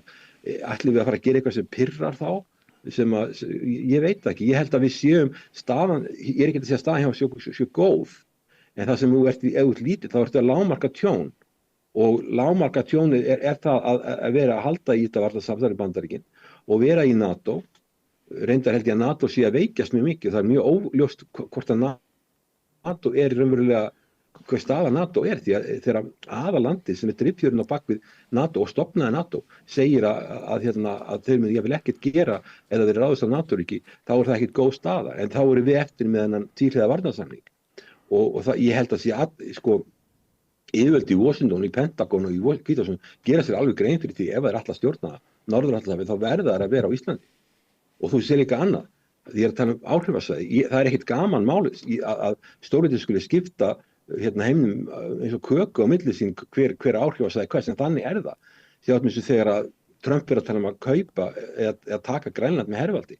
Heyrður mikil mótmæli frá Peking eða frá Moskvu. Nei. Þeim finnst þetta bara komið ekki við. Þetta bara svæði Bandaríkjanna, skilur. Þetta hugsa svona, því miður. Þetta sko alþjóðasamskipti og stórveldasamskipti miskunnarlaus, algjörlega miskunnarlaus. Og þannig að við erum að hafa það í huga. Hins vegar hef ég aldrei heyrt að Bandaríkin telji sig eiga neitt á Íslandi, þeir hafa ótakmarkaðan aðgang að því sem þeir þurfa. Þeir hafa byggt mikla innviði sem að við eigum, sem að þeir byggðu, Keflavíkurflugvöllur var byggður af þeim, Helguvíkurhöfn var byggður af þeim og svo framvegis sem við eigum í dag. Þannig að þeir hafa ekki aldrei sagt að við viljum kaupa Ísland eða við viljum komast til valda á Íslandi, þá held ég að þeir áttu sig á því að Norður-Atlantshafi, ef þeir ætla að verja Norður-Ameríku og hafa áhrif á Norður-Atlantshafi, þá þarf Ísland að vera í þeirra pakka. Og ég held að Rússland hugsa líka áhrifasvæðin. Þeir líta á Finnland og Eystrasaltsríkin og öll þessi löndin Úkraínu sem á sínu áhrifasvæði og þeir vilja hafa áhrif þar. Og þú sér bara hvernig hörmungarnar í Úkraínu. Og þú sér hvað ég var að kenna í Ríga nýlega og kennt þar í 20 ár. Fólk logandi hrætt við innrás eða einhvers konar árásir á landi. Og þú getur ímyndað með Finnland með 1300 km landamæri við Rússland. Þannig að sko, ég ekki að segja að staðan sé góð, en ef að utanríkisráðherra Íslands heldur að það sé, ég veit ekki, kannski, að því þú hlustar á hvað að segja, halda það að það myndi auka okkar öryggi að vera einhvers konar samstarfi við Evrópusambandið. Ég hef ekki að nefna það að utanríkis- og öryggismálastjóri Evrópusambandsins talar að brjóta Rússland upp í smáríki og með mjög ögrandi sem brot á alþjóðalögum. Evrópusambandið tala alþjóðalög. Og brot á alþjóðalögum, að ögra Rússlandi með þeim hætti. Og svo talar, sem hún er frá Íslandi, og svo talar skal ég segja þér, sem fyrir varnarmálin, hann er frá Litáen, Evrópusambandið, hann talar að stofna sameiginlegan her. Ég get ekki ímyndað mér ef við ferum í Evrópusambandið að Ísland, þó 49, við fengum undan þá í NATO og Bandaríkin sagði, ok, þið eru þá mikilvæg svæði fyrir okkur og framlag ykkar þetta að við fáum aðgang á þessu svæði og þeir hafa aldrei beðið neitt meira heldur en það. Og að við fáum undan þá, ég held að það myndi stofna sameiginlegan sem verður að tala ég veit hvort það verður að því, en allavega það sem þeir með varnarmál í Evrópusambandsins talar að það sem Commissioner for Defense, að það eigi að stofna sameiginlegan her og öll lönd muni þá leggja í það púk, hermenn. Og ég ekki viss að sé mikið stemning á Íslandi að fara í slíka hluti, að við fyrir að stofna her og kaupa vopn og fara að senda, og svo ef það verða átök einhvers staðar, að þá fyrir við að senda íslensk ungmenni á vígvöllin hingað og þangað til Íran eða Afganistan, hvað það er. Ég held að sé ekki mikið stemning fyrir því. Danir hafa gert þetta og Eystrasaltsríkin, en ég sé ekki fyrir mér Íslendingar séu að fara að samþykkja slíka hluti. Þannig að sko, hvernig á Evrópusambandið að auka okkar öryggi sé ég ekki. Svo þetta 27 þjóðríki sem eru með mismunandi áherslu, það eru oft hver höndin upp á móti annari. Það er líka slæmt efnahagsástand. Sum lönd eru alveg stærstu löndin eins og Frakkland og Ítalía eru búin að missa algjörlega tökin á sinni ríkisfjármálum og þetta eru stærstu löndin. Þannig að ég held að sko að sé þegar að forystumenn Evrópusambandsins koma hingað í heimsókn, þá vil taka vel á móti þeim. Við höfum að fara til Brussel og tala við þá og allt það. En eða alltaf fara að leysa öryggismál Íslands með Evrópusambandið, það held ég að sé fjarri lagi. Því að álfan er ekki stakk búin til að vera þessi sjálf. Og það er auki, því ekki tekið sérstaklega vel í Bandaríkjunum. Og líka þetta að ég sé ekki hvernig við fengjum undanþágu frá Evrópu frá því að taka þátt í sameiginlegum her. Ég á erfitt með ímynda mér það, kannski getur utanríkisráðherra eitthvað sagt um það, ég veit það ekki. En vegna ófyrirsjáanleikans hjá forseta Bandaríkjanna þá að þú varst að tala um Grænland, sumir hafa einmitt litið til þess að áhugi Trumps á að taka Grænland fyrir nokkrum mánuðum. Það hafi verið til marks að honum geti líka dottið að taka Ísland og þá hafa sumir haldið því fram að sem sagt við höfum sterkari stöðu með því að vera fullgildir aðildar að ESB og þú náttúrulega kannast við þessa umræðu að þjóðir sem áður voru friðarþjóðir og hafi ekki þurft að taka þátt í stríði, þær þurfi núna að fara að búa sig undir breytta tíma. Geta það ekki líka verið rök fyrir aðild að ESB að hve ófyrirsjáanlegt það sem Bandaríkjaforseti að hugsa og framkvæma eða með öðrum orðum stafar okkur meiri eða minni hætta af innrás Bandaríkjanna gagnvart Íslandi utan eða innan ESB? Sko, ágrættan að fara að gera innrás Íslandi þess að Bandaríkjan hafa allan aðgang á Íslandi ef þeir meta öryggis ástæðum að það sé eitthvað að, þá hafa þær allar heimildir til þess að taka yfir allt sem þeir vilja. Er þá stór munur á Grænlandi og Íslandi? Er þá stór munur á Grænlandi og Íslandi í þessum efnum? Hvað var það þeirra sjónarhól? Sko, það sem við erum að horfa á í þessum í Grænlandi, þú veist hvernig það er hlýnun jarðar að leiða til þess að það er að opna siglingaleiðir og það er að opnast aðgangur að auðlindum og það er svo kallað East Passage að West Passage, það er leiðir sem eftir að sigla með strönd Rússlands frá Asíu niður til Evrópu og Norður-Ameríku og svo er svo kallað West Passage sem er eftir strönd Alaska, Kanada og Grænlands. Og þeim megin sem Rússlandir hafa áttist að gríðarlega mikla fjárfestingar í höfnum, uppskipunarhöfnum og alls konar hernaðar innviðum. Það eru komin fljótandi kjarnorkuver, þannig að það er mikið að gerast Rússlandsmegin. Það er ekki bara Rússland, heldur líka Kína er með þeim í þessu. Og Kínverjar eru að vinna með Rússlandi vegna þess að í Norðurskautsráðinu eru 7 lönd og öllir í NATO nema Rússland. Það eru 8, 7 þeirra eru í NATO og Rússland er 1. Og þá takaði Kínverjarna með sér til þess að styrkja sig. Og þetta eru miklar fjárfestingar. Hinum megin er mjög lítið af fjárfestingum og ekki sem ég best veit, neinar almennilegar hafnir. Og það er vegna þess að þú ert með Alaska, þar eru Bandaríkin og svo er mjög stórt svæði sem er undir Kanada sem hafa hvorki, Kanada er bara 1/8 hækkar í Bandaríkina. Það hafa hvorki getunni vilja til að fjárfesta mikið í innviðum. Og svo er það Grænland og þar eru Danir og Danir hafa ekkert bolmagn, hvorki til að verja Grænland, né til þess að byggja neina innviði í samanburði Rússa og Kínverja. Þannig ef að Bandaríkin, segjum að Bandaríkin fari í það núna og segja ok, við erum að hugsa til svona 10-20 ára fram í tíman og þá opnast þessi siglingaleiðir og aðlutir að aukast. Við ætlum að eyða $1 trilljón í innviði á þessu svæði til að opna fyrir þetta West Passage. Er það, hvernig munu Bandaríkjamenn vilja það? Bandaríkjamenn er mjög skuldugt land, skuldir eru komið fyrir $38 trilljón. Munu þeir sætta sig við það að fjárfesta í Kanada og Grænlandi og Grænlendingar og Kanadamenn eiga þá fjárfestingu að ráða yfir henni? Hvernig á að leysa það? Þannig ég skil alveg, ég er ekki hrifinn af þeirri hugmynd að Bandaríkin taki Grænland með valdi. En þegar þú ert að horfa þetta frá stórveldasamkeppni að þá eru Bandaríkjamenn ofboðslega hræddir við þetta svæði, þeir eru langt á eftir, þeir eru mjög hræddir, þetta er bara Norður-Ameríka sem er að ræða og þegar að stórveldi er orðin hrædd, við sínum ríkismál, þá skipta alþjóðalög og siðferðisleg málefni nánast engu máli. Nei, og Trump hefur bara talað, Trump hefur hennilega sagt að tæpitungulaust ekki satt. Jú, hann segir bara það hann er náttúrulega unilateralist, hann grípur til einhliða aðgerða. Hann hatar alþjóðastofnanir. Það er mjög óvinnilegt fyrir Bandaríkin, því að Bandaríkin voru þannig að þau setta á fót alþjóðastofnanirnar, eins og Alþjóðabankann, Alþjóðagjaldeyrissjóðurinn og stofnanir NATO, að því þeir skrifuðu reglurnar, þeir réðu öllu. Þess vegna hafa fyrri forsetar alltaf verið hrifnir í alþjóðastofnanir því þeir geta ákveðið reglurnar og reglurnar voru alltaf samdar með huga þeirra, með þeirra hagsmuni í huga. Alþjóðabankin, Alþjóðagjaldeyrissjóðurinn, þeir Bandaríkin skrifuðu bara alltaf, þeir ákvað allt og við fórum á hana fund 45 og við bara réttum með pönd og samþyktum allt þegar þeim gerði því þeir höfðu viðurkennt okkar sjálfstæði og við vildum ekki þetta í gegnum.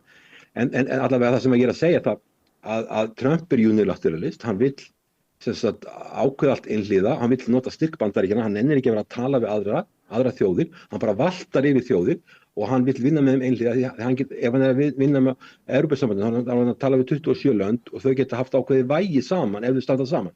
En ef hann er að tala við 1 og 1, þetta er kallað divide and conquer stefna, að brjóta þetta niður og geta samið við veikari lönd og knúið þau til að gera eitthvað sem þau myndi ekki gera saman. Þannig að hann vill vinna einhliða, það er alveg lógist fyrir hann til þess að geta náð eins miklu fram eins og hann vill. Svo er hann algjörlega á móti alþjóðastofnunum að jafnaði eða alþjóðalögum vegna þess að þetta þvælist fyrir honum. Hann vill ákveða bara sjálfur. Hann segir bara, ok, hérna, það sem mitt siðferði það sem ég held, það ræður, ekki ykkur alþjóðastofnunir. Og svo eins og við vorum að tala á, þá lítur hann á Evrópusambandið sem bara, hann sagði bara beint, þú getur bara að googla það, að Evrópusambandið hafi verið stofnað, European Union was established or born to screw the United States, þess að fara illa með Bandaríkin og fara svína Bandaríkjunum. Hann lítur á þetta sem óvinn. Hann lítur á NATO, þetta séu sníkjudýr sem þar eru. Og þeir sem hefur leitt þess að löndin eru búin að skuldbinda sig að fara í 5% verkefni landsframleiðslu varnarmála sem við vitum algjörlega að flest löndin geta alls ekki gert. Og ef við myndum gera þetta, þá myndum við þurfa að breyta okkar þjóðfélagi alveg gjörsamlega. Sko, við getum ekki verið með nein velferðarkerfi í neinni líkingu þar sem við erum með í dag. Og finnst fáum það vera of mikið sem hér gert í þeim málum. En ég meina sko, það bara þannig að þegar að menn eru allir hræddir, að þá taka við Grænland, gera Kanada fylki, það náttúrulega brot á alþjóðalögum og það siðferðilega mjög rangt. En þegar öryggismálin eru orðin svona heit, að þá fara aðilar að gera alls konar hluti og jafnvel þó Trump fari frá, þá gæti við séð svona hegðun hjá öðrum forsetum bara vegna þess að einfaldlega að þeir eru að hafa svo mikla áhyggjur að þeir hafa vanrækt þetta svæði, norðurslóðir. Ég meina Bandaríkin þess að veist eru búin 20 ára stríð í Afganistan og við stríðum við Írak og Líbíu og svo þetta Úkraínustríð sem búið að taka ofboðslega langa tíma sem að Trump reyndar búin að blása af að eyða nokkuð meira í og svo kemur þetta Íransstríð að þeir hafa vanrækt þetta svæði og eru að vakna upp með vondan draum en auðvitað hefði maður hugsað svo hvernig geta Bandaríkjamenn náð fram sínu þarna á þessu svæði með einhverjum samningum. Maður hefði frekar viljað það og þeir eru með varnarsamningu í Danmörku og Danmörku og Grænlandi hluta þeim pakka. Og en svo er líka annað að löndsum halda það að þau geti keypt sér velvild Bandaríkjana. Til dæmis eins og Danmörk, það dóu fleiri Danir eða leiðtur í fólksfjölda í Afganistan heldur en Bandaríkjamenn. Danir hafa verið ofboðslega keypt mikið af bandarískum vopnum og alltaf stutt Bandaríkin, ekki bara með peningum, heldur mannfórnum. Þeir hafa fórnað, Danir hafa fallið á vígvellinum í fjarlægum löndum til þess að sýna Bandaríkjunum velvild. Þetta voru þegar 5. grein NATO var virkið til að stríða í Afganistan. En hvað fá þeir fyrir þetta? Ekki neitt. Trump ber enga virðingu fyrir forsætisráðherra Danmörku. Og hann ber enga virðingu fyrir forsætisráðherra Noregs, hann segir bara ég fekk ekki Nóbelsverðlaun og það þér að kenna og ég ekkert við ykkur að tala. Þannig heimurinn bara orðið. Og þegar ég að heyra það íslenski stjórnmálamenn að fara að tala við Trump bara síðast á öllu sem ég myndi gera. Þú ert lítill og vilt ekki koma, þú veist að fíla á hann er náttúrulega fíl. Þú vilt ekki koma nálægt hann og þú talar við embættismennina sem að fara í seldi, hérna utanríkisráðherra sem sagði farið og tala við vara þjóðaröryggisráðgjafa Bandaríkjanna. Það mjög skynsamlegt. Hún að tala við ekki toppinn en eitthvað sem hefur stöðulega mikil áhrif til að halda sæmilega góðu samskipti, til þess að tryggja það að sé uppbygging og Keflavíkurflugvelli og við séum í sæmilega góðu samstarfi. Það það sem lefil. Við eigum ekki að fara að koma nálægt fílnum og við eigum ekki að koma nálægt því að ergja neina fíla, ef við notum þá líkingu áfram, og við eigum ekki að kaupa vopn sem vopnlaus þjóð til að nota á eitt stórveldi. Við getum aðstofað ef við höfum engar skuldbindingar að aðstoða Úkraínu til dæmis vegna NATO-aðildar, Úkraína ekkert í NATO, hún hefur engan rétt á því að fá neina aðstoð frá okkur út af NATO-aðild okkar. Hins vegar getum við að siðferðilegum ástæðum sem bara vestræn þjóð að mannúðar ástæðum eins og við getum í Bosníu og Hersegóvínu. Við getum alveg aðstoða Úkraínu með ýmsum hætti sem mjög mikilvægt fyrir þá og myndi styrkja þá þeirra hagkerfi og styrkja þá miklu leyti. En við eigum að halda okkur frá öllu sem ergir fýrana í kringum okkur. Og það sem er svolítið erfitt með að skilja það og svo bara Evrópusambandið ekki fíl. Evrópusambandið 27 dýr, 27 hausar. Það ekki Rússland eitt land, eitt þjóðríki, Bandaríkin þjóðríki, Kína þjóðríki. En ástæðan fyrir því Evrópusambandið ekki stórveldi í sama skilningi og þessi þrjú það að þetta eru 27 sjálfstæð ríki og þó Evrópusambandið sameinuðu að vissu leyti þá engin, það ekki sameiginleg ríkisfjármál. Það ekki sameiginlegur her. Þessi lönd að gera marga hluti saman og það sem það hefur gert það sem merkilega sem það hefur gert sameiginlega markaðurinn, það segja frjálsflæði, þjónustu, vöru, fjármagns og vinnuafls. Það er merkilega sem Evrópusambandið gerði. Það má deila mjög evruna hvort að hún hversu góð hún er. Það er stöðnun á evrusvæðinu, mun lægri hagvöxtur heldur en hér á landi. Þannig að það má deila það. En ég sé ekki, kannski getur þú sagt mér betur, sko, hvernig ætti það að vera að ef við höllum okkur meira að Evrópusambandinu, fáum við þá undanþágu frá því að vera með hermenn, hvaða lönd myndu koma hingað til að verja okkur eða þau getur ekki varið sér sjálf, og hvers vegna komið þessu lönd ekki þegar við vorum að berjast ekki fyrir líf okkar, heldur efnaðstöðu sjálfstæð okkar. Við vorum komið herskip frá NATO-ríki inn í okkar landhelgi og siglandi á okkar skip, hættulegt, og þetta var, ef það hefði mikið náða við færið landhelgina, þá hefði Ísland ekki geta haldið sínu efnaðstöðu sjálfstæð. Hvaða Evrópulönd komið hingað til þess að hjálpa okkur? Ég sá ekki neitt. Og hverju hjálpuðu okkur? Það var Henry Kissinger sem var forseti Bandaríkjanna sem að kom hingað til lands þegar Richard Nixon kom í heimsókn með Pompidou á sínum tíma, þú manstu örugglega eftir því, að þá var forseti Íslands og forsætisráðherra Óli Jóhannsson, Kristján Eldjárn forseti, þeir þjörmuðu að Nixon og að gera eitthvað.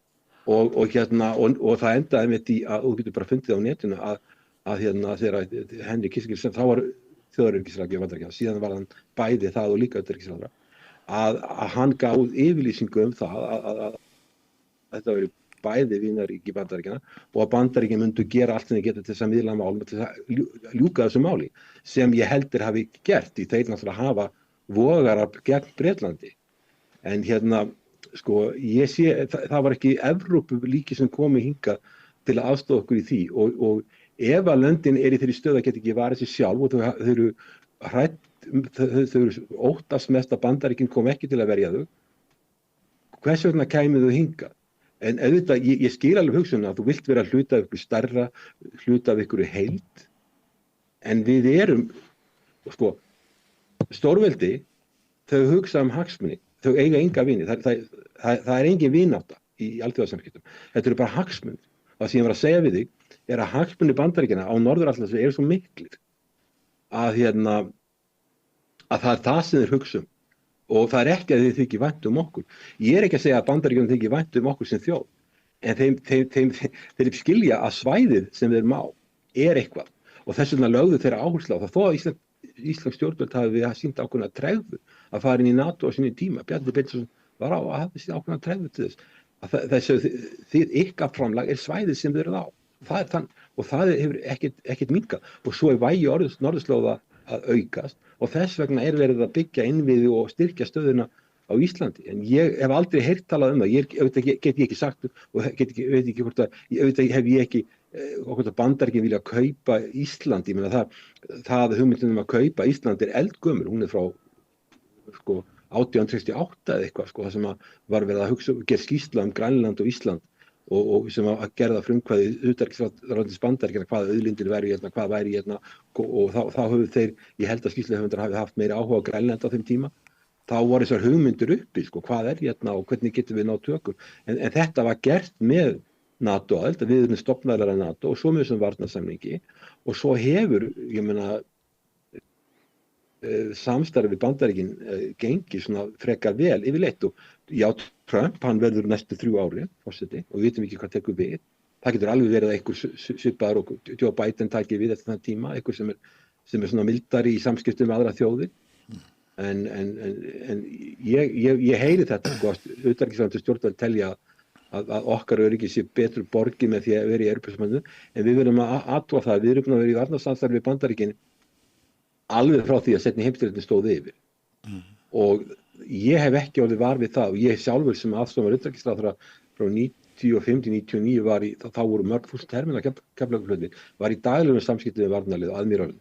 Okkur greindu oft á, en það var einkenndi það samstarf alltaf, að Bandaríkjamenn reyndu alltaf að finna málamiðlanir þegar voru deilur. Þeir reyndu alltaf að finna málamiðlanir. Og það var tiltölulega auðvelt að eiga við það.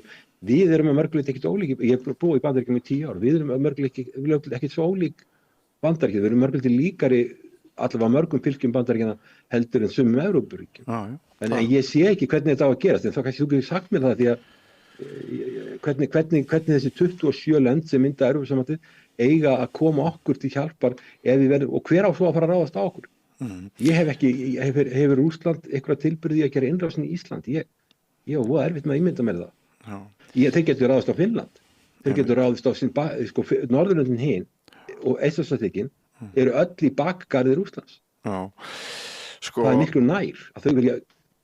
Ég vinnan mín að mörguleyti skítadjobb en forréttindi sem fylginni að ég þarf ekki að svara spurningum, heldur frekar að finna réttu spurningarnar en takk fyrir þínar spurningar. En svona rétt í lokin, Hilmar Þór, af því að við þurfum að fara að slíta þessu innan örfára mínútna og þessu tengt, ég ætla bara að enda okkar spjall á áframhaldandi aðeins umræðu Danmörku og svona, þeir gengur nú til kosninga og veikist aðeins staða Mette, beint eða óbeint, þá togaðist nú Grænland og viðbröðu Dana inn í það að einhverju leyti. Söguskilningur fræðinga sem hafa komið hingað að rauða borðinu til mín hefur sumpart verið sá að einmitt samstaða Evrópuþjóðanna og öflugt og skilvirt viðbragð Evrópulanda leiðtoga hafi leitt til þess að Trump hafi bakkað út úr þessari áætlun að taka Grænland, þannig að þar eru svona dæmi aðrar skoðanir þar sem þú ert að lýsa að sameinuð Evrópuríki hafi hrundið fyrirhugari árás Bandaríkjanna á Grænland. Ef ég bara bið þig að svona bregðast við þessu sjónarmiði rétt í blá lokin. Já, ég held að það sé alveg rétt að Evrópa saman og þegar koma svona hugmyndir eins og til dæmis varðandi að taka Grænland, að þá eigi Evrópuleiðtogar, því Trump ber enga virðingu fyrir veikum aðilum, hann ber virðingu fyrir sterkum aðilum. Þannig að auðvitað þegar koma svona fáránlegar hugmyndir eins og að kaupa Grænland eða taka við Grænland, að þá er alveg rétt að það Evrópuríkin þurfa að bregðast við því, en ég meina þarf Evrópusambandið í það, ég meina stóru lönd, Þýskaland, Frakkland, öll þessu lönd bregðast við nei og það er eina sem Trump skilur, hann skilur bara aðilega sem bregðast við sterkt og ákveðu og það hafa lykil lönd í Evrópusambandinu gert og Evrópu og það held ég hafi verið rétt og þú sér ekki með Íran að þá gaf hann 48 klukkutíma frest og þeir bara hlóa því og ætla ekki að semja við hann. En þá sagði hann 5 daga frest og eitthvað svona og hann veit ekki hvað hann á að gera því hann hefur engin spil á hendi eða allavega hann hefur veikspil á hendi með við þá. Ég er alveg sammála því að Evrópa þarf að sýna ákveðna samstöðu og standa saman. Við erum í samráði við Norðurlöndin og Eystrasaltsríkin í formlegu samstarfi alltaf. Við erum með mjög góð samskipti við stóru löndin í Evrópusambandinu, sérstaklega Þýskaland. Þannig að við erum í mjög nánum tengslum við þess aðila og við náttúrulega styðjum ekki að Grænland sé tekið yfir og að Kanada sé sett í fylki. Og það er alveg hárrétt hjá þér og þetta er alveg rétt það sem þessi aðila sem það alveg segja. En spurningin er svo, í heimstyrjöld myndu þessi lönd koma að verja Ísland. Það er önnur spurning og ég er ekki viss að svarið við því sé rétt. En ég held að við þurfum að leggja mikla áherslu í góðum samskiptum við Evrópusambandið og við erum það. Og við erum á sameiginlegum markaði. Svo náttúrulega er það bara þjóðarinnar að ákveða í þjóðaratkvæðagreiðslu hvort að halda áfram þessum viðræðum við Evrópusambandið. Það er bara eitthvað sem þjóðin verður bara ákveða þegar það kemur og það eru kostir og gallar við það. Það sem ég hef mestar áhyggjur af við það að umræðin er svo þröng, hún snýst kannski vexti eða raunvexti eða eitthvað, hún snýst svo fáa hluti. Það þarf að taka þetta fyrir heildstætt, kosti og galla Evrópusambandsaðildar og að því þú ert með fjölmiðlamaður og ég held að samstöðun sé að gera mjög góða hluti að taka viðtöl við fjölda fólks að koma mörg sjónarmið á framfæri. Það vantar vandaðar umræðu, það vantar vandaðar umræðu, en ég hef ekkert á móti því að ríkisstjórnin er meirihlutastjórn, ef hún ákveður að hún vill láta greiða atkvæði eitthvað þjóðaratkvæði, þá er það bara hluti af lýðræðislegu ferli og sjálfsagt að það fari fram og þannig að það verður þjóðin sem ákveður hvað verður gert.